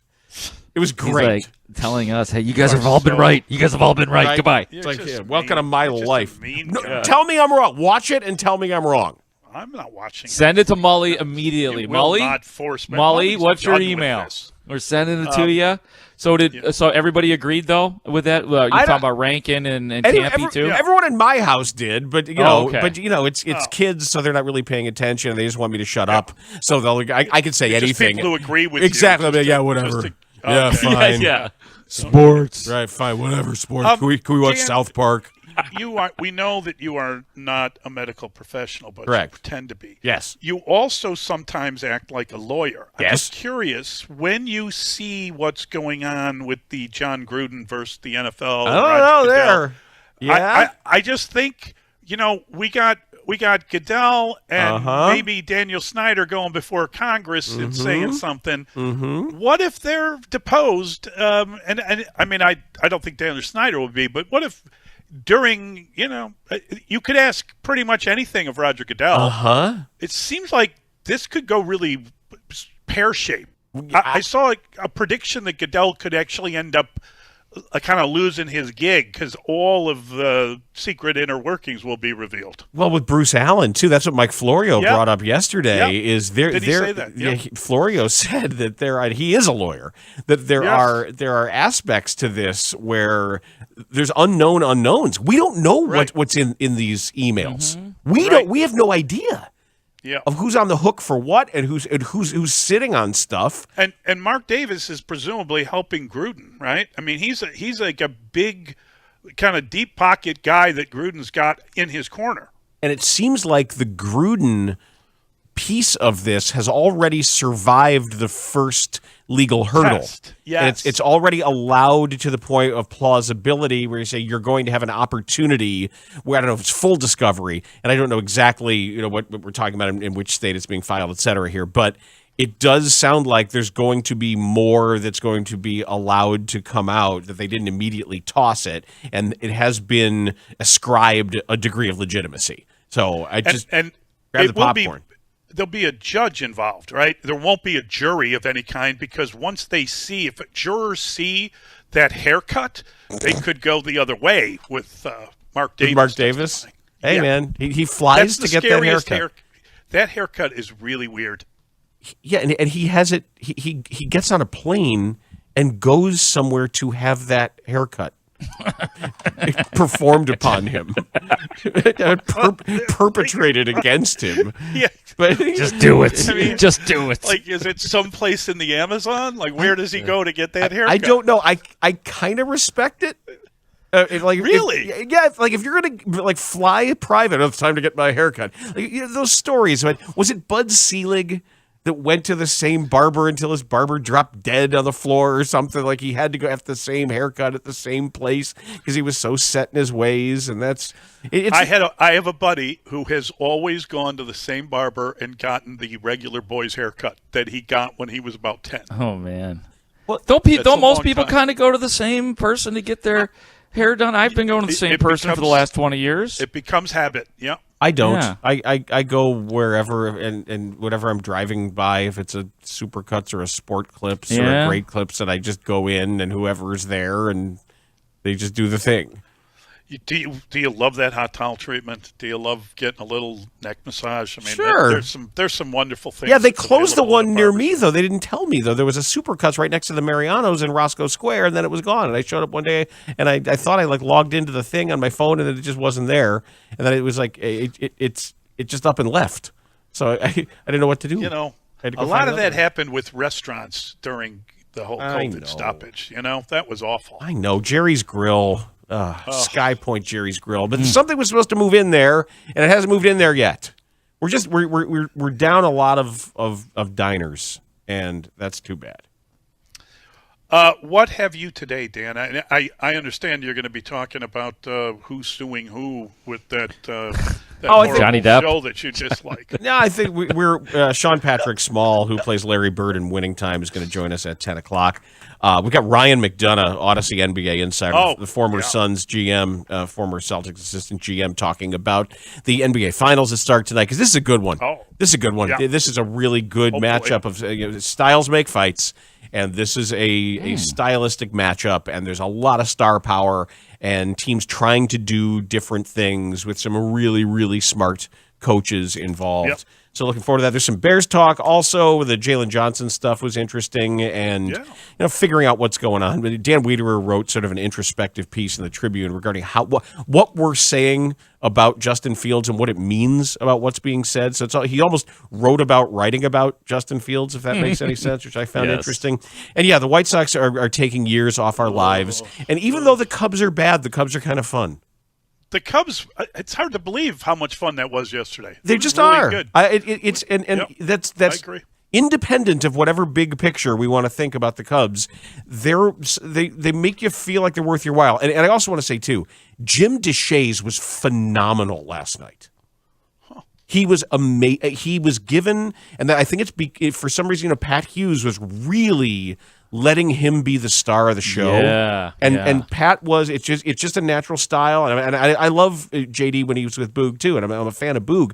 But for whatever reason, last night JD really spread his wings and had a lot of space to paint an outstanding picture of pitching mindset that I really enjoyed.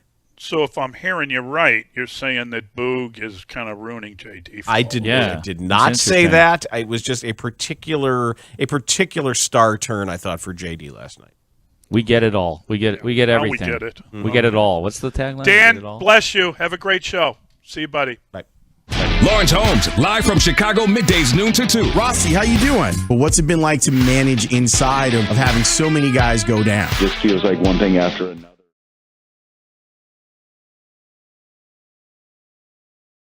It seemed like maybe you leaned into it a little bit. I'm thinking about Mark Burley and some balk calls in Cleveland, and Ozzie Guillen losing his mind, and that whole White Sox thing. It seemed like you kind of enjoyed every once in a while when they would turn on you just a little bit. Mark balked the first one early in the game, and everybody loved to work Mark Burley's game because he pitches fast. Yeah. We loved working his games, and then late in the game, as the game progressed, he needed to pick somebody off, and he balked again. And balks are kind of funny. They just kind of jump out at you. They're not something you look for when they happen. You see them, and then you react. But and when he threw the glove up in the air, I could hear the plate umpire said, "No, Joe, don't throw him out." Really? He didn't want you to escalate it. Right? No, but you can't let him throw the glove up in the air 60, 70 feet. So I had to throw him out. And Ozzie I think Ozzie was already gone. But Ozzie. I think Ozzie looked forward to the confrontation more than anybody I was around. I don't. Maybe not. Maybe Earl Weaver. Ozzie. I only kicked Ozzie out a few times, but Earl Weaver never finished a game I was in. Ozzie and Earl Weaver getting compared by Joe West here on The Score. I love it. That day, Hawk Harrelson went off on you, and we have played that tape so many different times and just kind of laughed along with Hawk.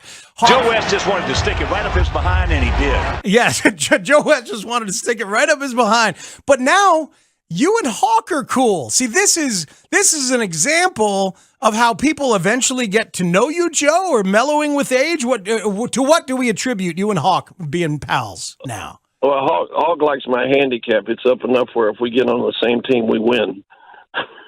So when we play golf together, we usually win.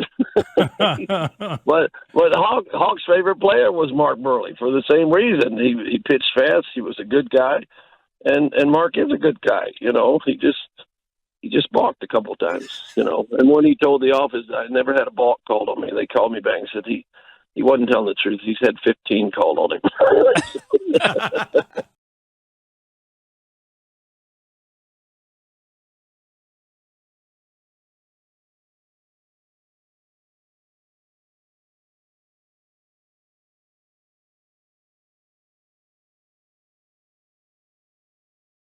Did you think it was over? Did you think 13 seconds was enough time? No, I'm from Buffalo. It's not over until it's over. I swear to you, honestly, I did not jump up and down with 13 seconds left and think, done. I did not. So when Harrison Butker is lining up that kick to tie it, are you thinking, this Norwood payback, Scott Norwood payback right here? I was hoping he'd miss it. He didn't, but I was hoping he was. No, I knew right then and there he'd put it right through. I did. He's a great kicker. He's a not going to miss the moment. He's incredible. And here he is. What was it? 49, 50 yards, right? Yeah, no problem. Yeah, 49 yards. Yeah, 49 yards. He's he's a pro kicker on a great team. He should get it, and he did. Hey, Bill, my nephew is a huge Bills fan, and last night he cried, right? He was crying last night, like you were. I think he had fewer gin and tonics, but he's crying. And then he said right after that, how many games can I go to next year? So he's ready, and I think they play here next year. Bill Fichtner, we would like to host you. The Bills will be here in Chicago, a Parkins and Spiegel outing with Bill Fichtner for Bears Bills, unless you're, on set somewhere. Yeah, we don't know the date yet. That's a good point, though. I had forgotten about that. No. And listen, you know what? I didn't realize that we're playing in Chicago next year. I can tell you right now, unless I'm out of this country, I'll be there. Yeah. I'll be there. Unless I'm out of the country, I'll be there. I'll be in Chicago. Hell yeah. We will help, not that you need it, but tickets, restaurant recommendations, we'll bring you in studio. We'll call Affleck. Oh, no, listen, I have no tickets. I'm going over to the station to pick them up. All right, good. Done.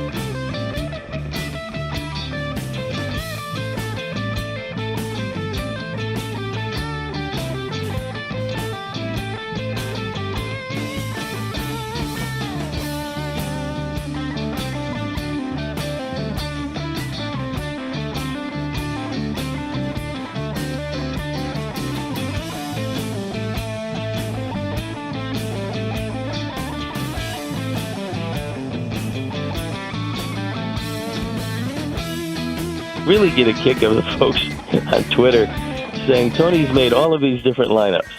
I mean, when's he going to throw the same guys out there every day? Well, that's a delight.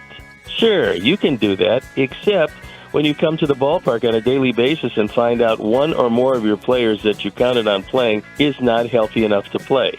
Whether it's COVID, whether it's injuries, whether it's a number of different reasons, Tony doesn't start a lot of different lineups because he's got nothing better than to start a lot of different lineups. The Dan Bernstein Show. Well, that's a delight. On the Score.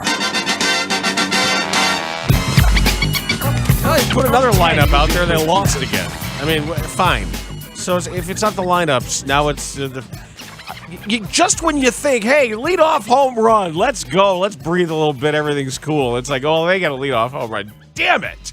And then I like what Kopech said, too, about how he almost lost that game when he took the mound. Because he just said that he was apparently giving them too much respect and trying to pitch around their bats and not pitching scared, but allowing them to dictate what he was doing rather than letting him dictate what was to say, here, hit this. It's a matter of trusting stuff. And it could just be he knew he didn't have it. Because, 96, 97, that's what, average MLB stuff. And the spin, the bite on the breaking stuff was not there. I don't know why. I don't know if it's a sticky stuff thing or what it is. But whatever Kyle Crick is doing to generate whatever, 3,000 RPMs or whatever he's doing, figure that out. Because even some of Kopech's successful pitches were because they were backing up on him and just kind of rolling up there. But that team can hit, man. They can't hit. But trust your stuff. Get it over the plate. Get a damn win.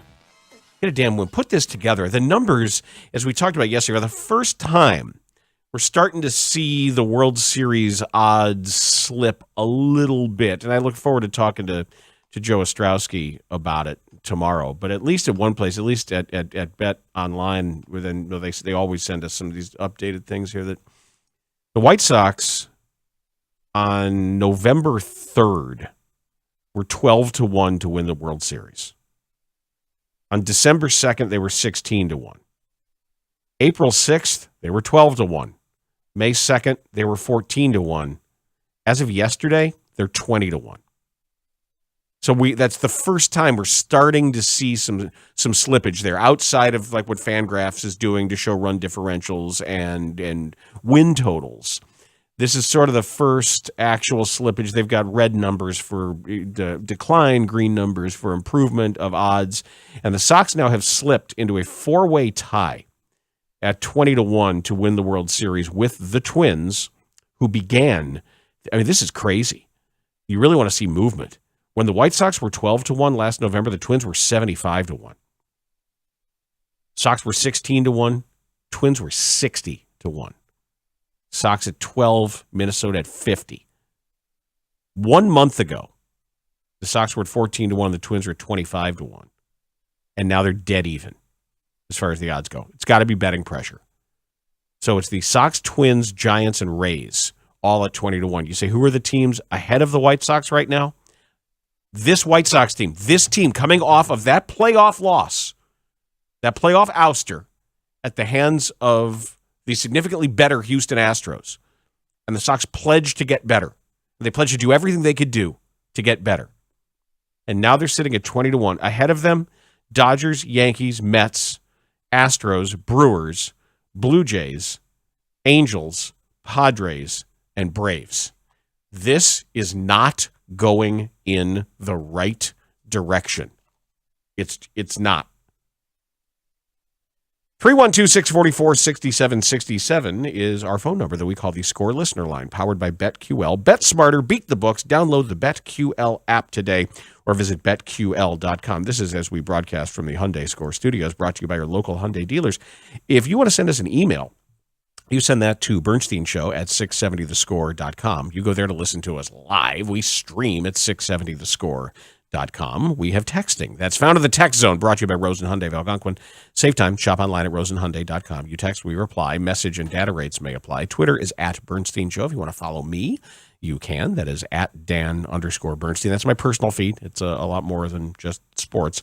Make sure you download the Odyssey app to stream the score on your mobile devices. You can interact with the show and the station on Facebook by liking the 670 The Score page. If you're still on Facebook, I don't know who is.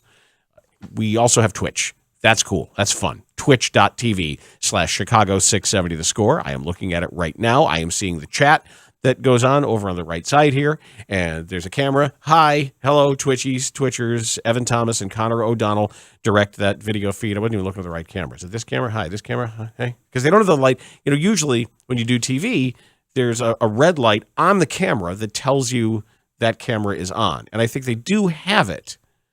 It's just you can't really see it here because usually you can do that in like newscaster thing where you actually. You look like a crazy person. Well, I am a crazy person. Pointing at the camera on Twitch. Well, because there's that one and there's that one and there's that one, and I never know which one's on. I know it's not that one. That one's there frightening me.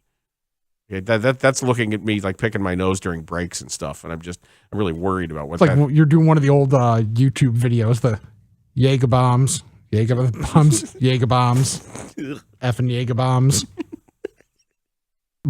My new haircut for those keeping score at home.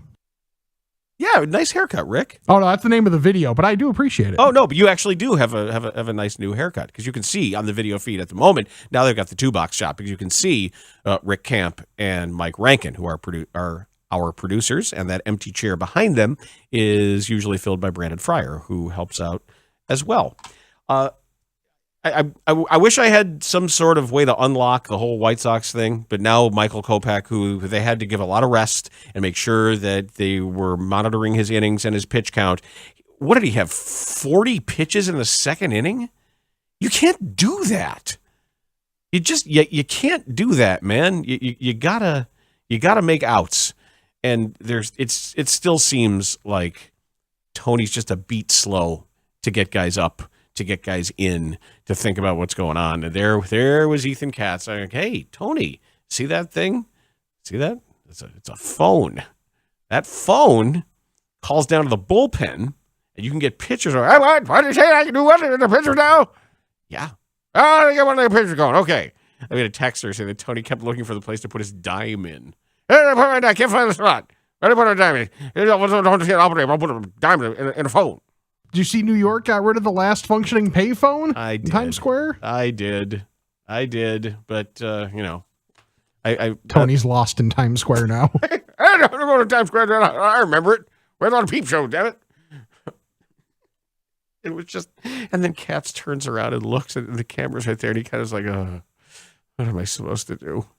It almost reminded me of something like from The Office, where it's like Jim is talking with Michael, and then Michael says whatever he's going to say that's dumb, and Jim just kind of looks at the camera like, we're doing this? Yes! That's what it looked like. I mean, you could, if there was steam coming out of Ethan Katz's ears, I don't know if it was caused by Michael Kopech just not having a feel for any of his pitches, or if it was caused by, hey, Skip, are you watching the game? Oh, what say now? Skip, we got to get someone up because he doesn't have it. Oh, okay, where's the phone? And just sort of walks there. It's over there. Okay, I see the phone now. It's all fine. He's looking for the old rotary number. Zing, zing, zing. My kids saw one of those, had no idea.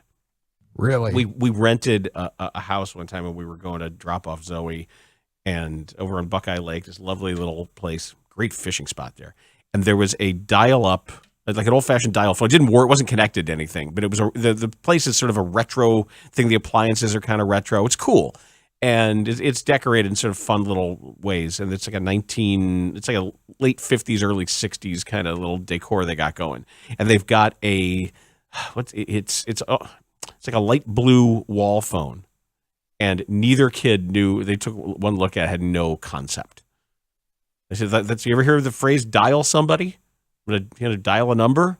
That's what that means. That's a dial. Like, oh, okay. Now can we watch South Park? Like, no, we can't. Sorry. When we come back, let's talk Cubs. And they're not good, but they're fun.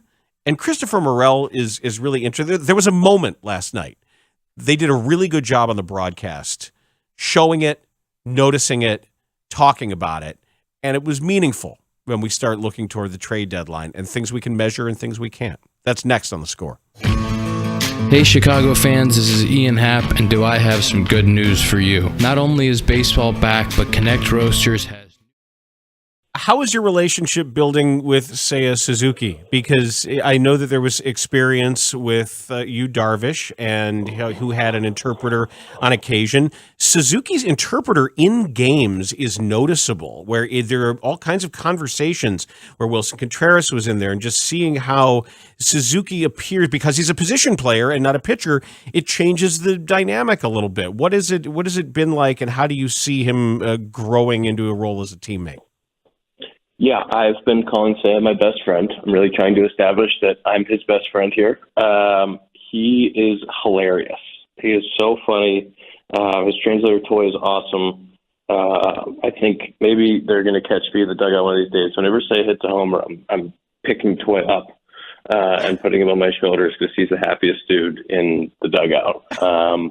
But he fit in super quickly. The way that he played right field, I thought, with three completely different weather days at Wrigley, three different wind directions, different sun patterns. I thought that was super impressive. And his plate discipline against three really good pitchers, I thought, was outrageous. When you say he's funny, what describe his sense of humor? Is it goofy? Is it witty? How is he funny to you? Yeah, I mean he's got a lot in there. He can be a little goofy at times. He has really good quips, and it's funny because the delivery comes through Toy. So, he'll make a joke to Toy, and then before Toy can translate, he has to let out a pretty hard laugh, and then he'll finally get to the joke for all of us. So there's an element of suspense there too with the delivery.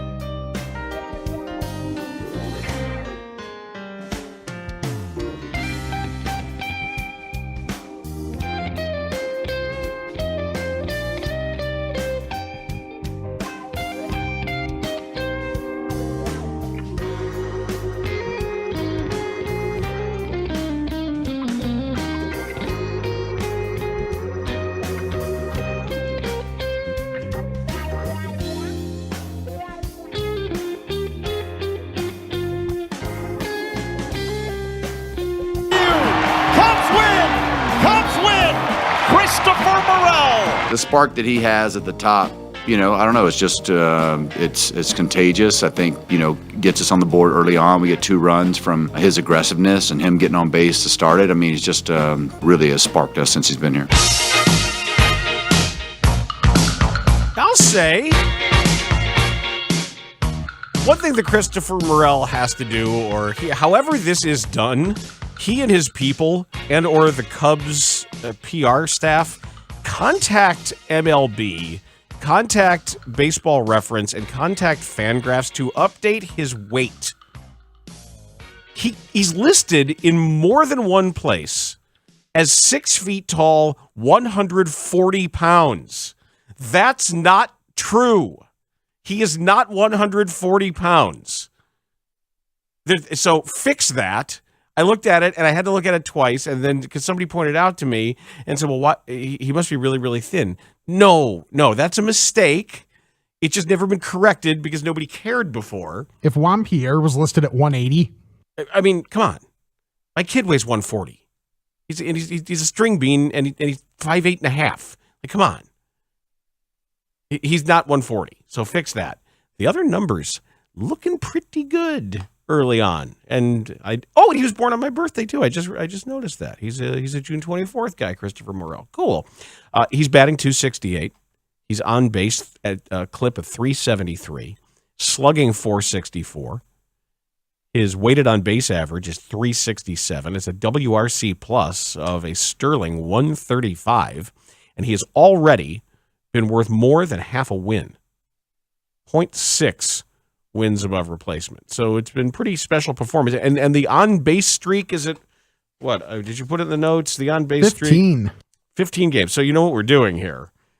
We're doing this is like a DeMar DeRozan, Wilt Chamberlain thing where we're coming up with a streak that we didn't really know existed and we're getting excited about it. Right? Is Christopher Morel better than Wilt Chamberlain? 312-644-6767. But isn't that what we're doing? And this is the record for the start to a career, or the record for a Cubs record or MLB record? Cubs record. I wonder did we know whose record he broke, or what else he's chasing now? Either way, it's all very cool stuff. And there was a moment in the game last night where as he was in the batter's box, he looks back at Wilson Contreras. And Wilson Contreras gave him, he did an exaggerated deep breath, like he's at the doctor, as if to say, just don't forget, take a deep breath. And he did. And it was really good television. I thought the Cubs broadcast on Marquee did an outstanding job of isolating that, of noticing it, and then with their production truck and Taylor McGregor following up. And she asked him afterward about that moment. He's getting you now with an ice bath, but it seemed like in the at-bat, you looked behind and he was the one telling you to breathe. Yeah. What were you thinking in that moment? That's why I love him, because he got me every time. He told me every time I need to help me, he is there. So I say thank you, Contreras, for teach me this, and I did it. And just little things like that, that doesn't show up in any numbers. And you start talking about the relationships that young players have with veteran players, and what those things mean, and how it matters to you as an organization, and what that kind of continuity can do. Wilson Contreras is probably going to get traded. But you have to, you start to think then about what effect that has on other players who may matter. And I don't know how good the Cubs think Christopher Morel is. I really don't. Maybe they just think, hey, it'll be fun. Let's bring him up. Let's see what he's got. We showcase him. Maybe we flip for somebody. I don't know. I don't know the extent to which they believe he's a genuine prospect. And I don't care right now. I don't think that matters. But relationships between younger players and veteran players that he's talking about there, he said, that's why I love him. And Ian Happ yesterday talked about it too. He started out by describing why Christopher Morel has been successful in his big league start and just what kind of kid he is. He's had really great at bats. I think the most impressive part has been some of the plate discipline, buckling down with 2 strikes, having good at bats against some tough pitching, but really impressive. A great energy, a really great energy, and it's completely and totally genuine. We were at the White Sox the other day. I think that first game, and David Robertson just run in from the bullpen, and he gave him a high five. Just genuine, the happiest, nicest kid on the planet, and it really is. It's fun to watch. Indeed. And thanks, texters, for letting us know the record that Morel broke for most times reaching base to start a Cubs career belonged to Wilson Contreras. I was not aware of that. Christopher, Morel has had 13 hits in 15 games to start his career. That's awesome. Yeah. And even some, the walks. I'm sorry, not 13 hits in 15 games. Hits in 13 games of 15. He said hits played. in 13 of the 15, yes. And including, of course, the spectacular home run that we got to see that night against the Pirates. And when it comes to those relationships, when it comes to being, and we saw, and I was talking to Hap about it yesterday too, about what we saw him doing, fist bumping guys and taking care of the outfielders and bringing them all together. And he said that it was Anthony Rizzo who helped him as a young player. I mean, probably the biggest one for me from the jump was Anthony Rizzo. Still one of my best friends, but he really took me in as a young player, even kind of in spring training a little bit in 17. And then after that, when I got called up, he made sure that I was the locker next to his and took me under his wing kind of from then on out with the whole thing, not just baseball on the field, talking about that stuff, but also off the field and the little things that go into being a professional. And he really taught me how to play every day, just watching him do it, talking about what it takes to be on the field every single day. Like, he's the guy that really did that for me. And I don't want us to make this come off as I'm building some case that you can't trade Wilson Contreras. I'm not saying that. I get it. It's a 30-year-old catcher who's having a career year. He's going to be an all-star, and you will be able to get a premium for him, provided he doesn't have yet another one of his soft tissue injuries to which he is prone, be it quads and hamstrings and those kinds of things because of how hard he plays. And I should mention, Wilson Contreras is the same guy that could have had an inside the park home run a couple of nights ago, but decided he just didn't want to, and he would rather be standing halfway, not even halfway to first, while the ball is ricocheting off the wall and bouncing around the warning track. He's like, better run. And then at least when he got to second, he's like, yep, I'm an idiot. That's on me. And he did the whole thing, and he was, flagellating himself appropriately. Not flatulating himself, that's different. You don't want to do that. Same. Yeah. So but when you start losing institutional knowledge and that kind of leadership, there is an effect, and people have to grow into those roles. It's Morel's never going to forget that, never. And maybe when he steps in the box, he does do, a lot of guys do that breathing thing. A lot of guys will do a moment where they're trying to keep their heart rate low and it is part of routine, but things speed up on you. And we always talk about the difference between what defines clutch. Can a guy be clutch? Is he the biggest player in the biggest moments? And the answer is no. That absence of choke is a thing because players get nervous and things are difficult and filled with pressure and hard to keep track of everything. And usually in those big moments, you're facing the best pitchers and all that. And being able to remain oneself, being able to be true to who you are in those moments is often how we come around to saying someone is clutch or in a given situation. That guy came through, well, yeah, because he was able to be himself as everything else was getting a little crazy around him. And that's a skill that players will tell you about, that you have to be in those moments. You have to have that routine to make sure you are who you are. But there was a lot of really good television last night, a lot of really excellent baseball television last night. Whether it was Jim Deshaies talking about pitch sequencing and how, and Pat Hughes just setting him up. How would you attack this hitter? What's going through your mind right now? And I loved it.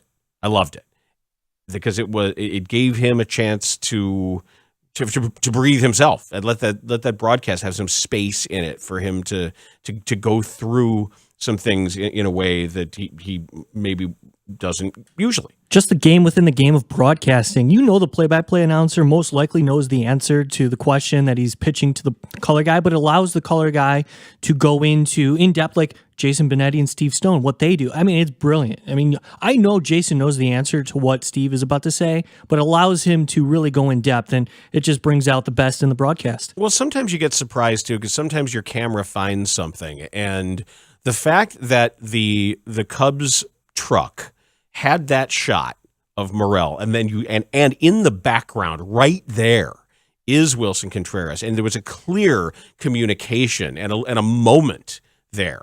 Then to say, hey, Taylor, she's got a monitor, and if either she says, you know what, I want to follow up on that, I'm going to try to grab Morel after the game and or Wilson. So the fact that they would coordinate then that line of questioning or say, hey, here's something we saw, and following up on it, that's really good. It's makes the most out of that dynamic. And it could be hard because TV already shows so much. It could be hard for somebody in her position to find something unique and interesting that advances our understanding of what's going on in a baseball team. And that was one of those really, really good moments from all people involved. It wasn't as funny as Ethan Katz and Tony La Russa last night. It's like, Tony, turn here, the phone. Like, hey, the phone. I remember phones over there. I've used phone before. I used phone 1,000 times. I remember I used telephone. Ask for another pitcher. Okay. And then Katz turns around like, oh, my God, what am I doing here? When we come back, let's talk television, shall we? Sean Patrick Small plays Larry Bird in Winning Time on HBO. I'm really looking forward to talking to him about that portrayal and about the show and about what more is to come. He's next on The Score. This is where the Cubs play. Here comes the 1-2 to Contreras, drilled in the air, deep left field. Back is Yelich, that ball is gone. Line drive, home run, Wilson Contreras. I barely had time to call it, Ron. It left the park in such a major hurry. Pat Hughes here, play-by-play voice of the Chicago Cubs. When it comes to Ted Lasso, I don't quite know where to begin because we all know how successful the show has been. And to me, it hasn't just been something people needed at this time during the pandemic, just something to feel good about, but also what it does for just having groups of guys talking to, catching up at the office. I love the idea of the Diamond Dogs. I love the idea of just this show making people enjoy something in a very pure sense. You are one of the creators of this, and I know it has a very interesting beginning as well. But the meaning that it has taken on for people, I think, has been something that is really good too. What is your favorite part, perhaps, about the bigger meaning of this show? Just giving somebody an escape, giving them a platform to talk about things in a way that I think has been really well received. And then also just the idea of being supportive in sports and being a teammate in general. Yeah, I mean, it's almost hard to say because, like, we didn't anticipate this kind of reaction, you know, like we just wanted to do our bits and hope that people would like it. And the fact that now it's become this thing that, like, you know, people hopefully still find funny, but then also mean stuff to them. Like that's this little ecosystem that, you know, has taken a life of its own. And we just kind of sit back and watch, you know. It's like, what's the experiment in, like, freshman year chemistry where, like, you leave a piece of grass in a jar of water, and then you seal off the jar of water, and then you have to come back 2 weeks later and tell the teacher what it smells like. Like that's kind of what this is, except it smells amazing, as opposed to that algae I had growing in my closet for Mrs. Havlick at Cameron Academy for so long there. It's so great, you know, and particularly that, like, it's filtering down to kids. You know, and we're getting kids to sort of, you know, to tap the believe sign. You know, in the world they currently live in the way they're going to school right now, they're getting that from their teachers who are bringing these believe signs in, and, like, oof, that's just a cool thing, you know, a cool pebble to push down the mountain and watch become, you know, something much cooler.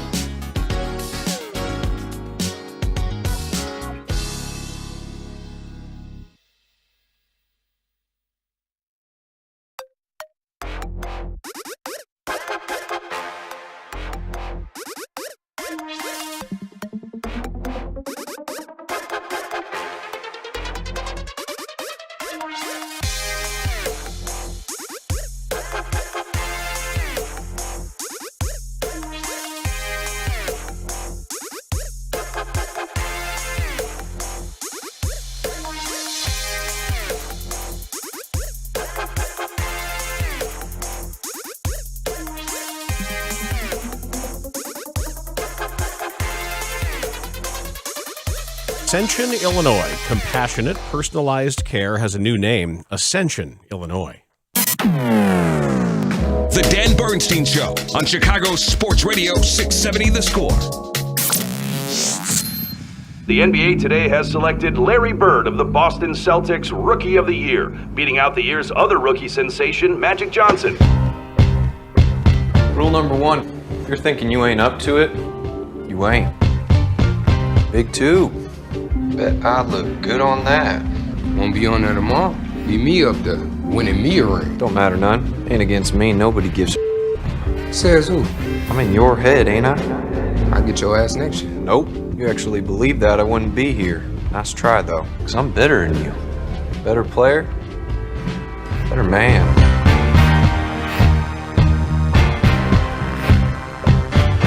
I have the same giddy smile on my face hearing that again as I have every night when we sit down and just watch that show. It's been so much fun to watch the show Winning Time on HBO Max, and the characterization of Larry Bird has just been a delight. The actor behind that characterization is Sean Patrick Small, who is on Twitter at SeanP_Small, and he joins us on the Score Hotline, presented by Circa Resort and Casino in Las Vegas, home of the world's largest sportsbook. And you can also check him out without the Larry Bird hair and without the trucker hat and without the bottle of Bud. As far as we know, it might just be out of the shot here. You can check out on Twitch, twitch.tv/Chicago670 The Score. Sean, thanks for joining us today.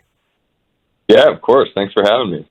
So as I've read about this, it seems predestined that you would end up playing Larry Bird in something like this. And it's amazing to me how coincidental it was that you already have been working on a biographical series or a biographical project that you've been writing, already inspired to do something about Larry Bird. How did these things come together? Yeah. Growing up, I played basketball like my whole life. And as I got into high school, people were kind of telling me, like, you know, you kind of look like Larry Bird. I wore 33 because of, you know, the lore of him as a player. I mean, I was born in 92, so I didn't really get to see him in his heyday. But I knew he was this, like, you know, hustler, not the fastest, not the highest jumper, but just knew where to be on the court, had this high basketball IQ and just this lethal jumper. And so when I was at USC, I was about to graduate and I was trying to figure out how to kind of mold my love for acting and writing to like write a part for myself. And I kept thinking back to people telling me I looked like Larry Bird. And I was like, all right, let's see if this guy has a story. So this is around like 2014. I read the book When March Went Mad by Seth Davis, which is killer. And I was like, okay, he definitely has a backstory. It started off as a biopic, and then the notes that I was getting, like, all right, you probably want to incorporate magic a little bit. So it turned into a mini-series project, just continually researching, writing, pitching, eventually got Thomas Carter attached as the director. And then just, I don't want to say it was kind of out of nowhere, but June of 2021, my sister-in-law texted me out of the blue, and her friend, who's an actor as well, texted her like, hey, this Larry Bird role popped up for this Adam McKay produced HBO series. Sean should audition for it. And then I kind of went into like scramble mode of talking to my manager who was helping me with my writing project in order to find me someone who could get me a self-tape audition. And that was kind of how it all came to be.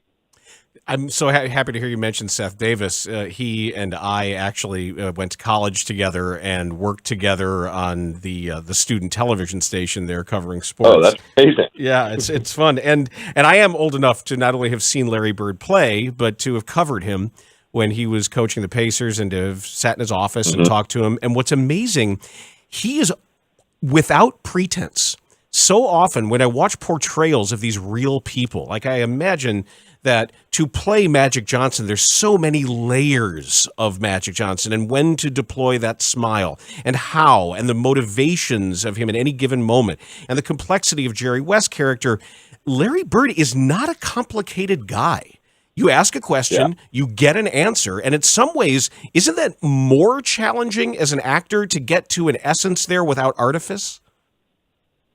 Yeah, I mean, it's challenging because, like you said, he is a very simple guy, but there is so much backstory and context to why he got to that point. But it's like not wanting to showcase that overtly, you know, like his upbringing in French Lick, the way his mom raised him and his dad raised him, the way he was impacted by his father's suicide, how him going to Indiana and then dropping out impacted him, and kind of having that as a context for myself.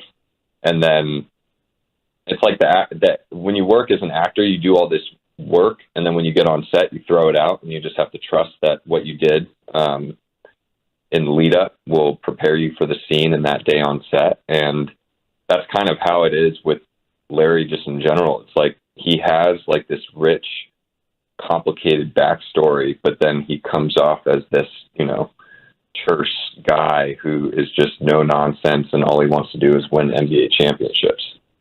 Well, he's a killer. The dude is a legit competitive killer. And and that was this thing to play, because it was like I thought I was competitive, and then you just have to amplify that up by like a million in order to get into Bird zone. Because he, you know, the reason why the GOATs are the GOATs, like Magic, Larry, Kobe, MJ, like they just are on they're like stratosphere lengths different than anybody that's playing the game. And what I find interesting in the context of this show is so much of a connective theme in the show is about appetites. It's about not just Jerry Buss and his lifestyle, but obviously Magic and his many appetites, and Jerry West himself. And we'll get into how you know the anger that some people have in here, which I think is completely misplaced and evinces a total lack of understanding of the artistic process. But that's neither here nor there. That Jerry West is obviously tormented, but he's also a killer. He also like that where Bird, it almost he and Jerry West have this very unique similarity, but Bird almost dispenses or pushes whatever torment he has. He's able to compartmentalize it, and you don't really see it where West can't. Like he can't filter it in the same way. Yeah, Bird, you know, is able to enjoy the victories, unlike Jerry West was able to, at least shown in the show, you know? And the hard part about season one is you don't really get to see him in those victorious moments. So you see him as this angry, surly guy, but it's really because of that just want to win. Like you said, it's very, I wouldn't call it one track minded, but it's very much like, basketball is his life. There's nothing else. So you're talking about appetites of, you know, Jerry Buss and Magic has multiple appetites and stuff like that. Bird's appetite is just to play basketball, be the best basketball player ever, and win championships. So that's kind of why he comes off just so cold maybe sometimes and standoffish, but it's like that's his one goal in life. You've got the shot down too, and it's not the way someone would teach it now. It's not a way a coach is going to say, hey, you know, have that elbow up that way. And Larry already, nobody was going to say a word to him because there was no need to at that point. But did you have to unlearn and relearn something to make sure that you get the angle of that signature elbow position? Yeah, I trained with our basketball trainer, Edon Ravine, and he's trained a bunch of NBA All-Stars, so it was incredible to be working with him. And his goal was to make me a silhouette of Bird on the court, whether it was his shot, how he dribbled, how he moved.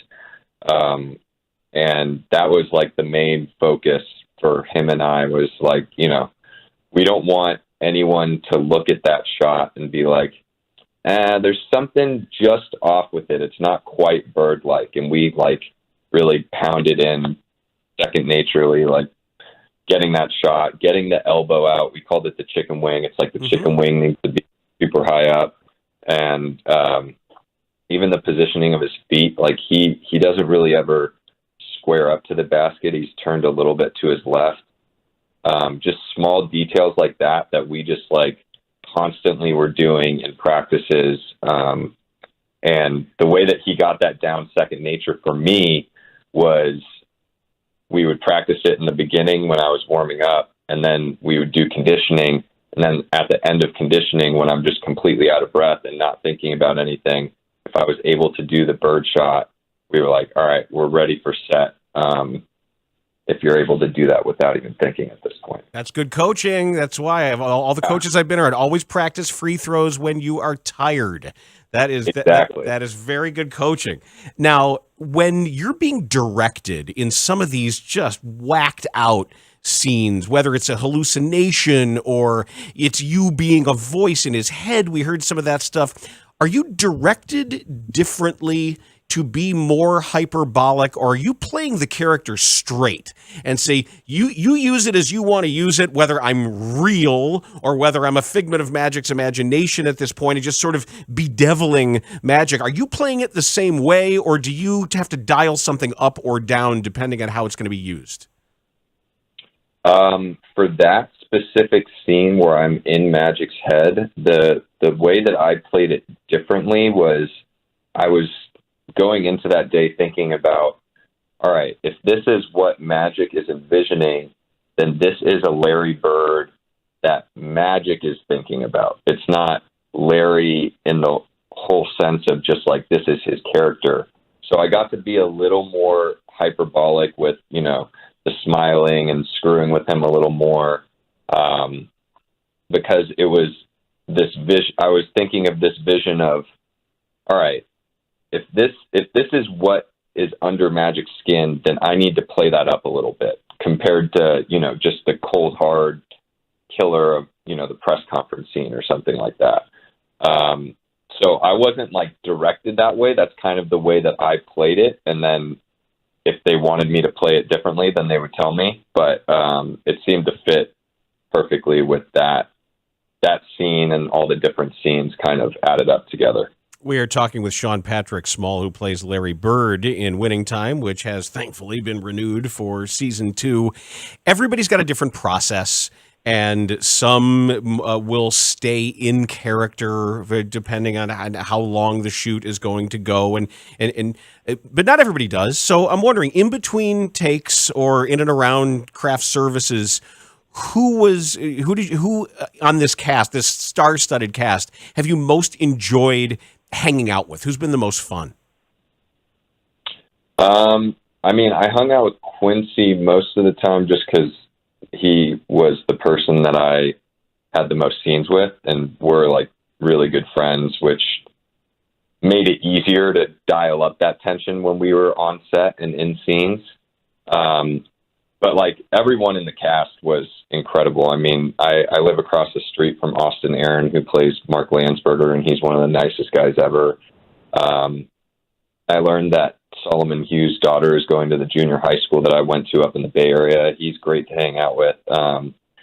Like Delonte, I could go on and on like the whole Lakers squad, and all of my Celtics players as well. We got Ant Henderson that I hang out with, and Mike Bornasian and all that stuff.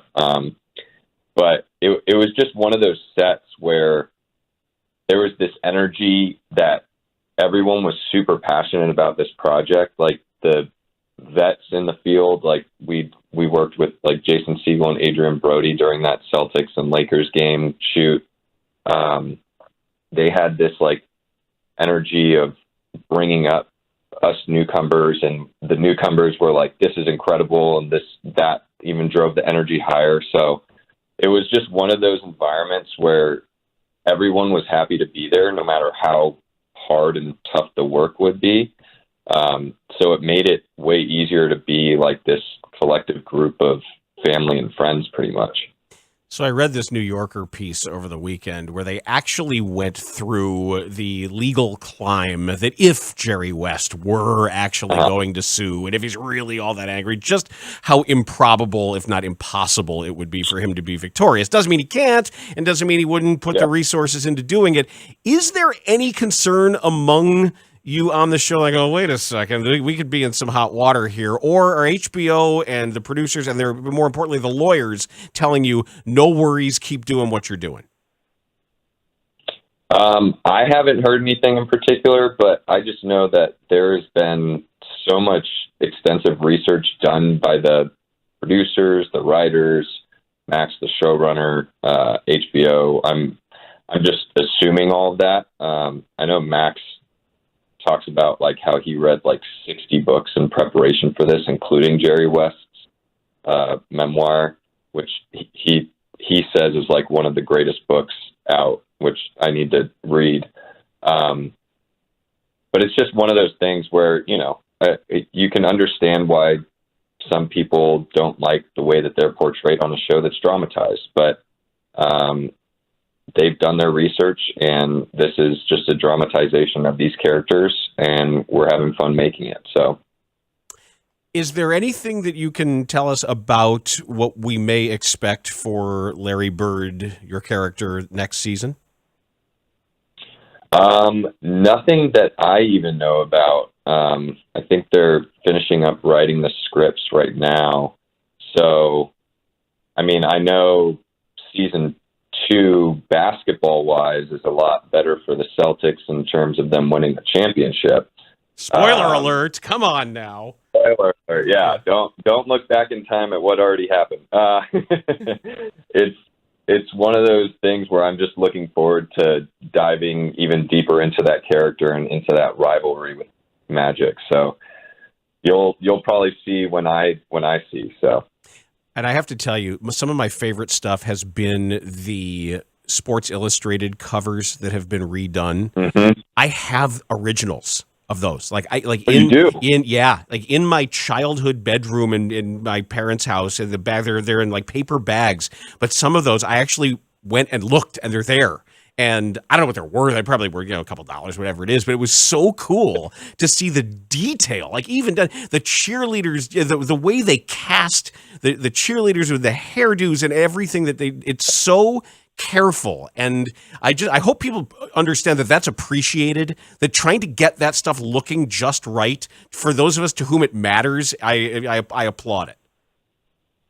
Yeah. I mean, the first day I was on set, it like put me at ease because I was pretty much just transported back to 1980. I like walked out and was like, oh, this is not like a set I've ever been on. Like I've never done like a period piece before, and seeing, the cars, the way everyone was dressed, the way hair and makeup was completely different, obviously, back then. And I really applaud the crew for doing all that. Like hair and makeup worked tirelessly on everything from the background and all that, and then the production designers, and it was incredible. I mean, they must have 3 people doing Jerry Buss's chest wig alone. I mean, just what that takes.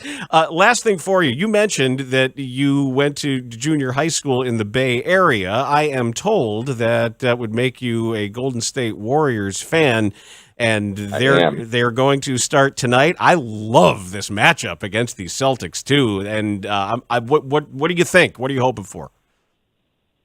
Yeah, I was kind of going through, it's funny, on my drive home yesterday, I was going through the matchups in my head of starters on the Warriors, matched up with the Celtics starters. And I'm just excited for this series. I mean, I wouldn't be surprised if this goes 7 and it's just like end to end, just thrilling basketball.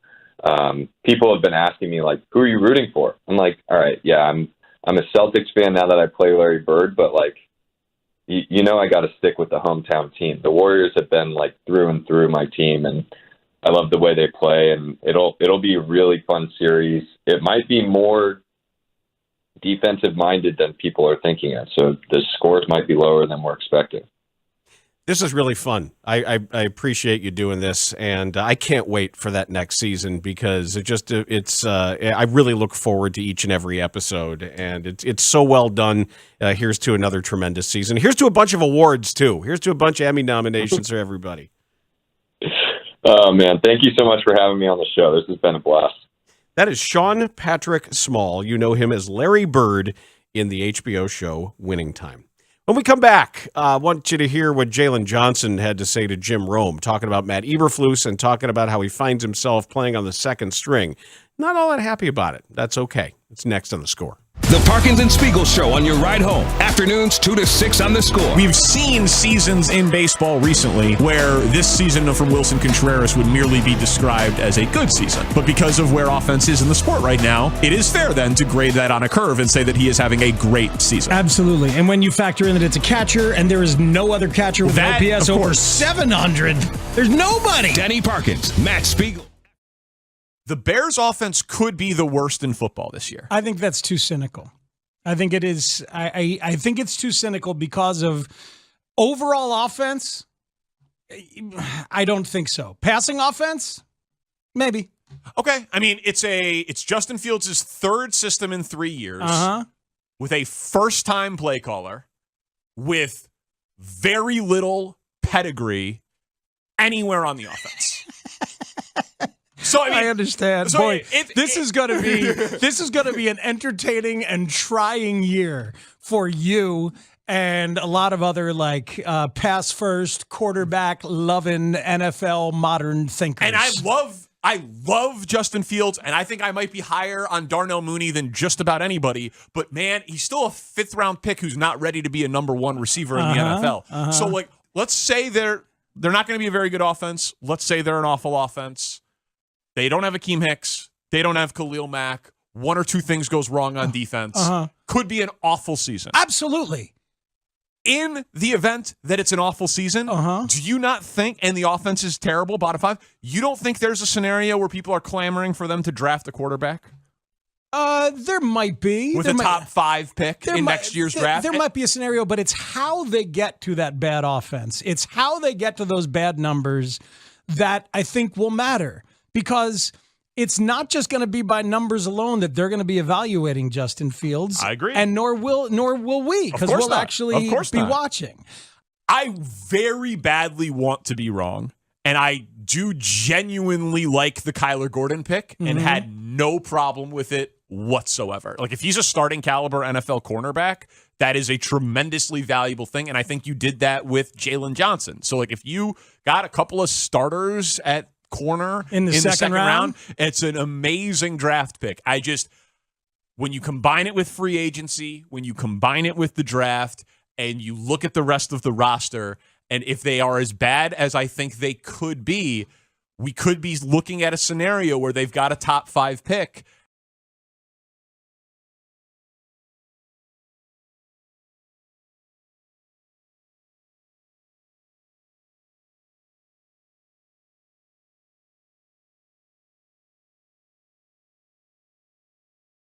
I also like the idea of not kowtowing to this narrative of do whatever you can do to get everybody for Justin Fields, protect him, find him targets, maximize him, where it seems like they've got bigger things to do. And it's not a slap at Justin Fields at all. It is Ryan Poles saying this team is very far away.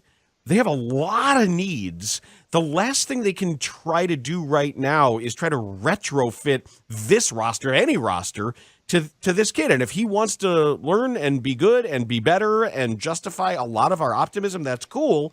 But it tells me my big takeaway was Poles knows how far away the Bears are.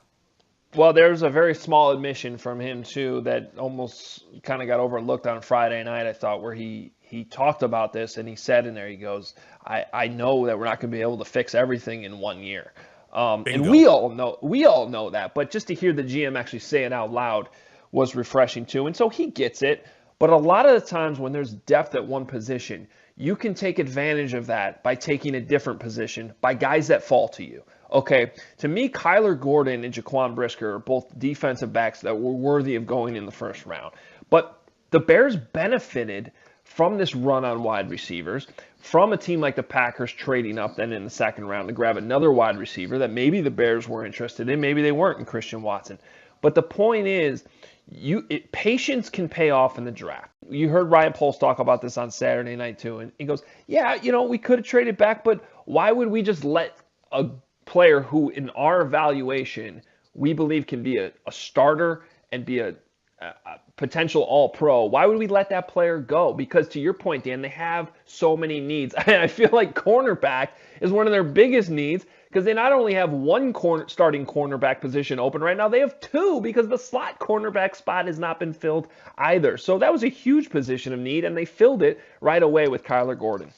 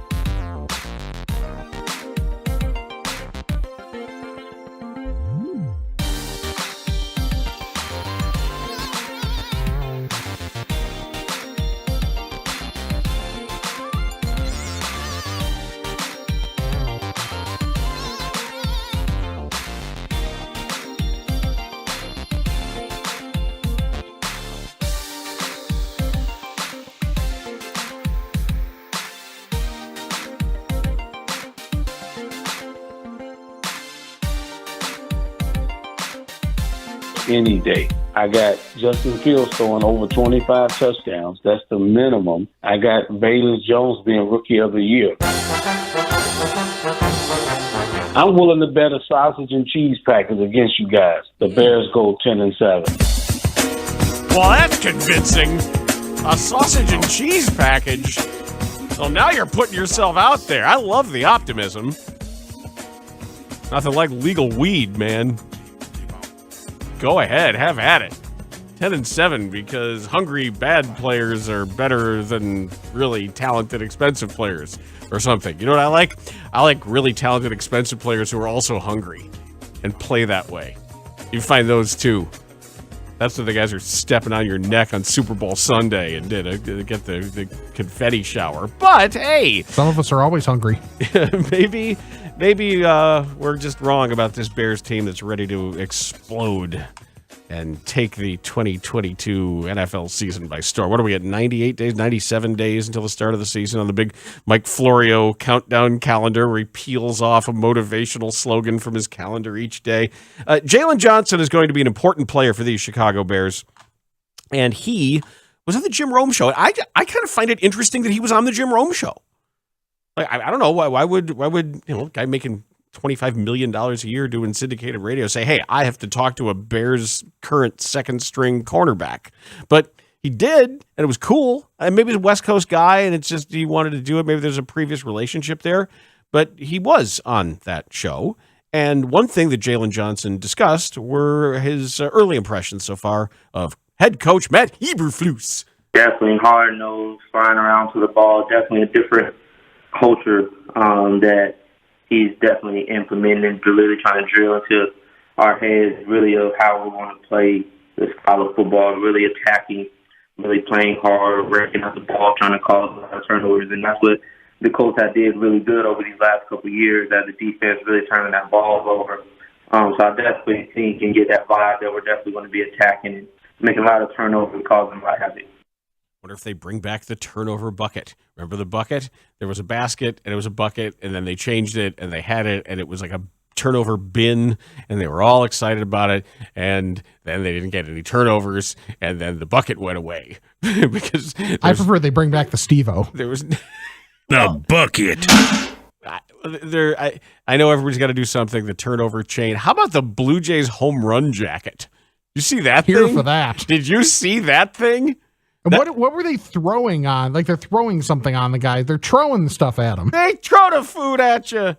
Luigi's of Hong Kong. I still can't believe that was an actual restaurant. Mike North for Luigi's of Hong Kong. I'm not making that up. It's Italian. It's Chinese. It's all of it. Marco Polo discovered pasta. I put it on my shoes. God, it's stuff. And the Red Sox do the cart. You hit a home run, you get in the cart, they do go down the thing. But yeah, the Bears will bring back a turnover something, I'm sure, or maybe a peanut punch like fumble meter, because you got to do that. But yeah, they're going hard. So Jalen Johnson, how does it feel to be demoted to the second unit? I'm not going to say it didn't bother me, but I mean, at the end of the day, it's not anything that I'm going to give too much energy to. So I guess one of those things where I know what I can do, and if I'm not mistaken, they know what I can do as well. I don't think it's a matter of my ability. I mean, they have their reasons for why they do what they do. I mean, they are the coaches that are running the team, so I mean, I'm not going to challenge that. But I mean, at the end of the day, I know what I can do. I know who I am right now. I know what I'm building to. So I mean, I'm really just keeping the main thing, just trying to get better with the reps that I get, and then just moving forward from there. But I mean, I don't see it as a problem. I will bet you a sausage and cheese package, whatever that is. Like that was the guy's first go-to of like, I'll show you how confident I am. I will bet. Is that what he said? He said a sausage and cheese pack or something like that? Does he mean one of those things like at the gas station where it's one strip of like cheddar cheese stick and one piece of summer sausage? Or does he mean like a massive package of various and assorted sausages and cheeses? It's I love the string cheese with the you know, like one or two slices of meat around it. Yeah. Like the rolltini. You had one of those. You had one of those rolltinis. Yep, those are good with prosciutto wrapped around the mozz. But I will bet you whatever he wants to bet in that package that Jalen Johnson is a starting quarterback for the Chicago Bears in the opening game, provided he's healthy. Yes. Period. So I'm not worried about any of this. And if not, there are bigger things to question. Well, or somebody's had an unbelievable training camp who we didn't expect is all of a sudden going to be a stud. So I'm going to go with my thought. I think your thought's way more likely. Dan Wiederer has been writing Bears, and he put together a piece in the Tribune that I found interesting in its introspection, where he wrote about Justin Fields, but he also almost wrote about the coverage of Justin Fields. It's a meta piece where he goes through everything that's being said about him, and whether it's Cole Kmet or Luke Getsy or Matt Eberflus and Lucas Patrick, and everybody's saying nice things about him, say, okay, well, And I really appreciated this. He said, the truth is, all the steps Fields has been making this spring are to be expected. Prerequisites for success, rather than indicators of likely stardom. I'm glad he said this. It's difficult for any quarterback to nosedive during OTAs when the pads aren't on, yet the 11-on-11 work is limited, and so much of the on-field action revolves around system installation. So to borrow an old journalism aphorism, Fields earning confidence from those around him in April and May is dog bites man. Not big news. For a man bites dog headline to come out of Lake Forest during this portion of the calendar, it would take some shaken looks and doubting reviews from Fields' pass catchers and offensive tutors. That would be big news. Whispers of an iffy work ethic or fears that Fields is overwhelmed. A series of practices in which woeful mistakes outnumber promising moments. And right now, even with some expected inconsistency, there's been none of that. And that's a good thing. Said still a see it to believe it philosophy with this position and this team is not only the most practical approach, it's necessary. There won't be much substance to measure Fields until training camp is a few weeks old. The intensity's up. The urgency to get the offense into a groove becomes obvious. It'll be late July and into August, a 6-week grind of practices and limited preseason game action. Thank you for saying that. Yeah, also, hey, they're saying nice things about Fields. Well, I mean, unless there's reason not to, that should be the default setting. He's supposed to be working with his teammates and getting better. He's a second-year quarterback in the NFL, and he's the starting quarterback of the Bears. So I don't know why I felt like it needed to be said in that way, but it was, and I'm glad that it was. The midday midway. I almost said this. Before we get to the midway, Dan, what was the Mike North bit you just talked about? What was that again? Refresh my memory. Luigi's of Hong Kong? Coming soon is going to be the second Luigi's of Hong Kong at 923 Weed Street in Chicago. You know, I got a funny feeling I'm going to have the poo-poo tray all the time, and with the Cubs and Sox being as hot as they're going to be, I'm going to be eating Chinese and Italian. Our 30th anniversary content is brought to you by EOC Audio, Chicagoland's leader in home automation and audio-visual systems. Our guy, Wex! You need a TV, you need a sound bar, you need to redo a bunch of things, audio, video. Go to EOC Audio. You can check it all out in their big showroom, and you can talk to Wex, and you'll get fabulous stuff at a terrific price, and their service is absolutely unparalleled. That is awesome. That's awesome. If that's not like old school score, I don't know what is. I mean, seriously, it's like I don't know, a restaurant on Weed Street that was Chinese Italian. Like, I never went. I'm sure there were gift certificates lying around everywhere in the bunker, but I can't say I ever made it there. I love that I got to go to the bunker one day. Like after a tavern tour, I went with Miska, so Miska wanted to drop stuff off before we went to. It was the day of Doug's service. Okay, so we wanted to do that and drop off equipment and then go over to Gibson's.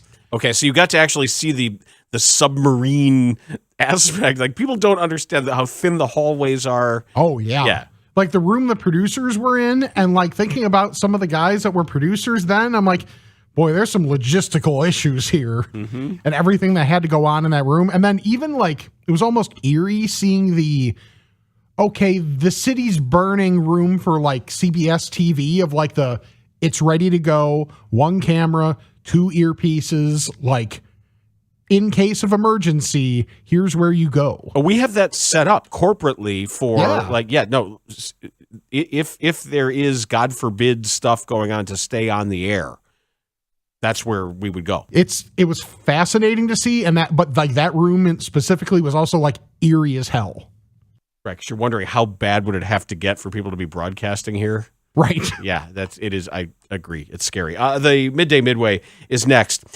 Amid the potential food shortages due to the ongoing war in Ukraine and everything else that's happening with climate change, there is a food that is being overproduced. And of course, it's a food I detest. The one thing we have more than enough of is something I don't want to eat. But I know you're making light of world hunger. No, I'm not. And I am. But it's only for the midday midway. Also, we're renaming fish. I'm willing to bet a sausage and cheese package against you guys. The Score celebrates 30 years of Chicago sports radio. A swing, a high fly ball, left center field. He's going to join the 500 club. Totally hit his 500. Whether you're a day one listener or a brand new listener on the Odyssey app, a big thanks to all of you. From all of us, Chicago Sports Radio, 670 The Score. This Score. George as the straight man dealing with the wacky talk show host. Here's a famous one. 2-0 Cubs in the bottom of the fourth. And it's Sosa's home run, a towering line drive in the first inning, a controversial shot. Third base umpire immediately pointed fair, and that's the George, only run to the which game. was it? Wait a minute, hold on. Was it towering or was it a line drive? Get some coffee and a towering line drive. You can't have it both ways. Yeah, oh, yes, you can. No, you can't, yes, you can. You can't have it both ways. Gentlemen, it was a towering line drive. George, you want Julie to finish it. It's either a line drive or it's a towering home. Gentlemen, I'll repeat myself. It was a towering line drive. Don't make me come out there. Come on out here. Bank your little hiney. I didn't deserve that. I'll give it by Ryan. You ask North and Jiggets, and even Arnie Harris, who was on, it was a towering line drive. We standing by towering line drive, George? Yes, absolutely. Let me tell you something. That is now 28 years ago in May. And, you know, I never thought of the term towering line drive until it happened. And I don't know why I said it, but I did. Yeah, you know, look, it's an oxymoron, but I try to explain to people, think about a really good golfer with a driver on the tee, okay? Yeah. The ball is hit on the line and it's hit high. It's a towering line drive. Yeah, hey, this is the station of malaprops. Spiegel last week said that he was wrapping a situation around his head. Like a scarf, George. That's what I do. I said that we were entering a double-edged sword of pain. Yeah, and then you said you were going to move the baton. I was going to move the baton. Cody Westerland said we were moving, or no, we were switching. We were switching goalposts. Yeah. Shane said that we were climbing up a. I was trying to paddle up a hill without a paddle. Oh, that's good. I like that. Yeah. So, I feel like you're like the godfather of the malaprop, maybe in some ways. You know what? It's still happening. Mm-hmm. Do you know what's great about that? I still get it on social media, and it's really great. People, you know, if I'm commenting on something or I put something out, and then there'll always be somebody, whether it's on Twitter, Facebook, or Instagram, saying, "Was that a towering line drive?" I love it. It's 28 years later, and the fun at the expense doesn't come without the respect. Like, that's why it's funny, because Parkins says a lot of things well in 20 hours. Yeah, but no one. That's the thing, George. No one ever remembers my brilliant points. They never come up to me, but it's hey, you said something really dumb, you know? And it's not dumb. It's just, it's live radio. Nothing, you know what I mean? So it's what the score was based on from the beginning. You mentioned Terry Boras. Terry, and I say this with all due respect to everybody at the Score and other stations, is the best talk show host in the history of our business. Terry is, what am I saying was for? Terry is brilliant, knows his sports, he's quick-witted, and he's funny as hell, and he would make me laugh. But people will remember this to the point where I couldn't talk. I do remember. I mean, I literally was crying in laughter. He's such a funny guy. I loved it. When we would go through these phases, I would be there like 10 or 15 minutes, and I'm just like in tears. And it's one of the great moments, I think, in the history of the station is when the O.J. Simpson trial was taking place. Terry took on all comers. It was great radio.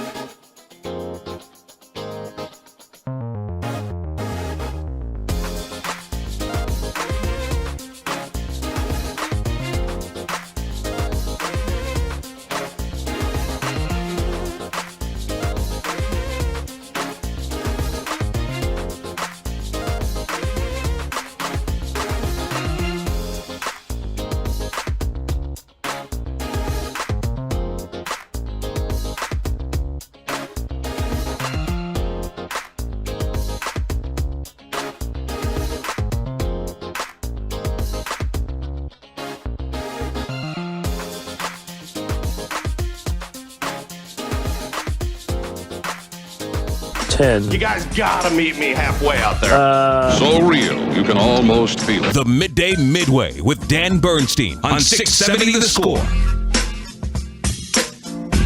Fun so far. I started out the show by talking about the White Sox again. I don't know. I don't know. I wish I had an answer for you. I don't. I don't know why Michael Kopech's stuff was what it was. I don't know why when he said after the fact that maybe he allowed the Toronto hitters to get in his head a little bit and he was sort of pitching defensively instead of offensively. Somebody should recognize that and go tell him early on, hey, go attack these guys. But no, he didn't have his stuff. Talked Cubs as well about Christopher Morel and the streak that he's on and the game that he had and just really good baseball TV last night, I thought. The visuals and I thought Jim DeShays was particularly good last night in describing some of the pitch sequencing and everything that we saw. Had a wonderful conversation with Sean Patrick Small, who plays Larry Bird in the HBO original series Winning Time. If you get a chance, you might want to go back and listen to it if you really like that show, because there was some fascinating insight into his process, into what that set is like, and everything else. Also, Jalen Johnson, we heard from him. Dan, the White Sox lineup's out. Yeah. Leary Garcia's leading off. Awesome. Andrew Vaughn is hitting 7th. Why? So you can have him up less? Sure. Wait, what? Come on, man. Moncada batting 3rd. Moncada batting 131 on the year. Remember when Why is Vaughn batting 7th? I don't know. It means he's going to be up less. Remember when we said we're not going to worry about the lineups because what can you do? But still, You like, this cannot is hit him trolling. 7th. You can't hit him 7th. Why are they trolling us? What did we do? This is awful. Why are the White Sox being run to spite the fans? Larry leadoff. Why must rooting for the White Sox be such a chore? Why must it be so miserable? Stop it. Damn it. Stop it. Stop it. There's too many sweet potatoes because, of course, the one thing, like they say there's a grain shortage or there's this, and this is going to result in this price. The one thing, nobody makes anything out of sweet potatoes of any value. Sweet potatoes on Thanksgiving suck. Sweet potato fries suck. All it does is make you think, I'd really like a normal potato and not a potato that tastes like maple syrup. And I know that my wife and daughter would be very, very unhappy with me because they love their sweet potato fries, but they're wrong. And, of course, the one thing that there's a massive surplus of right now is sweet potatoes. And yeah, I used to, for Thanksgiving, every year, I would make brown sugar, bourbon, butter glazed sweet potatoes, and people loved them. I didn't eat them. Everybody raved about them. And they were a pain in the ass to make, too. But I didn't eat them because I don't want sweet potatoes. There's other better things. I'd rather have mashed potatoes and gravy because those taste good. And they don't mess me up with like weird, sweet, savory stuff. But apparently, there's just too many. North Carolina, Mississippi, Arkansas, Louisiana, California, and African exports of sweet potatoes are strong. And now they're pricing sweet potatoes to move, and they're trimming back acreage because the price is dropping and people aren't making any money on them.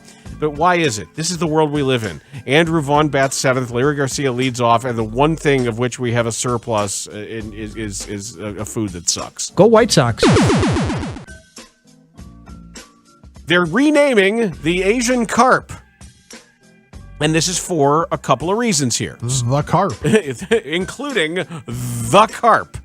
This from Springfield, Illinois. The Illinois Department of Natural Resources is preparing to change the name of Asian carp. Now, there's two reasons for it, and there are examples on both sides of the rationale. One is it's kind of racist. And the idea of an invasive species that people don't like and people find to be a nuisance or something alien, invasive, and bad, to say Asian carp. It was like when we had people referring to coronavirus as the Kung flu and all of the awful pejorative terms that were being used. And I get it. I think that's cool. I think that's cool. Because and we know there has been an increase in hate crimes against various different subsets of people who don't look like the people who are committing the hate crimes. And if this in any way helps alleviate some of that stigma, fine, come up with a better name. The other reason is they want people to eat these fish, and they want to highlight how good it tastes. They're hoping that changing the name will make the fish more appetizing and increase demand. And they're bringing in chopped champion Brian Jupiter of Frontier Restaurant and Anime Tavern, and our friend Steve Dolinsky, who was our pizza guy, who was on these airwaves after he wrote his book about pizza. They're going to be at the unveiling of the new national name and brand for Asian Carp. It's going to be revealed at 11 a.m. on June 22nd. They were going to make an announcement last year around this time, but they postponed it. So you think historically, this works on a couple of levels. Because I remember as a kid, I used to read, I had all sorts of books about fish, and I would go to the Shed Aquarium, and they had fish there, and there was a fish called a Jewfish. Remember that? Are you old enough to remember the Jewfish? No. You're not, because in 2001, they changed the name to the Goliath Grouper. And you've seen all sorts of Gulf Coast pictures of people hauling in these, or taking pictures of themselves in the water in the Gulf before they release them. And they're really cool looking fish, and they're victims of spear fishermen often because they're sort of big, slow moving, curious fish that people can get close to and then shoot with a spear, I guess, because that makes them feel good about themselves.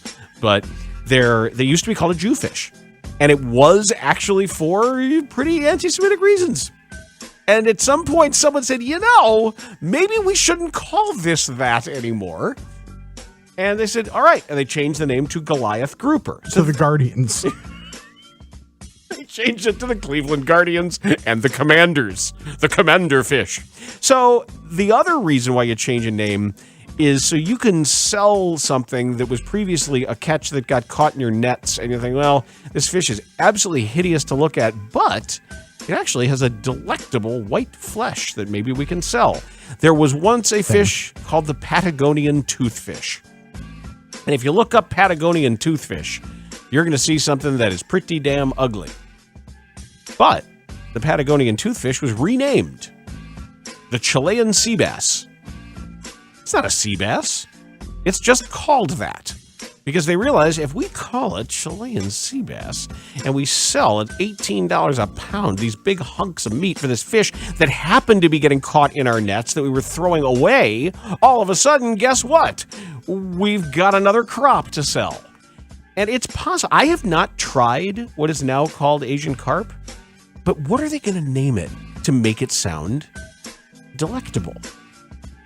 Is it going to be river bass? This will work. This can work. You don't have to see and they're ugly. They're really nasty with that low eye that sits down like beneath their mouth and all that. Yeah, this Chilean sea bass is they're hideous, right? Yeah, it's they're hideous. Not good looking. But the meat's gorgeous.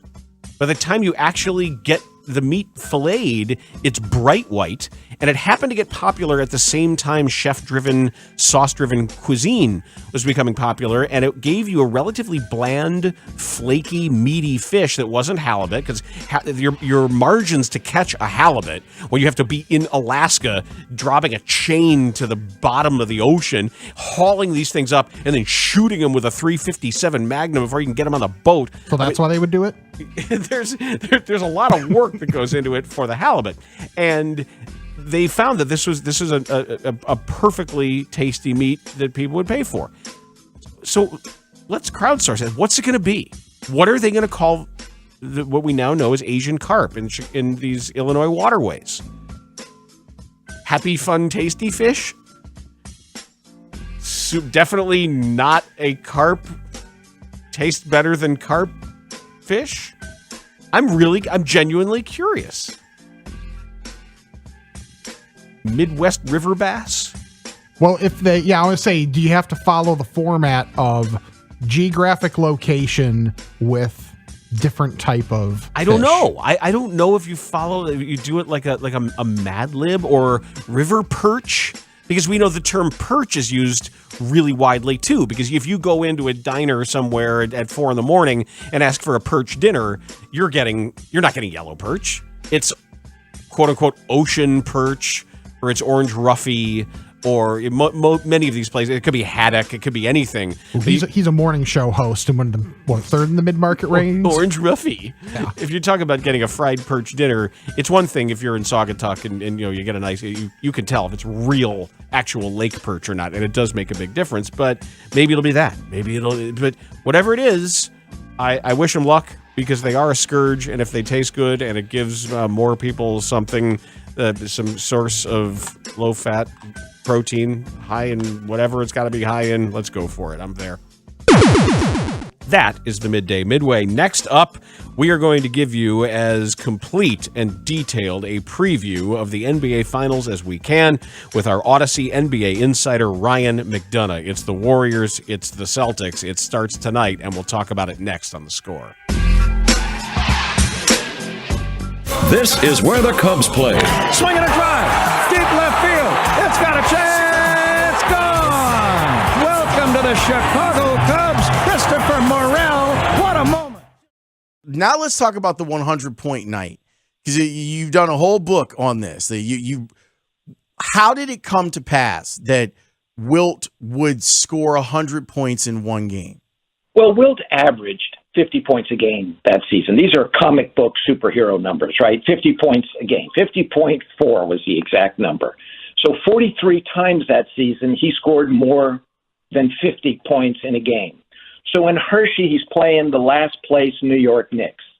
The Knicks had already given up 63 points in a game to Jerry West of the Lakers earlier that season. They'd given up 71 to Elgin Baylor the year before. They just weren't very good. The Knicks had two 6'10" centers. One, Darrell Imhoff, was a rookie. He had won a gold medal with the U.S. Olympic team in 1960 at the Rome Olympics. But Imhoff, that night in Hershey, fouled out after playing just 20 minutes.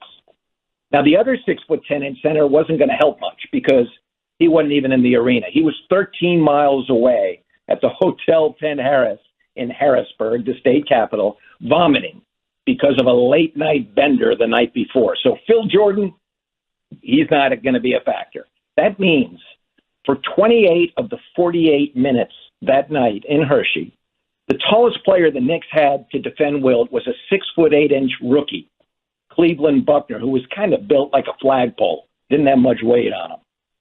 And so that, nobody knew that Wilt was where he was with his point total, because it's not a day where you look up on the big board above the court and say, oh, number 13, big fella, 77 points.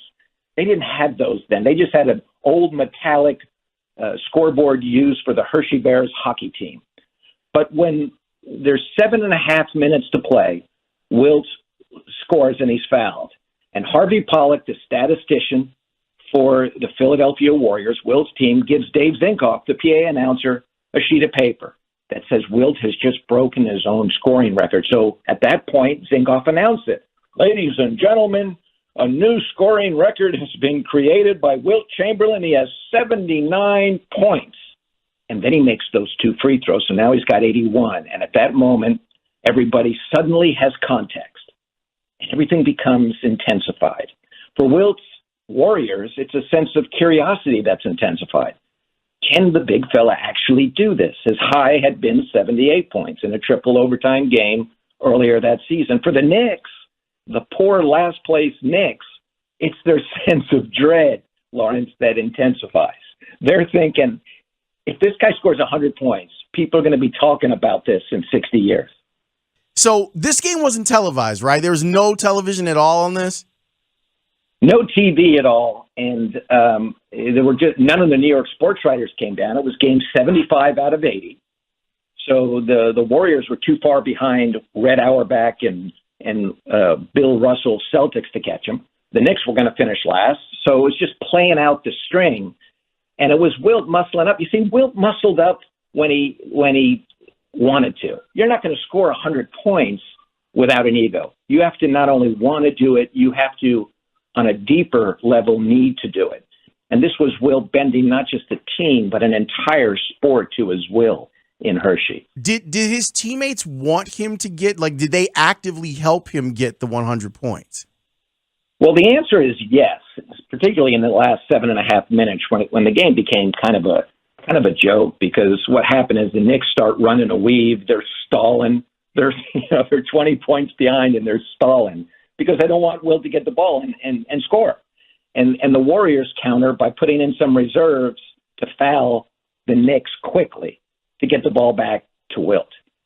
So the game takes on sort of this caricature of a real game.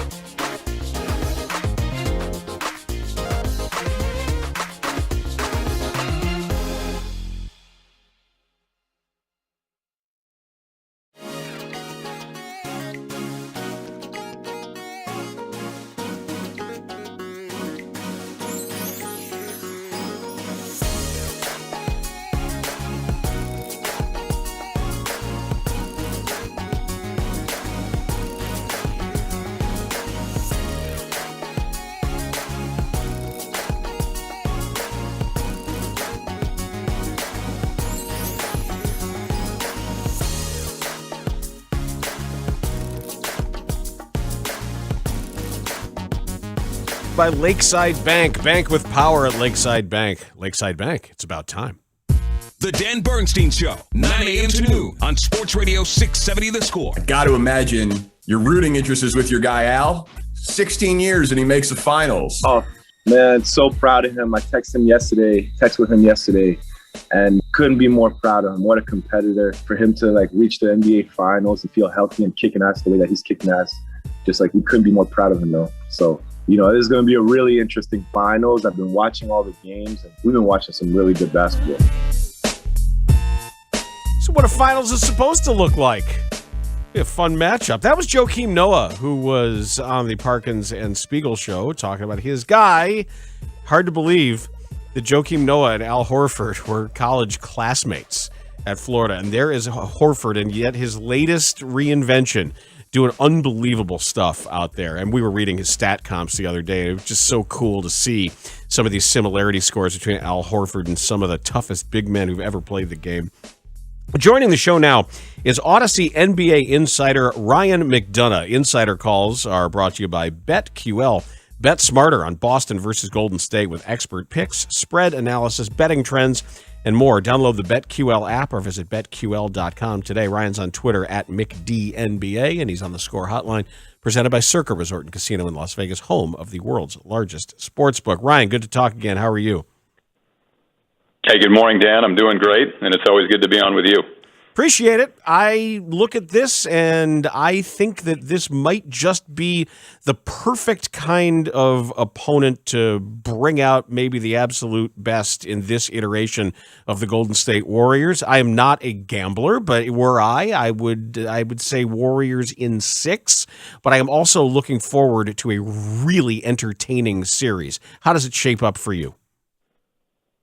I think it's going to be a tremendous series. I think there were 4 teams who stood out, to me at least, heading into the playoffs. In the East, Golden State and Phoenix.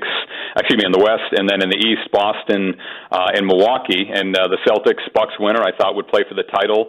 They did. And one of the things that I think is a question mark for me, Dan, that I don't think enough people are talking about is, since they avoided Phoenix, since the Suns were upset by the Mavericks in the Western Conference semifinal, I don't think the Warriors have really been tested so far in the playoffs, and they will face probably the deepest team they played in Boston. They'll face the best defense they have faced with the Celtics.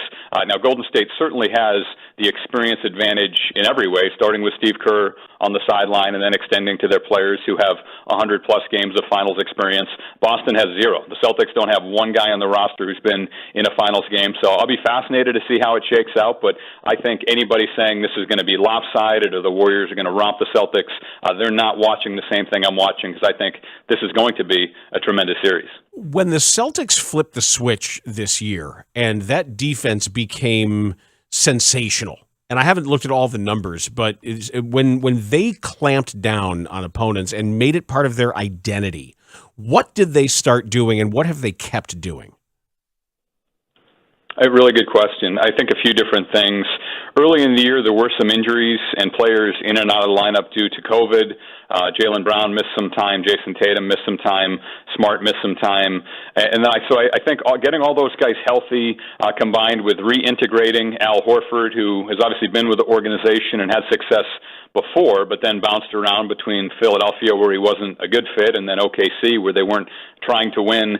Him coming back and reintegrating himself, and then the emergence of Robert Williams as the interior defensive anchor for the Celtics. I think those were all factors, but really, Dan, it's hard to pinpoint because, as you know, in the NBA, when a team gets off to an underwhelming start and then they turn it around, usually there's a catalyst you can point to, especially a trade or a guy who missed a ton of time coming back from an injury. You say, okay, that was the reason why they get better. With the Celtics, it's really hard to hang your hat on one thing. I think it was just gradual internal improvement, getting healthier, getting more cohesive, and then focusing defensively. And I really believe this. I think since the calendar flipped from 2021 into this year, into 22, they've been by far the best defensive team and probably the best team, period, which is why I think they have a legitimate chance to beat the Warriors. We can obviously pay attention to the names on the Warriors that we know, and that now that the little kids with the Steph Curry and Klay Thompson and Draymond Green jerseys aren't little kids anymore, and those jerseys in the back of their closet don't fit them anymore. And we know what they do and what they bring, but so much of this Warriors team and the job that Steve Kerr has done has to do with Andrew Wiggins, Kevon Looney, and Jordan Poole, who've just been a revelation. Are we overrating, or are we talking almost too much about the new names? Should we remember that these NBA finals are often about the all-time greats more than the up-and-comers? They usually do come down to your stars in terms of determining who wins and loses the championship. One of the things that I think is easy to forget, and just watch Boston defensively tonight. We haven't seen these two teams match up in the finals or in the playoffs yet, but watch how they're going to guard Steph Curry and all the gravity he has, Dan, in terms of attracting multiple defenders, his defender not leaving him, getting double teamed, getting trapped any time he comes out of a pick and roll. That is going to happen. So that's the crux of what Golden State does, and that makes things so much easier for Draymond Green and the other perimeter players on Golden State to function. But that's why I think Boston has a chance. I think they're a little bit healthier. Marcus Smart was not listed in the injury report. He was questionable in a few of the games against Miami in the conference final. Robert Williams is listed as questionable, but we've seen that in the recent past against the Heat. He was listed as questionable and gave them some good minutes. So I do not think Kevon Looney in particular will be able to romp through this series against Al Horford and Robert Williams. He dominated a small Dallas team that's relatively underwhelming on the front line. If you look at the Mavs roster, their talent is by and large on the perimeter. So I think this is a more balanced team. This is a more physical Boston team. So it may come down to Steph Curry versus Jason Tatum. But like you, I'm looking at some of the secondary matchups. And one of the questions I really have, Dan, that I haven't had a good answer for is who is Golden State going to put on Jaylen Brown? And not many teams have two wings as good as Tatum and Brown. Do the Warriors have anybody who can slow down Jaylen Brown, who has been really good in the playoffs, especially in the fourth quarter of close games, Dan?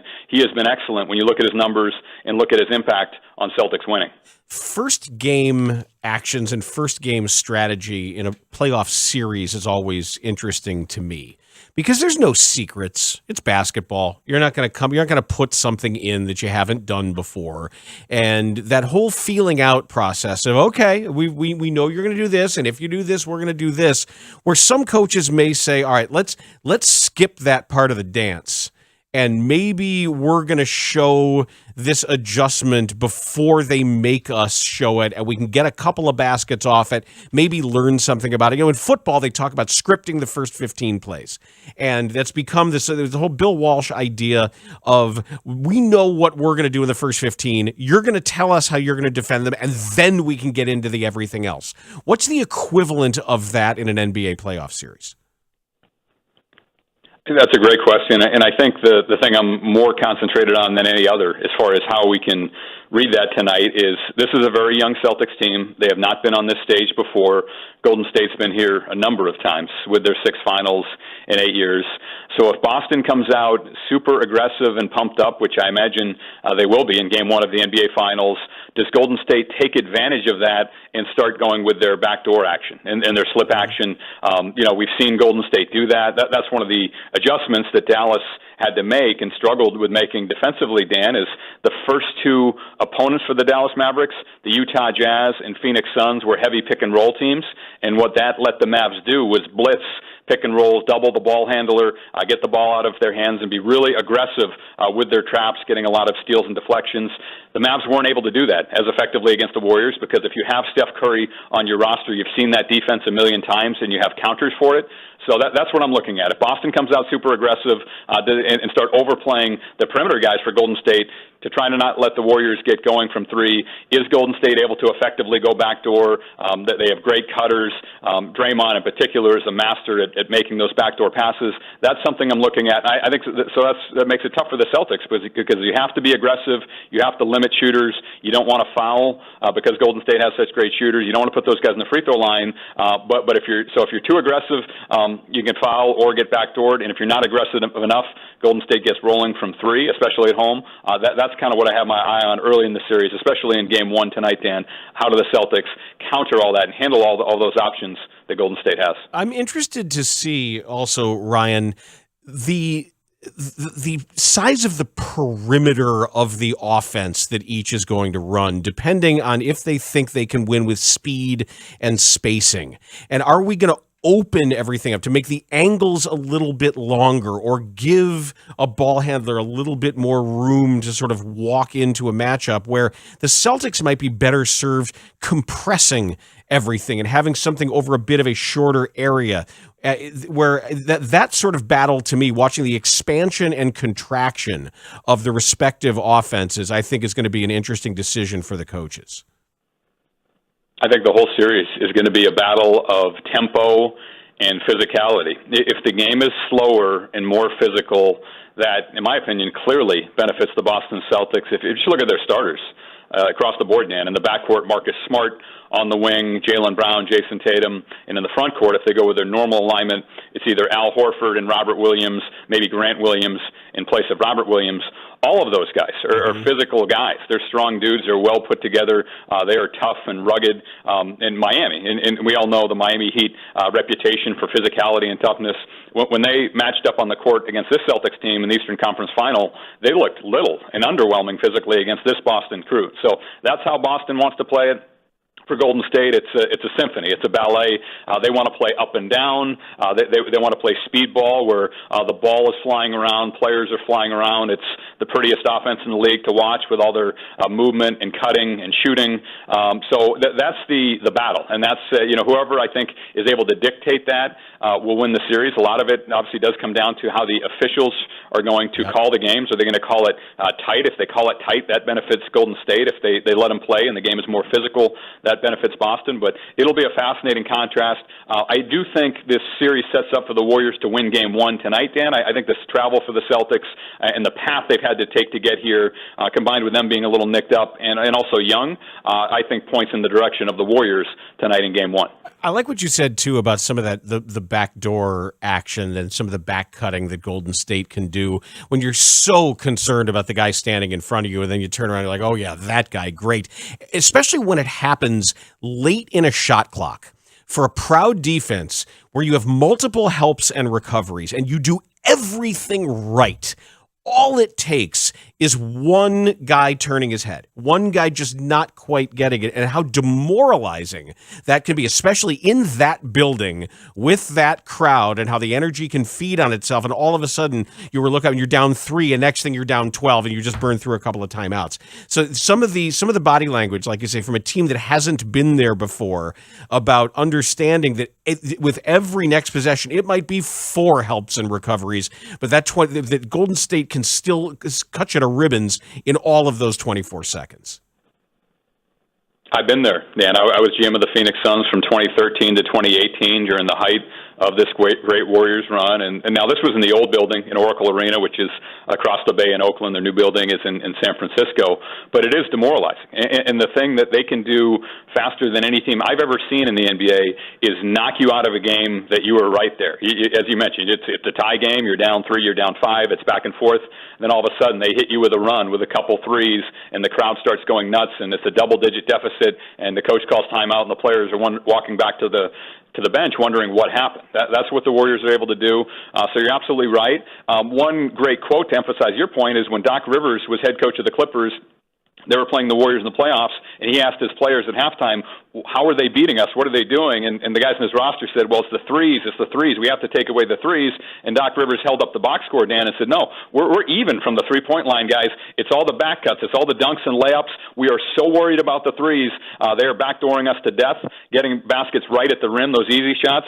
That's what makes it so difficult. If you take away the rim, they burn you from 3. If you take away the threes, they get you going backdoor. So you really, that being appropriately aggressive without fouling, and then continuing to move off the ball defensively, because Golden State moves offensively better than any team in the league when they don't have the ball. That's a lot to ask, but that's what the Celtics are going to have to do to win this series. And I think if any team is capable of that, it is this Boston Celtics team, especially on the defensive end, where they've been outstanding. What's the significance of the news that Gary Payton looks like he's going to be available? Otto Porter Jr., Andre Iguodala is still playing. I keep forgetting that they're questionable here. Are we going to see some material contributions from these guys as well?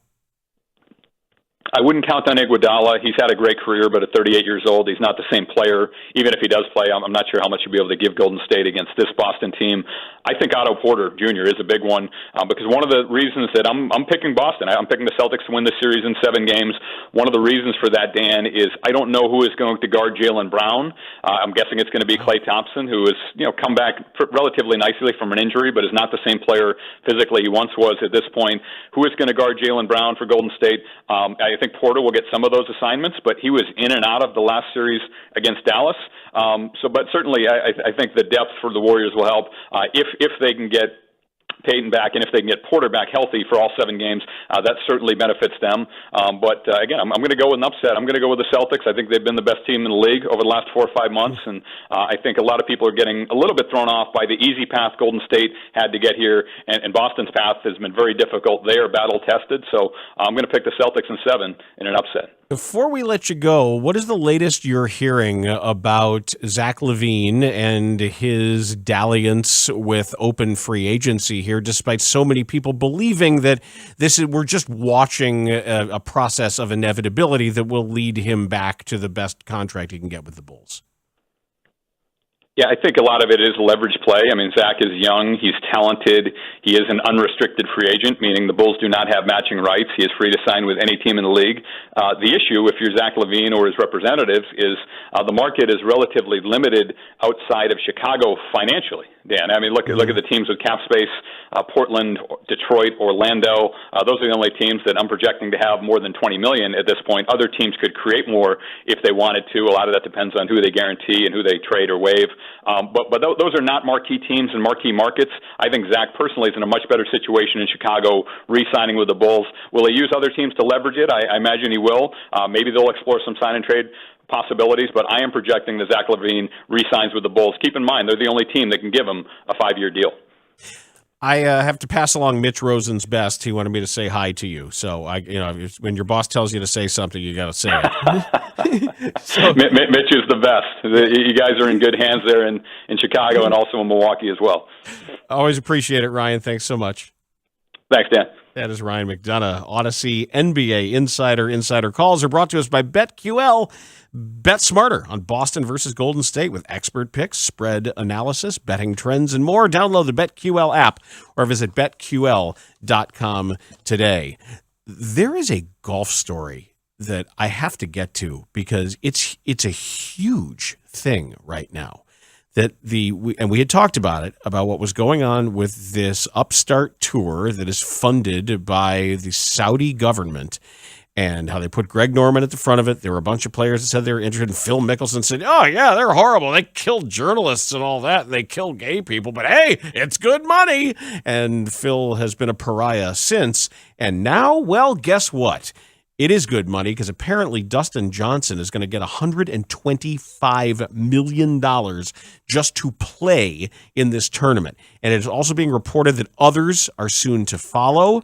And now we have to wait and see if all of these threats from the PGA about banning some of these big names from the primary tour, if that's going to happen. Because don't sleep on this because it's a really big deal. I'm just going to break down some of the headlines on it next on The Score. We are Chicago's #1 and most listened to sports station. We're live from Chicago, talking Chicago sports. Listen on your radio, your laptop, your mobile device through the Odyssey app, AUDACY, or tell your smart speaker. What was it about Les Grobstein's microphone that drew you to the story so much? The first time I ever heard it, I'm trying to think back when it was, but it was, I remember, Ross Glode was on our team back then. This is like 04, 05, somewhere in there. And someone brought it to us and brought us, I don't even know. I think it might have been Ed Farmer, to be honest with you. Because obviously somebody knew about it that had been around a little bit. And like when we heard it, we were like, this can't be real. Like, this is not real, and this has to be like an act or somebody just like pretending.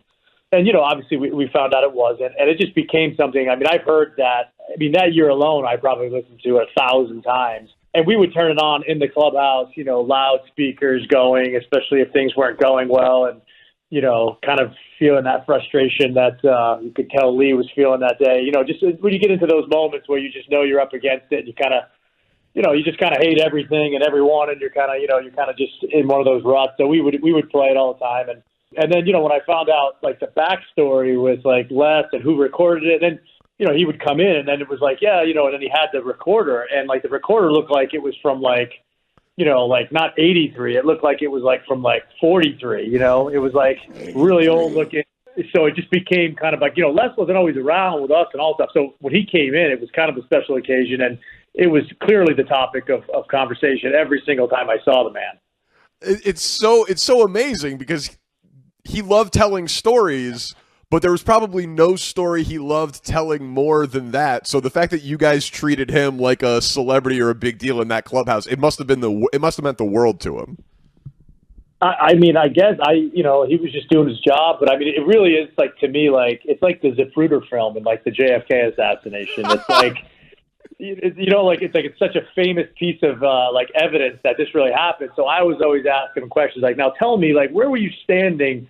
Like I really tried to have him describe the situation to me, because anybody who's ever, certainly I'm sure, managed or coached a major sports team, but players as well. I mean, you can just feel that what Lee Elia went through that day and what he was saying and all that stuff is just like, you want to do that so many times, like you want to just let loose and just let people have it. And, it's just amazing. I just listened to it again like 10 minutes ago before we got on, because I hadn't listened to it in probably about a year. And it's just amazing to me how many expressions in that 3 minutes that now are in my life permanently that I use. 85% of the bill's working. The other 15 come out here. Yeah, exactly that one. The other day I was golfing and I get up to a shot that I hit, and it was one that I was like, okay, that could be okay. That could be, I don't know. We'll see when we get up there. And I get up to it, and it's a terrible lie. And I get up to it, and I go, this is a disheartening, bleeping situation we're in right now. And so I don't even think about it. Stuff just comes out of me when it comes to that, and as well as other guys I played with. I mentioned Ross and other guys. It's constantly something that is like intertwined in our verbiage to each other.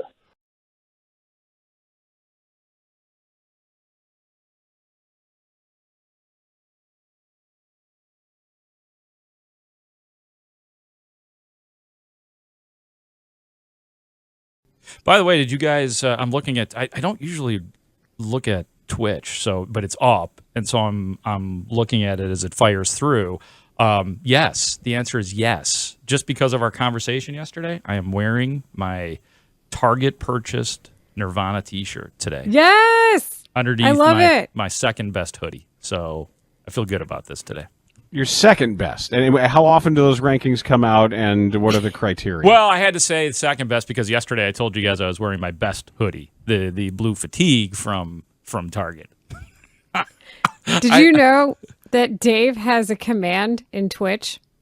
Does he?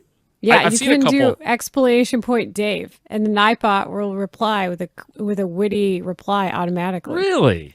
Yeah, Okay. it's basic code and it's fun. Maybe just for me. How do you guys keep? I don't know. This is probably not good for me to be trying to follow Wait. Twitch and the text board. Hold on. So Nightbot is literally a bot? Yes. So when it says Grody's man cat who is not fat. So There's that one is for Dan. How many Where I things take the Dan is fun taking out the of fun things. out of? That one is a little bit more difficult of a code because it counts. There is also one for Shane. There is also one for Boylan. And I believe one for Matt Nagy. And now Dave. they're accusing me of taking the fun out of Nightbot. I didn't take the fun out of Nightbot. I'm just learning that Nightbot is actually not a human being and is an actual algorithmic bot. I didn't take the fun out of it. Exclamation point, Dan. Taking the fun out of Nightbot. Dan Bernstein, when you write a book, and I do think you should write a book someday. Seconded. Taking the fun. What would this will get the Twitchers going? If Dan Bernstein was to write a book, what should it be called? I mean, taking the fun out of something, right? I mean, How does this get us closer to winning a championship? Yes, that's probably it. Actually, that's probably it. I'll Then you're track like, those throughout, narrator, they were really far away from winning a Right. championship. It didn't.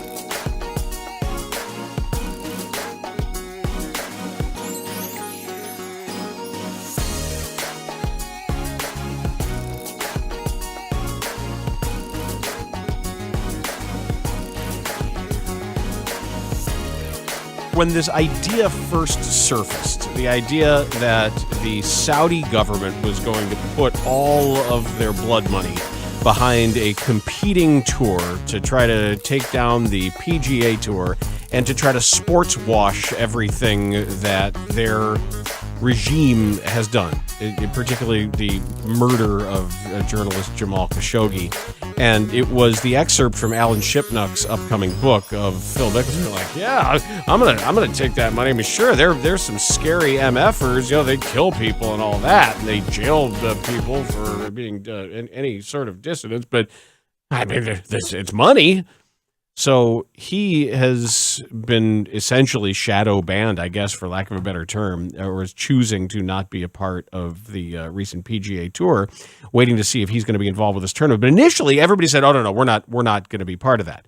But ultimately, you give it time, you give it cover, and money starts to talk.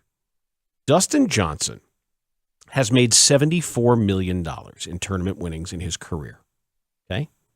$74 million for what's going to be a Hall of Fame career, multiple major champion. He's won 20 tournaments, $74 million in tournament winnings. This LIV Saudi-backed tour that is going to have its inaugural tournament next week in London is paying him a minimum of $125 million. And it could be as much as $150 million. You heard me right. The other names now who are apparently going to be involved to play in this tournament: Sergio Garcia, Kevin Na, Ian Poulter, Graham McDowell, Lee Westwood, and Louis Oosthuizen, also involved in this tournament. The PGA has made a lot of noise about what the consequences would be, up to and including a lifetime ban from any PGA tournament. You make this decision, you take this money, you are done as a PGA Tour player. Now, it's more complicated than that, because the only major that the PGA runs is the PGA. Augusta National runs the Masters. The USGA runs the US Open. And if you're talking about the Players' Championship as the agreed-upon fourth major, that belongs to the players. There's only so much the PGA can do. There's only so much that they can do. But what's critical is they figure this out beforehand. It's a matter of days, hours, whatever it is, that Jay Monahan and everyone else involved has got to come together. You've got to be talking to Augusta. You've got to be talking to the USGA. You have to be talking to the European Tour and decide together as a consortium. There is literal international diplomacy and alliance building that has to be going on here behind the scenes to say, we are united in the following consequences.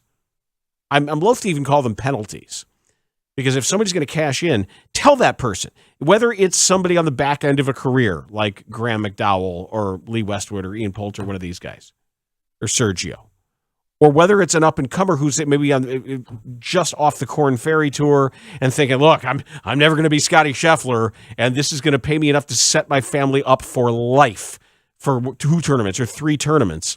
Maybe to them, I think it's awful. It's blood money, but I always like to say everybody's got a number. Tell them what the penalty is now. Be above board about it and say, you can do this, but there's no turning back. There's no way later to say, oh, yeah, I know I took all that Saudi money so they can sports wash everything, all the horrors that they've perpetrated. But now it's, hey, expensive golf and famous players. Sponsors have already dropped Dustin Johnson. I think RBC already, one of the biggest sponsors, said, nope, we're out. We know that KPMG and other sponsors have already dropped Phil Mickelson just because of his dalliance with this. So we will see how American money talks on this. But the numbers are just, they're astonishing to me. $125 million at a minimum, just for saying he's going to be a part of this, which, depending on performance, could go to $150 million, twice his career earnings for one tournament. Come on. People are going to do this, and they're going to be a part of it. But I'm also noticing that around the edges, where there were a lot of golfers who were saying things like, absolutely, I will not be a part of this, this is wrong, now they're kind of not. Rory McIlroy has softened his stance, because he came down pretty hard, caping for the PGA Tour and his commitment to it.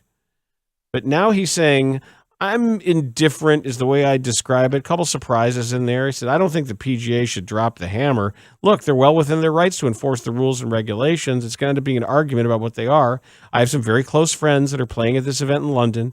I wouldn't want to stand in their way for them to do what they feel is right for themselves. It's not something that I would do, but I understand why some of the guys have gone. All right, well, that's very different.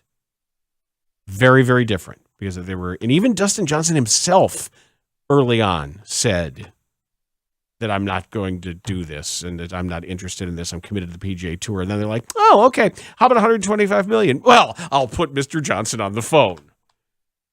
Everybody's got a number. And now we're learning about what some of those numbers are, because when you have unlimited money to spend on this, this is the 773 says, wouldn't the PGA and others be in collusion and open to a lawsuit? I don't think they're necessarily. I don't. These are all independent contractors. This isn't it's not teams or a league conspiring to force down salaries. They're not colluding to save money on labor costs. I think it's within their rights to say you have to pick this business or our business. I think they are allowed to do that. 630 quibbling. Is it oil money, not blood money? Ask the family of Jamal Khashoggi when oil and blood become indistinguishable from each other. And the 630 is kind of rich for a U.S. organization or corporation to try to make the Saudis look like the bad guys. Well, it depends on what's publicly known and what isn't, and what is actually actual violence engaged in by the state itself from the actual crown prince ordering things that are done in not so secret. I think it's very different, but the point is certainly well taken. Either way, keep an eye on how quickly this unfolds, because whatever they're going to do, whatever is coming here for somebody who is a part of this, they have to make it so they know what they're doing, so they can make an informed decision about this and say pick this or pick this. But 125 mildo with you don't even have to win anything. All you got to do is show up. That is some kind of work right there. I know that people who are in and around the golf world are watching this very, very closely and frankly very urgently, because when you start throwing around checks like that, it is possible that the PGA Tour could be, depending on how hard they want to come down on these guys, looking at could be the beginning of the end of the hegemon of the PGA Tour as we know it, with this evil rival group. Possible. When we come back, I have yet to see the Norm Macdonald new Netflix special, which is very highly recommended, in large part not just because of Norm Macdonald himself, but the discussion afterward, the memories of him shared by his friends and his fellow comedians. There's a story that Adam Sandler told that you're going to want to hear. It's good. That's next on The Score. Laurence Holmes, live from Chicago, middays noon to 2. Rossi, how you doing? But what's it been like to manage inside of having so many guys go down? Just feels like one thing after another, and that's just the facts. The main thing is giving some other guys some opportunities, and some young guys have come up and put themselves on the map and been really impressive. Laurence Holmes, live from Chicago, noon to 2 on Sports Radio 670 The Score. My last game at the University of Miami, we're talking college. We're getting ready to play Penn State. No, it wasn't my last game. I'm sorry. The year we're going to play Penn State for the national championship. It was the first college game for our listeners that ever was moved off of New Year's Eve or New Year's Day. It was moved to January 2nd because we were number 1, they were number 2 in the country. And there was going to be such hype on this game. And that they moved it off of New Year's Day. So the last meeting I'm having, it's Jerome Brown and Benny Blades and Winston Moss. And I used to smoke in the meetings, so he was sitting there in the room, and I'm smoking a cigarette. And I think it was Randy Shannon, who was an underclassman, but I recruited him. He was like a son to me. He says, "Coach, when you got to share those smokes with us? This is our seniors' last game." So I said, "Hey, any of you seniors that want a cigarette, help yourself." So a couple of them light up, and we're sitting there watching the tape, and I'm going through it like a madman, when John Cappelletti, or it wasn't Cappelletti, DJ Dozier, was their tailback. And Shane Conlon on that team? Shane Conlon. And, so I'm going through the offensive plays and we're making defensive calls. And, man, we're intense now. Guys are smoking cigarettes, and Jimmy walked in and, there's smoke all through the room. Picture a meeting room with, and he walks in the back of the room and he says, "Everything's smooth in here?" And Jerome Brown turns around and says, "Coach, we're going to kick their ass tomorrow." And Jimmy said, "See you in the morning." But the point is that, were we tough on those guys? Yes. But I think they enjoyed playing for it. Smoking cigarettes with 20-year-olds the day before the national championship is some real 1987 bleep, Dave. That would get you canceled in 2021. Yeah, it would. My God. Yeah, no pictures on social. Well, I mean, yeah.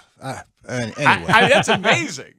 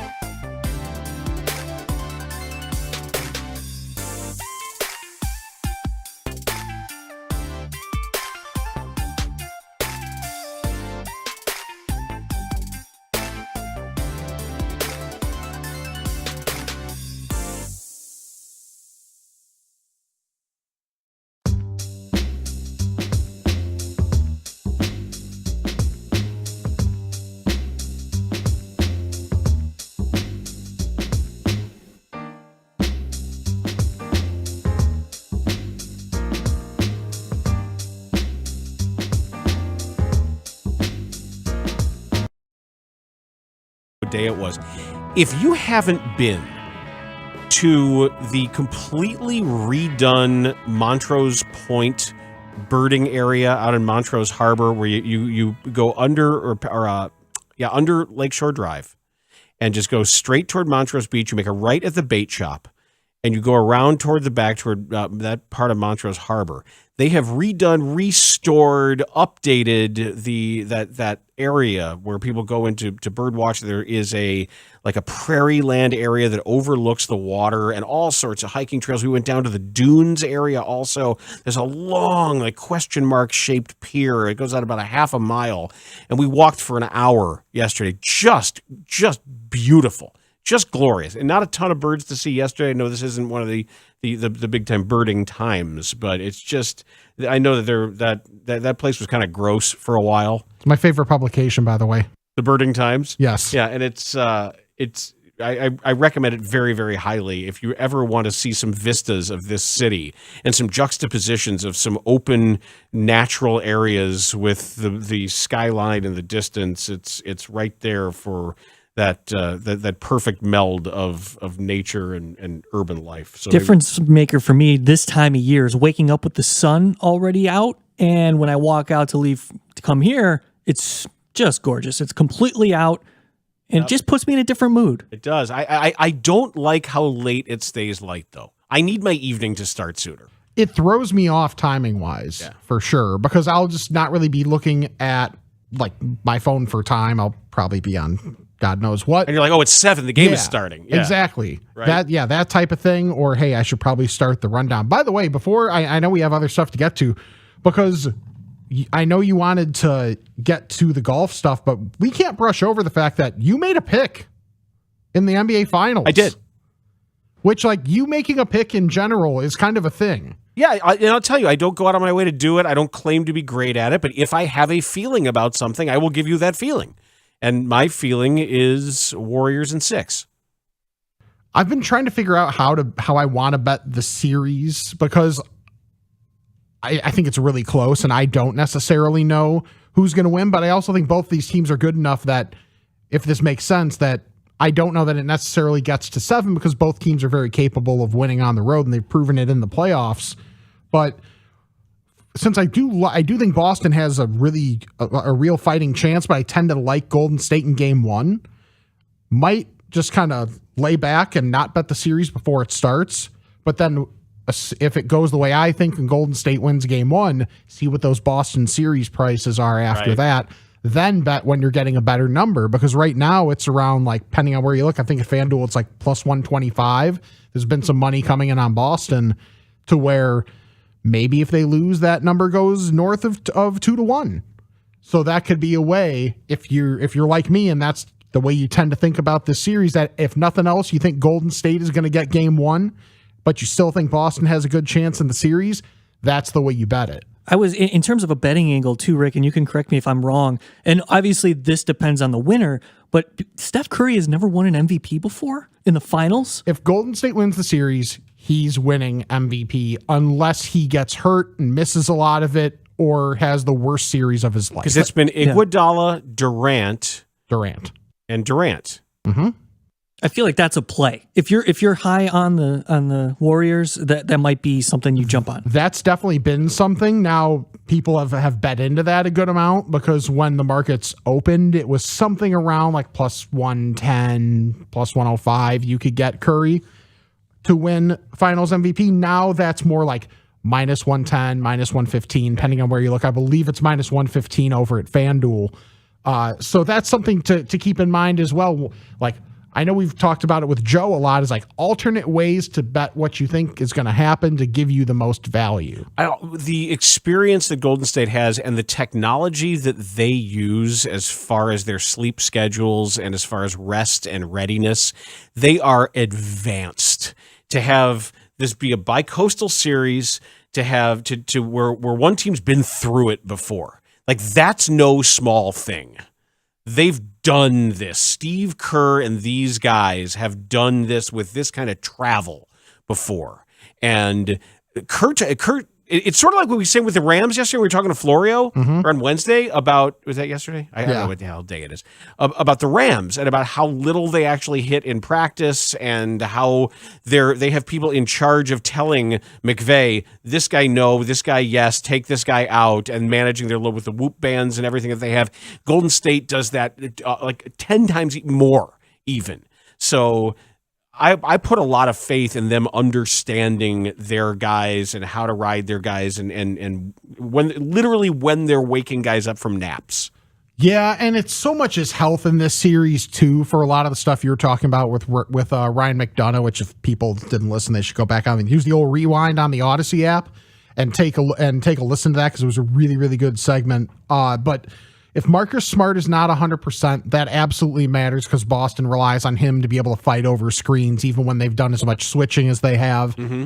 Then also, obviously, the ancillary guys at the end of Golden State's rotation, whether it's Gary Payton II, whether it's Otto Porter, whoever it is, if those guys are healthy enough to be able to contribute, because how long bigs are able to play in this series is going to be fascinating, whether it's Kevon Looney, whether it's Robert Williams, if he's healthy enough, or even just like funky matchup wise. Because one thing with him that was part of the reason Boston's defense has been so good, he was more or less out on a wing and able to cheat off of that guy and be an extreme version of like Giannis's role where it's weak side rim protector, but he can just come from even further. But that guy on the Warriors is Draymond Green, and even though he doesn't shoot, you can't leave him with that much space to make passes, so he's kind of stuck on Looney, which brings in more X's and O's things. They're just fascinating. It's going to be an awesome series. And no Jeff Van Gundy? Yeah, he tested positive for COVID, which if you heard him in Game 7 of the conference finals, isn't that surprising? And obviously with Mike Breen missing that game because he tested positive. So it's going to be Mike Breen and Mark Jackson. Yeah. Enjoy. Have fun with that. We had fun with this. Adam Sandler on the final Netflix Norm Macdonald special. There was sort of a round table, I guess, afterward or as part of this where they told some stories, and I just got a kick out of this. Everything is true. So because some of it doesn't make sense, but we lived in the same building. I went up to visit him in his room. We come up at his apartment. That was going into his apartment was bananas as it is, but we're having a nice time. And I say, "You got any soda?" And I open up his fridge, and I swear to God, $25,000 worth of chips, Atlantic City chips, are in his fridge. And I go, "What's this?" He goes, "Oh, I won big. I won big on Friday." And I said, "Well, why did you cash it in, buddy?" He goes, "Well, I brought it here so I could talk to Bernie Brillstein to see how I don't have to pay taxes on it." So I go, "Oh," and he goes, yeah, so I'm going to bring it back Monday. And he told me no matter what, I got to pay taxes. So, it didn't work out there. So whatever, I go, "Oh, that sucks." So anyways, I see him at Saturday Night Live on Monday. I go, "Did you cash that in?" He goes, "I lost it all."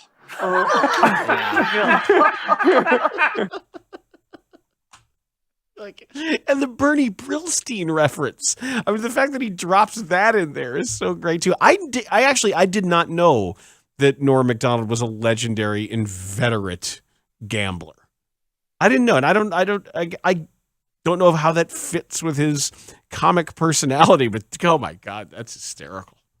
That's great. And $25,000 doesn't sound like that much when we've just finished talking about Phil Mickelson, right? You probably go over to Phil's house, you open up the fridge, and it's like $20 million worth of chips comes out there, and maybe the head of a murdered journalist. Who knows? I would take it. Just be like, "Norm, I'll hold him for you."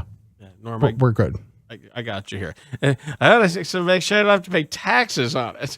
You have to pay. Of course, you have to pay taxes on it, but not if you lose it all. There you go. Right. There you go. That's what my accountant always says to me. Government can't win. That's my accountant always says to me when he'll say, "Here's what your tax bill is for the year," and I go, He goes, "Hey, you know what? I can lower your tax bill real fast if you want." So really, how? He says, "If you have no income, so you pay no taxes at all. It's very easy to pay no taxes. That'd be great. If that would make you feel better on this day, if you feel a whole lot better in April, if you don't want to pay any taxes at all, just don't make any money. You can do that. That's easy."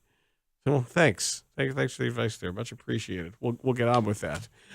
Next up is going to be Laurence Holmes. He is coming up with Steve Stone, and it's going to start out his show tomorrow. It's Friday already. A weird-ass week what this is. And why is Andrew Vaughn batting seventh? Why is Reese McGuire the designated hitter? What the hell? Alek Manoah apparently is not very good against lefties compared to righties. It's Reese McGuire! I'm just saying. That's the only justification I can come up with. All the lefties in the lineup. Why are you batting your best hitter seventh? I don't know about Why that. are you leading off Larry Garcia? What is wrong with all of you? To own the libs. What are you? That's serious. They're trolling us. Big thanks to Sean Patrick Small. He was fantastic. If you watch HBO's Winning Time, go back, use the rewind feature, and listen to that interview or watch that interview on the video from Twitch. That was so cool. Thanks to Ryan McDonough for joining us. Also, we thank Connor O'Donnell. We thank Evan Thomas. We thank Rick Camp, Mike Rankin, Brandon Fryer, and everybody for being a part of the show. And we'll be back tomorrow, and we'll talk baseball and certainly that first game of the NBA Finals that we will be watching tonight. We will break it all down and get you into your weekend. Next up, it is Laurence. It is Stoney on the score.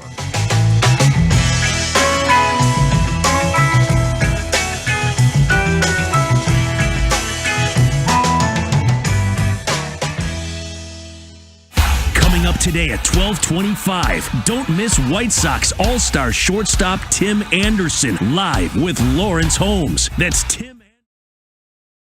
If the White Sox are this bad at defense, you know what's not happening? They're not winning the World Series. They're just not. And I guess that's the question. Are we taking World Championship off the table now completely until further notice? Their Pythagorean record's like 12-16 right now. And yeah, things happen. Washington Nationals and all that.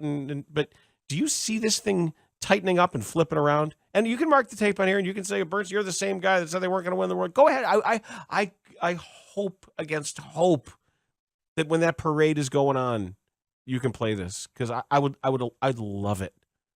I'll be happy as hell. But right now, the way they're playing is not the way a champion plays. It's just not. You can't be how many times has the baseball's worst defensive team won a playoff series? They didn't do that last year. They told us they were going to get better. They told us they were going to get better, and they got worse. No, it's the weather. It's injuries. No, it's not. It's not. This is going great. Everybody's all pleased with everything. This is not okay. It's very much not okay. This is there are leaks in this White Sox thing right now.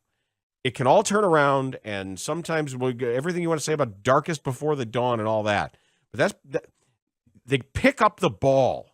It's depressing based on our expectations. You know, I'm watching this White Sox team, and I'm thinking that their stock was put so much into the lineup, and this is one of the worst offenses in the league. And we know the defense is already bad, and the pitching staff is short with injury and also underperformance. They committed heavily into the bullpen. All of these things are coming into play because when the offense isn't right, all of the other neglects are magnified. Mm-hmm. So then you add it on to the idea of, well, the manager in the dugout has to maximize your opportunity to win, and he's not doing that. And I just, he doesn't care about what he says to the media. This doesn't matter to him. Right. What matters to him is how the players play for him in the clubhouse, and he understands, because he's been in the league for, since before Rick and I were born, that this is a marathon and not a sprint. But what we're seeing on May 10th, and you asked the question, this is closer to a bad team than it is to a World Series contender right now. And that should not be the case. They are 28th of 30 teams in on-base percentage. Their team OBP is 281. They are behind the Reds. They're behind the Reds in on-base percentage. White Sox fans deserve better than this. Maybe we don't. Maybe that's the problem. maybe that's the conclusion. That we just don't. Go Bears.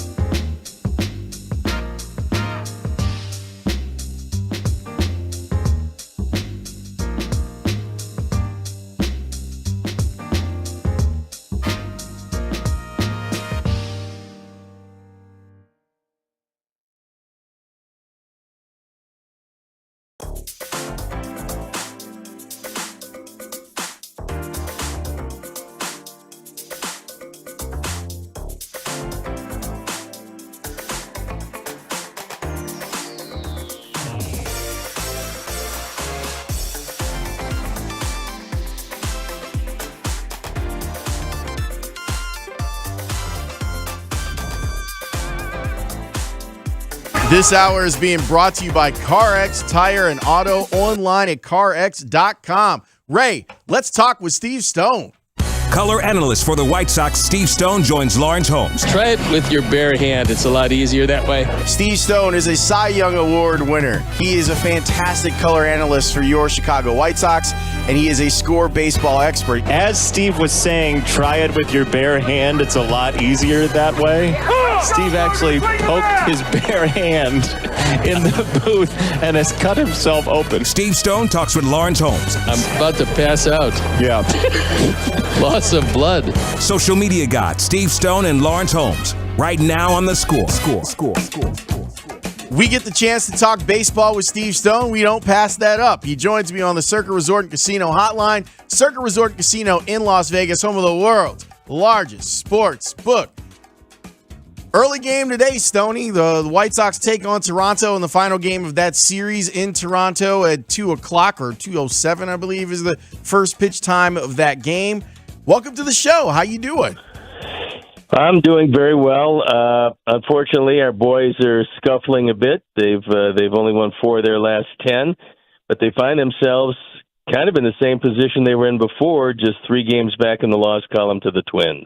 Yes, they've been very lucky over the last couple of days. Detroit's done them a solid in taking care of business against the Twins.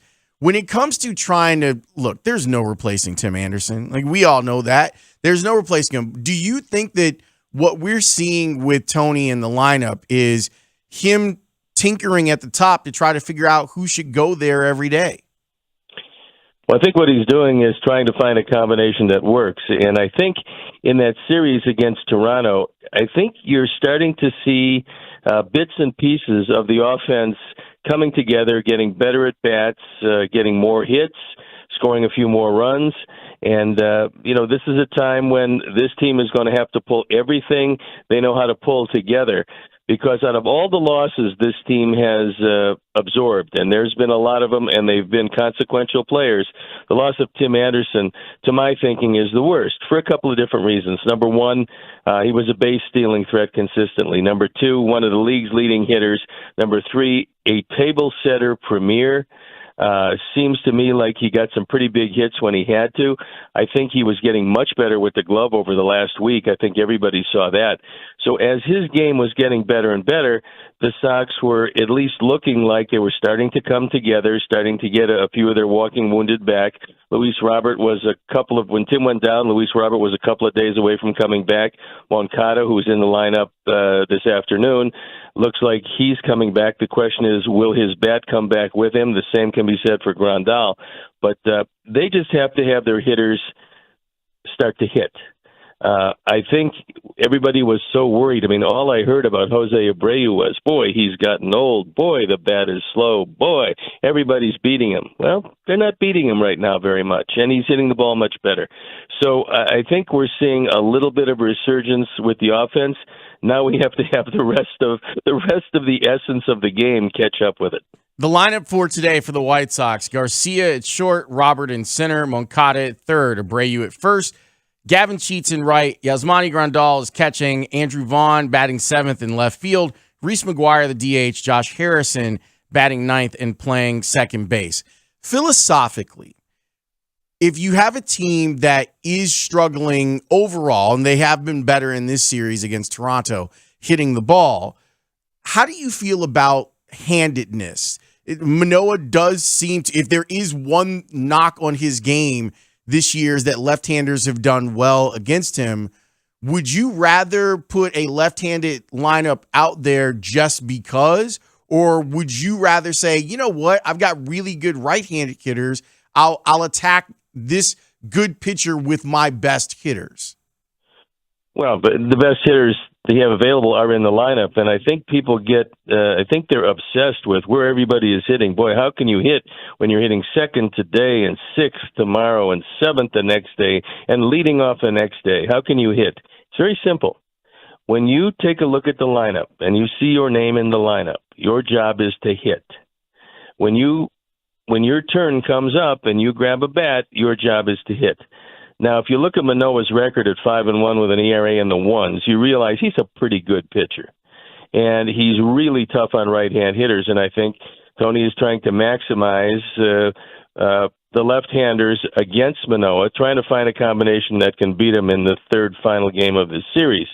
So I don't get too upset about where a guy is hitting in the lineup. Now, quite obviously, if he's hitting in the top 3, he's probably going to get, sometimes the top 4, he's going to get one more at bat on a given day. But if these guys are all swinging the bat, or some of them, especially the left-handers, swing the bat, I think it's going to be fine. I think what Tony is doing is trying to search for answers. And, the interesting part about media types and tweetsters and everybody who evaluates, if Tony did literally nothing, if he ran the same lineup out there day after day after day, and they were 23 and 25 right now, 5 games in back, you'd have the same people who are calling for consistency in the lineup. They would be calling for changes.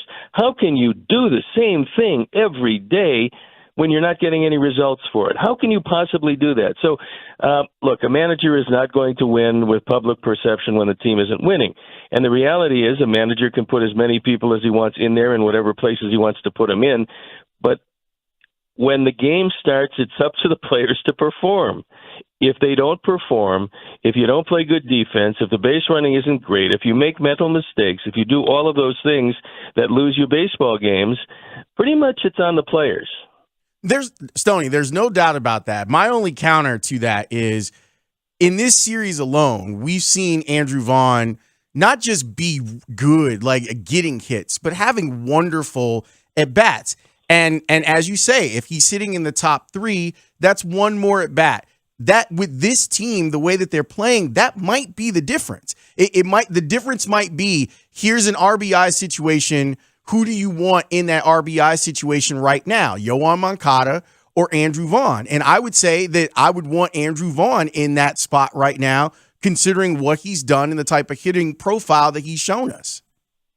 Well, I'm a big and have been a big Andrew Vaughn fan. And so when I look at him in the 7th spot, I'm kind of wondering myself what he's doing in the 7th spot. But then I look at the splits. And, everybody also was saying that Tony is not a new age guy. He doesn't use statistics. He doesn't use the analytics. I mean, he goes with observational analytics, which is basically seeing something and then going with that.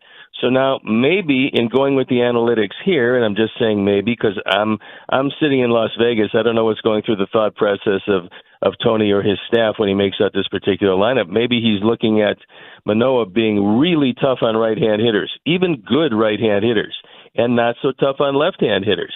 So it could be that with Garcia and Moncada and Sheets and Grandal hitting in front of Vaughn, Tony believes there'll be some traffic on the bases when Andrew comes up.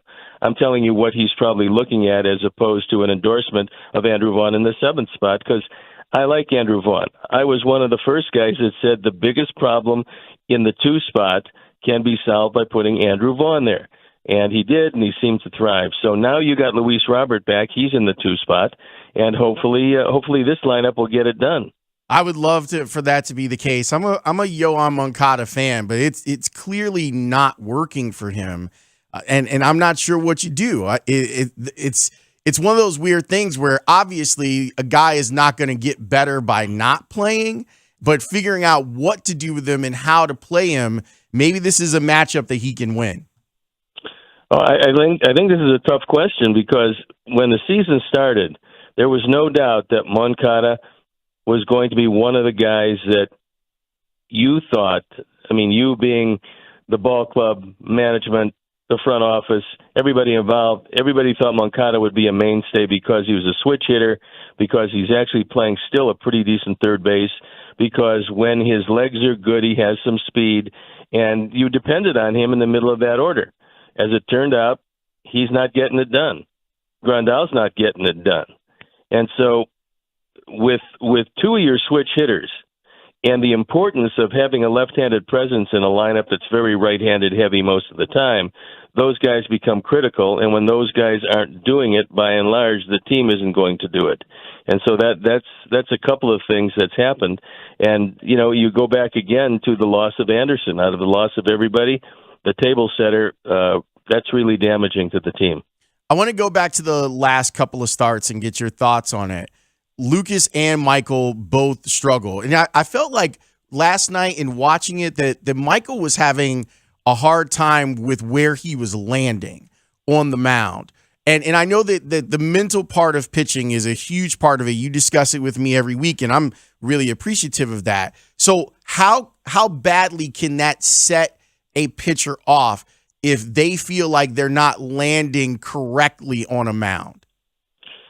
Well, let me take you back to a strange scenario, and both pitchers, both Lucas and Michael, were in different spots for different reasons. Lucas has been through the grind of a 162-game season. He kind of understands that. He's pretty much going to go out there whenever his turn comes up. On the other side of the equation, for the better part of a couple of years, Michael Kopech either didn't throw the baseball or was on a drastically limited schedule. So it was 9 days between his start against the Yankees and his start against Toronto. If 9 days was ideal, everybody would be on a 9-man pitching rotation. That's not the case. 9 days is not ideal. What happens is you lose your rhythm. You lose that touch and feel that you really need to pitch. You might lose your landing area. I mean, you're just completely out of sync. 9 days is not good. However, to try to limit the innings that Michael Kopech is going to have this year so that he is available and strong in, let's say, middle of August into October, you're going to have to cut back the innings somewhere. And if you run him out there, I mean, we saw how aggravated he got leaving after 5 innings when he thought he should have gone longer. So if he wants to go longer in games, they're giving him longer between starts. But look, I wasn't a fastballer when I really learned how to pitch, but I loved pitching on the 4th day. A 4-man pitching rotation, you get to pitch on the 4th day. And the reason is that touch and feel did not desert me on the 4th day. I felt really good about starting, taking a day off, working in the pen, taking a day off, and going back and starting again. So I never felt like I hadn't been on the mound before, and I think to a certain extent that's what Michael was thinking about last night. And because of that, you know, Michael still's a very young pitcher. Even though he's 26 years old, he's young innings-wise in the major leagues, starts-wise in the major leagues, very young pitcher. And what he said was he wasn't living in the moment last night. We've talked about it, Laurence, when you and I talk about the mental aspect of pitching. If something is wrong with the physical aspect, when you don't have rhythm or you don't have anything in sync, sometimes it affects the mental processes. And what he said was, instead of thinking pitch to pitch, he was thinking batter to batter. And for a pitcher or a hitter, the only thing you have is the next pitch, or the next pitch, either throwing it or hitting it. If you're thinking beyond that, if all of your concentration is not on that next pitch, and for a pitcher, where you're going to throw it, what pitch you're going to use, and sometimes it's automatic like it was in New York. When he was throwing that gem against the Yankees, I guarantee you he was present pitch to pitch. He thought to himself, slider on the outside corner, boom, it was there. He thought of himself, fastball, up and on the inner portion, boom, it was there. Those are the easy days. Those are the days when guys with great stuff just handle any offense. But the other days, like last night, are days when a pitcher has to try to think his way through a problem. And if you're not thinking your way through pitch to pitch, if that doesn't become your whole world, then you got a problem, and Michael Kopech had a problem. And have you ever had a mound that you just didn't like you didn't like where you landed or the way that it was constructed? Well, certainly you do, but that's when you have to start to carve out your own spot because, you know, the mound can only be 10 inches high. It can only have a certain amount of slope, but you have to make sure that you're used to it. And the one thing you have to bear in mind, and this will remain a constant, a pitcher is the only player that warms up in an area where he doesn't do his job. If you're a third baseman, you take ground balls at third. Shortstop, same thing. Outfielder, you take fly balls in left field. Left field doesn't change. It's not a different left field when you go to play during the game. It's the same left field. But a pitcher warms up on the bullpen mound, which some teams, and I know this is shocking, some teams try to make it a little bit different than the game mound, especially when you're on the road, and you might make it a little bit different. Now, I know they're trying their best to make it exactly like the mound in the game, but just sometimes, and it's usually the visiting mound that's a bit different. But the reality is you are warming up in a place where you're not going to do your job. Then you go out to do your job, and quickly you have to adjust to a different mound. That means that many of these pitchers, and how often have you heard, if we don't get them early, we're not going to get them? You've heard that a lot with good pitchers. The reason is that he's kind of adjusting to, number one, the rhythm of going out there and extending himself as far as the adrenaline is concerned in that first couple of innings, but also he's making an adjustment to a mound that's different than the one he warmed up on. With Lucas, I'm torn because there were moments in his start where he was dominant, where he was striking people out, and then there were moments when he was getting touched by a very potent lineup that Toronto has. What'd you see in that start? Well, I think that if you look at before the game, and they did when Gordon and Jason were going through the lineups, and they showed what hitters were hitting against changeups, I think you saw that Kirk was hitting pretty well against changeups. And I think that's what Lucas threw him, especially the first time. I didn't see the pitch by pitch in the second time at bat. There's certain guys that hit changeups very well, and I think with Lucas at this point, Lucas has to make sure that he's able to establish that slider or maybe a curveball. I know that's going to be his fourth pitch, but if he can establish his slider, then kind of pull back on the frequency of the straight change, use it more as a surprise than a staple. I think he's going to be maybe in better shape because there are certain hitters or certain teams, and we've seen it once with Boston. They did this to Lucas. They actually gave up the fastball to sit on the off-speed stuff.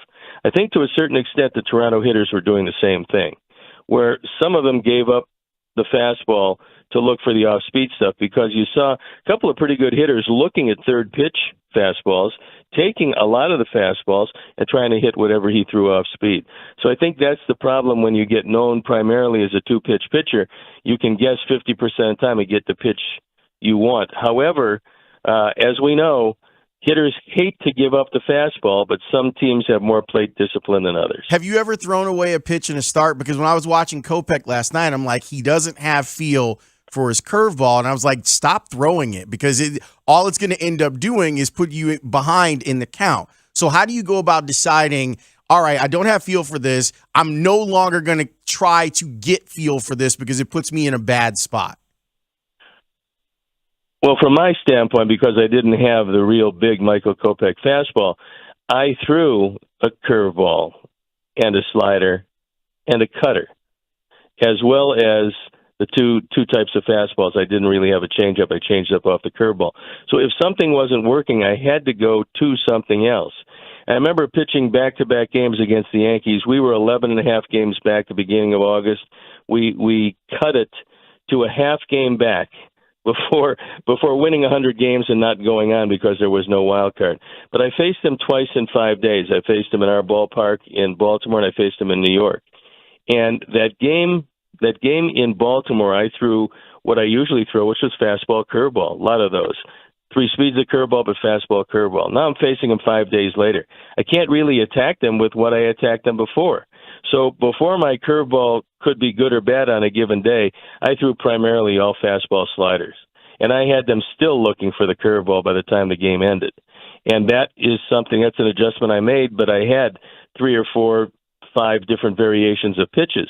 But Michael, again, he's a young pitcher still, and I can't emphasize enough that he doesn't have this backlog of major league starts to really learn how to consistently win and be competitive with less than your best. We had a young pitcher who went on to win 245 games in the major leagues named Dennis Martinez.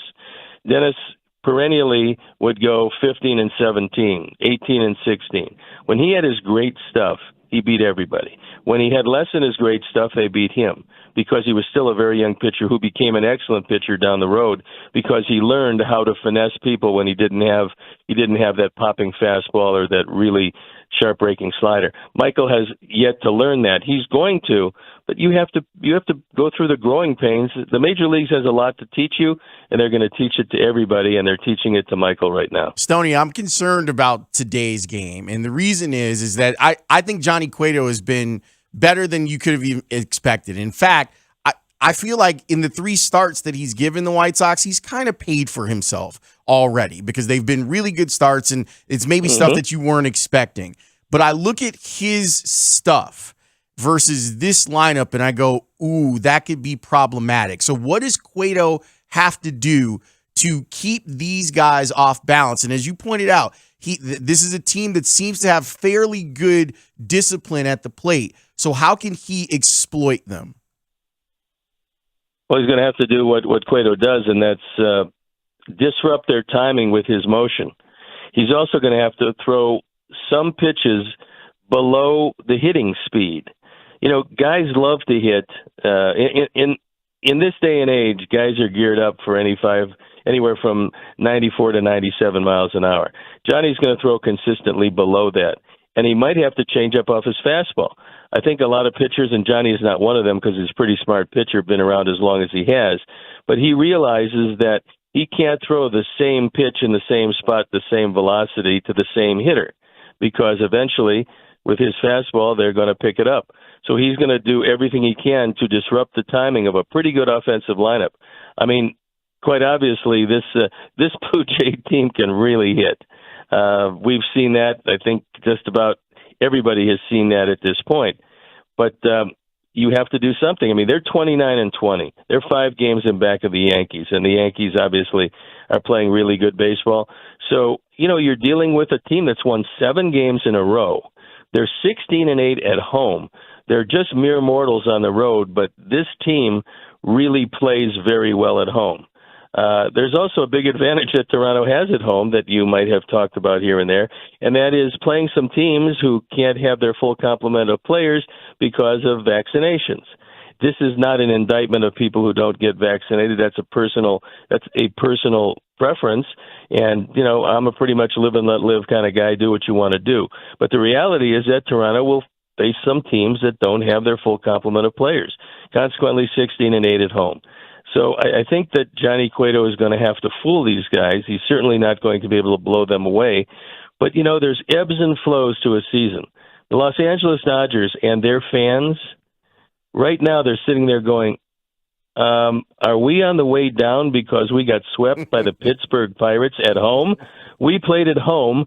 The Pirates swept us. I don't know if they have swept the Dodgers at home since, like, the big war, but they were able to do that. I don't think people are sitting there going, oh, Lord, it's time to get off the bandwagon. No, they're still a pretty good ball club. So you've got strange things going on in baseball. You've got the entire National League East. I look at the Mets. They're running away with it. They're doing great under Buck Showalter. But I look at the teams that were really hopeful, Atlanta and Philadelphia. Atlanta is 24-27. Philadelphia is 22-29. They're 10.5 and 12.5 games back, respectively. I mean, that division at this point looks like it's in a shambles, and there's probably teams chasing the Mets wondering, number one, how are we going to get back there, and number two, why in the world is this happening to us? The Angels have lost 6 games in a row. It's a problem for them because they're chasing a Houston team that's awfully good. So no team is without their challenges except the elite teams in every one of their divisions. And I take a look at Minnesota after they get done with Detroit, which, by the way, they've lost 3 of 4 to the Tigers. 3 of 4. I don't see the Minnesota fans jumping off the bandwagon quite yet because they're still a pretty good team. However, they have 9 games after they get done with the Tigers today, 9 games against really good baseball teams. I'm not sure they're going to fare all that well in those 9 games, and that will be the chance for the Sox. However, as we know, this is one of the toughest stretches of the season. You got Toronto, you got Tampa Bay, you got the Dodgers. Those are 9 really tough games, and Minnesota will match them as soon as they get done with the team they haven't beaten, which is the Tigers. When do you rejoin the club? I am coming back for the Dodgers series. I am really anxious to see what a lot of people feel is, if not the best team in baseball, one of the best teams in baseball, with a lineup that's just unbelievable, with MVPs just about everywhere you look. A team at this point, even with their 3-game losing streak, they're 33-17. They're playing .660 baseball. That's pretty good.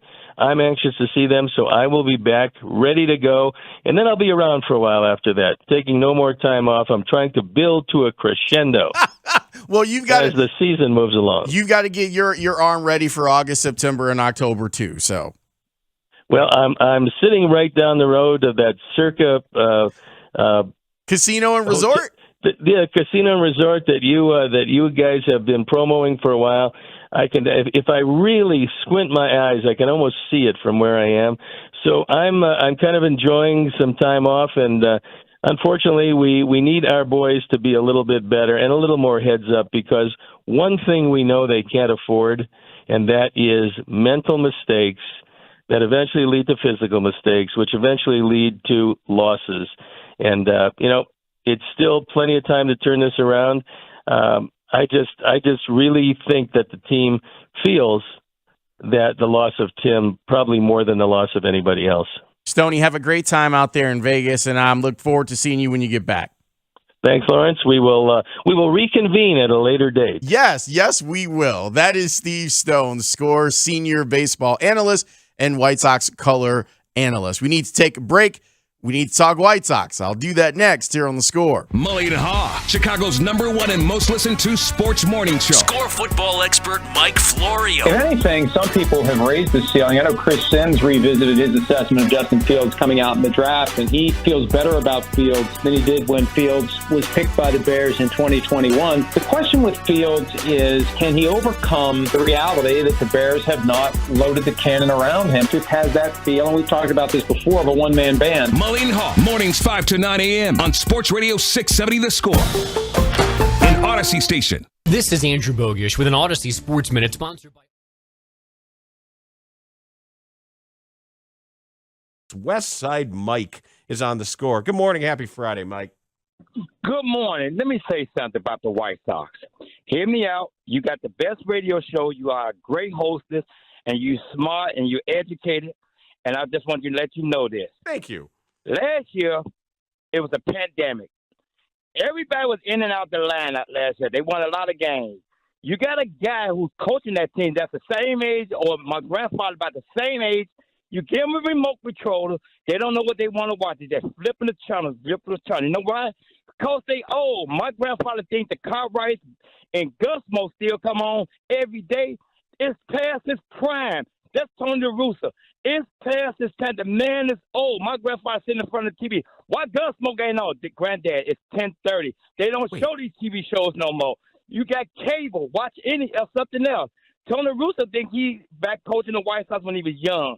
He's past his time. Give him the mess of Jello or Lipton pudding and whatever, and let him go home, retire, and get a young guy in there to run this team the right way. Because you keep that old guy in there, all you're going to do is get a rocking chair. Hold on a second. Not gonna win. Mike, your grandfather is alive and well and is also in his late 70s? My grandfather, hey, they in the 90s. Oh, he's in his, okay. And you know what that means? Yes. They don't know. They don't remember where he at. Okay. It's a new time. It's 2022. I love my grandfather, but he old. When you get old, you're going to forget things. Tony Russa in his 70s, he's already forgetting things. Ask him what years it is right now. How old are you? I'm 57 years old. Okay, I'm just trying to work the math here because that's wow, good. That's good genes in your family. Then that is. I mean, of course, you know why? Why? I don't drink. I don't smoke. I just buy clothes and do the right thing.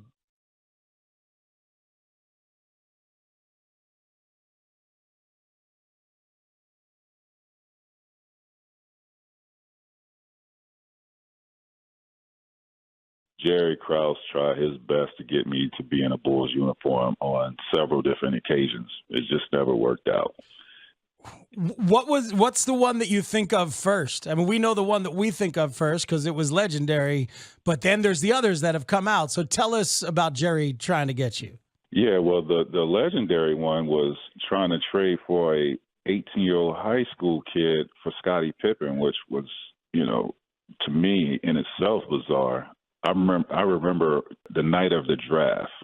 I get a call at 12 o'clock at night, and it's my agent. He tells me it's for the Bulls. I may be traded for Scottie Pippen on draft night. I was like, oh, my gosh. Like, it was just such a surreal feeling that I possibly could have been a freaking Bull and teaming up with Michael Jordan. But at the time, I thought MJ, when they did nix the trade, I thought it was MJ that did that. But I got close to a reliable source and said it was Jerry Reinsdorf that did it. It's funny, Jerry Reinsdorf came on our radio station after that story made the rounds, and he was like, no, it wasn't MJ. It was him. Like he felt the need to go first person. Like, and Jerry Reinsdorf does not do interviews anymore. Right. And then the free agent recruitment. See, that's the thing. When you said the legendary time, I thought you were going to say for us because we knew about it. was when Benny the Bull and everybody, there was a small band playing Sweet Home Chicago. There's the Lovables cheerleaders. Yeah. When everybody meets you at the airport. Was there any part of you at that point? So that's a few years after the draft then, Tracy. Is there any part of you at that point that thought, this is ridiculous? This is over the top? No, I didn't think it was ridiculous. I actually was very appreciative that he went, Chicago Bulls went above and beyond of trying to recruit me. I mean, I loved every bit of it. It's just they were recruiting against Orlando, which is where I grew up. To have that opportunity to play there, and then it presented itself at that time in 2000, I couldn't pass that up. So that was the only reason, why I chose to go home.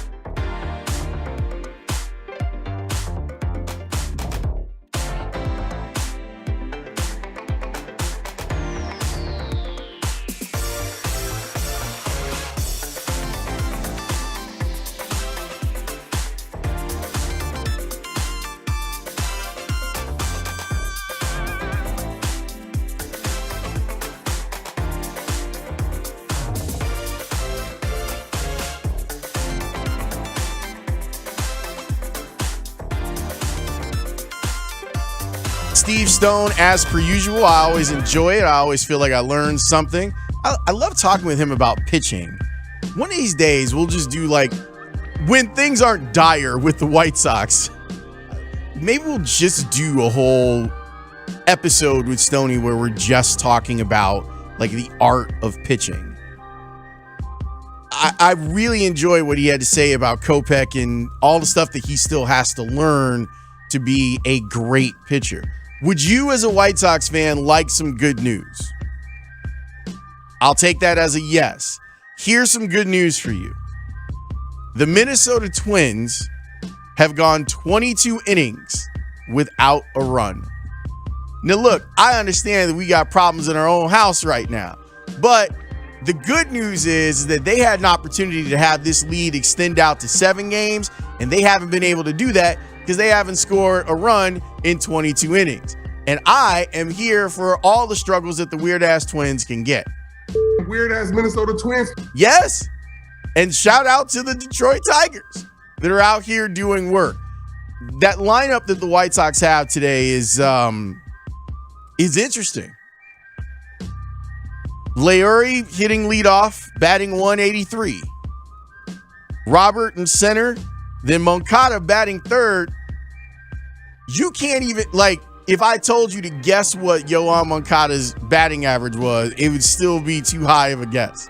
Yoan Moncada's hitting 131 and batting third. So your one hitter and your 3-hitter are both hitting in the ones. Now, this is clearly an opportunity for Tony to put some left-handed sticks at the top of the lineup against one of the better pitchers in the game because the splits are better. Jose Abreu will bat 4th. Gavin Sheets will bat 5th. Yaz will bat 6th. Andrew Vaughn will bat 7th. And I don't care what the matchups say. He's your best hitter. He should be up in the lineup as far as I'm concerned, but whatevs. Reese McGuire will DH and Josh Harrison will bat 2nd. Even with the weird-ass Minnesota Twins not scoring runs in the last 22 innings, they are still leading the division. Joe Ostrowski is curious on why they are still not picked to win the division and why the White Sox in a lot of places still are the favorite. I will discuss that with him, and we will discuss more than that next here on The Score. We are Chicago's #1 and most listened to sports station. We're live from Chicago, talking Chicago sports. Listen on your radio, your laptop, your mobile device through the Odyssey app, AUDACY, or tell your smart speaker to play 670. On Monday, Ricketts and Reinsdorf were cut off after their 3 minutes. And yesterday, as you mentioned, Ricketts called it again. Yep. He called like a score caller. Guys, I'm not done with my point yet. I called Mully and Haugh yesterday, and I want to just tell you. Yeah, it was basically Tom Ricketts is like, City Council, Tom Ricketts is back on the phone. We're going to take his call. Let's go on out to Wrigleyville. And Tom, hey, Tom, you're on City Council. See, why didn't they do the thing that me and Herb do as producers? You can only call once a week. Sorry, pal. You're out. That's the rule. I would have literally paid money to have you and or Herbie screen that call from Tom Ricketts. And I can see Herbie's face where he would like put Tom on hold and be like, hey, do you want to talk to Tom Ricketts? And I'd be like, no, he called yesterday. And then Herbie reading him the riot act on the phone. It would have been hilarious. Hey, stop calling. Yeah, this is Tom from Chicago. We're in Chicago, Tom. Wilmette. It's not Chicago, Tom. Yeah, I heard screaming the phone. And then he's like, oh, okay, I get it. I didn't know that was Roy. Hangs up. Yeah, this is Bill in the Northwest Side. I want to talk about gambling. Hey, I got caller IDs. You can't give fake names to me. We don't even have caller ID. It would have been perfect. It would have absolutely been perfect. So Ricketts called back in. That's how bad he wants this to happen.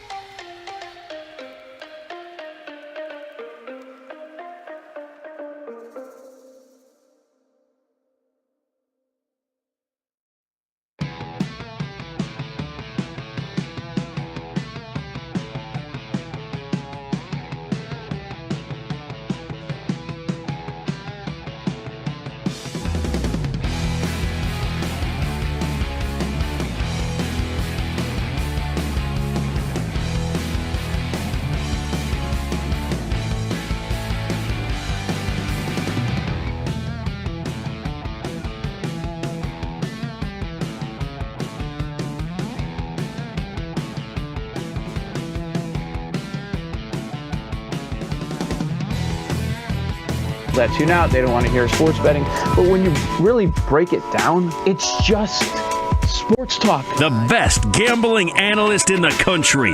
Wanna bet? Jordan with the mic. Want to gamble? When I reach out to people that have models or some odds makers, what maybe once upon a time it was 3 points for home field, right now, and most people aren't aware of this, it's 1.5 to 2 points. Joe Ostrowski on the Laurence Holmes Show. Right damn now. We love when Joe Ostrowski visits the show because that means we're going to get smarter about what to do with our sports betting dollars. Joe's segment is brought to you by PointsBet, and he joins me on the Circuit Resort and Casino hotline. Circuit Resort and Casino in Las Vegas, some of the world's largest sports book. What's up, Joe? Laurence, people like to say this is the dead time in sports unless you're all in on your baseball team. Highly disagree. We've got the NBA Finals starting tonight. Stanley Cup Finals going on. We've got one series that looks to be a complete shootout, which resumes tonight. I mean, we've got the College World Series starts tomorrow, which I've been getting into, especially this season. The Women's College World Series is on. I placed an NHL draft bet yesterday for the first time in my life. Oh, my God. You have completely been converted, and it's a really, really good thing. I was going to ask you about the Women's College World Series. I didn't know if you could bet it, but you can. Let me double check, because I found myself actually watching some of it over the last week or so. Over the weekend, I heard you talking about it. Yeah, I had the Northwestern coach on that crazy series between Northwestern and Arizona State. It was wild, and now, I mean, they got a tough task because that Oklahoma team, if there's a line set for who's favored to win it, it should be Oklahoma because they're a problem for sure. But it's a fun game, and this tournament, the Super Regionals, were really, really entertaining.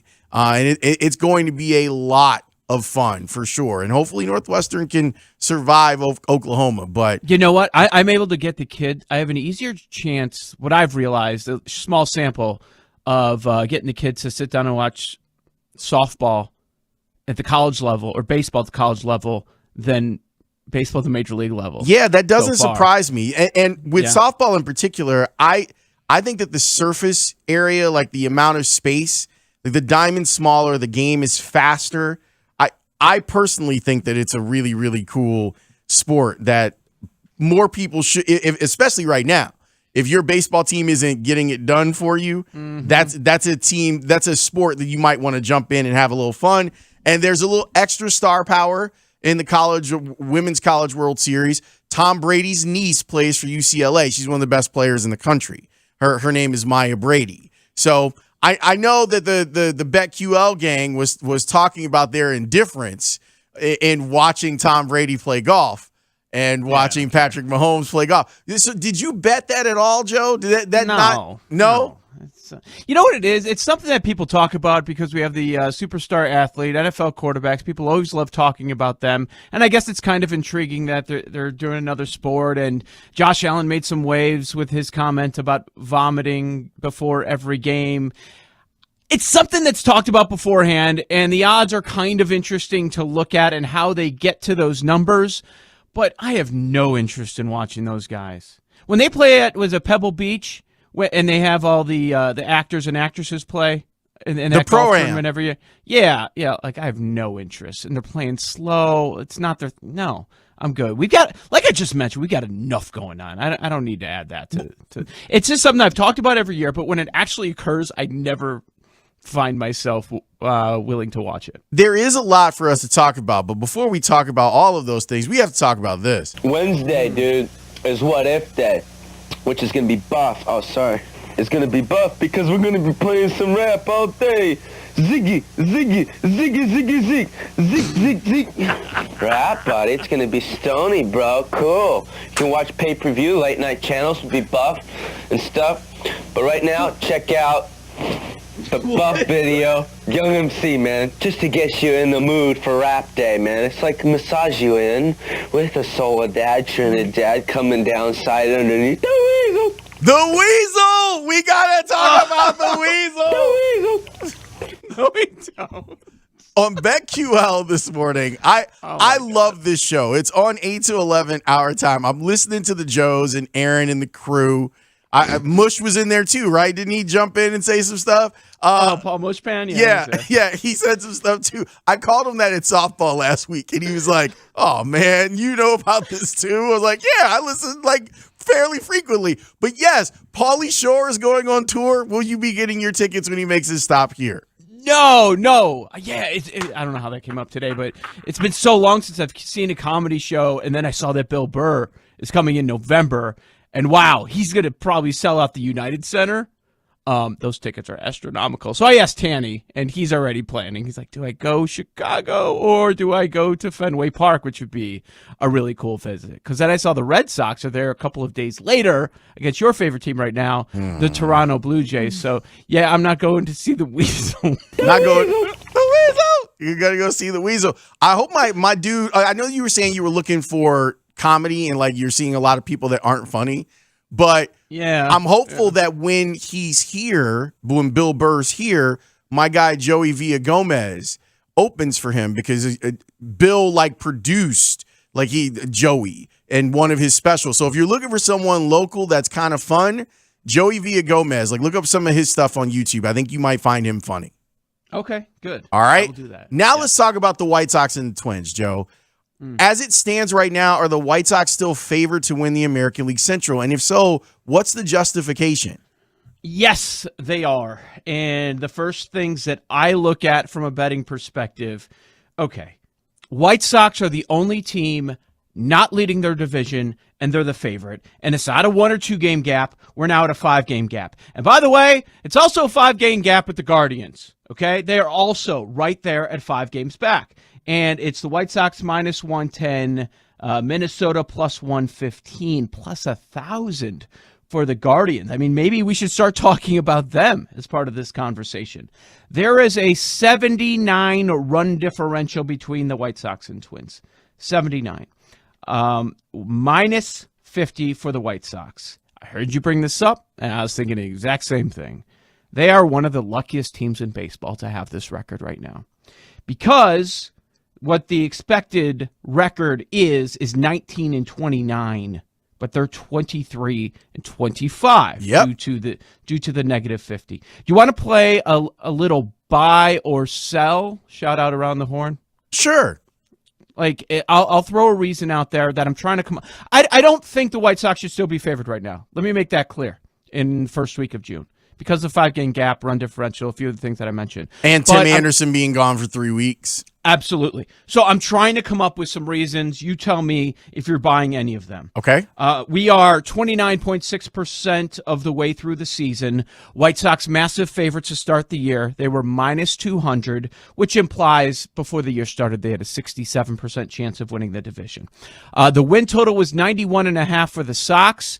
It was 81.5 for Minnesota. So, don't overreact. We haven't even played a third of the season. There was a 10-game gap between these two teams before the season started. Would you buy or sell that as a reason the Sox are still favored? Yes, and because yes, that the early part of the season. But I will say that when the White Sox say it to me, Joe, I get annoyed. I know you do. I get really annoyed when they're like, oh, there's so much season left. Yeah, but you got players that are hurt. You've got players that you thought were coming back maybe a little bit sooner. Then they have a setback in recovery like Eloy's had. So, yes, it is a valid criticism of the criticism that there's still 70% of the season left to go. Offensively, 28th in on base, 28th in OPS, 28th in weighted on base, dead last in walk rate, positive regression. They're not going to be a bottom 3 offense when it comes to those categories at the end of the year. Buying or selling? I'm selling this, and the reason that I'm selling it is that some of their players look like they are having players that are having great seasons. Like Tim Anderson, if he qualifies, can end up winning a batting title, for example. Andrew Vaughn looks like the real deal as far as offensive players go. Luckily, Jose Abreu has started to come around a little bit. But they have 6 of the worst hitters in baseball right now, and a bunch of them are in today's lineup.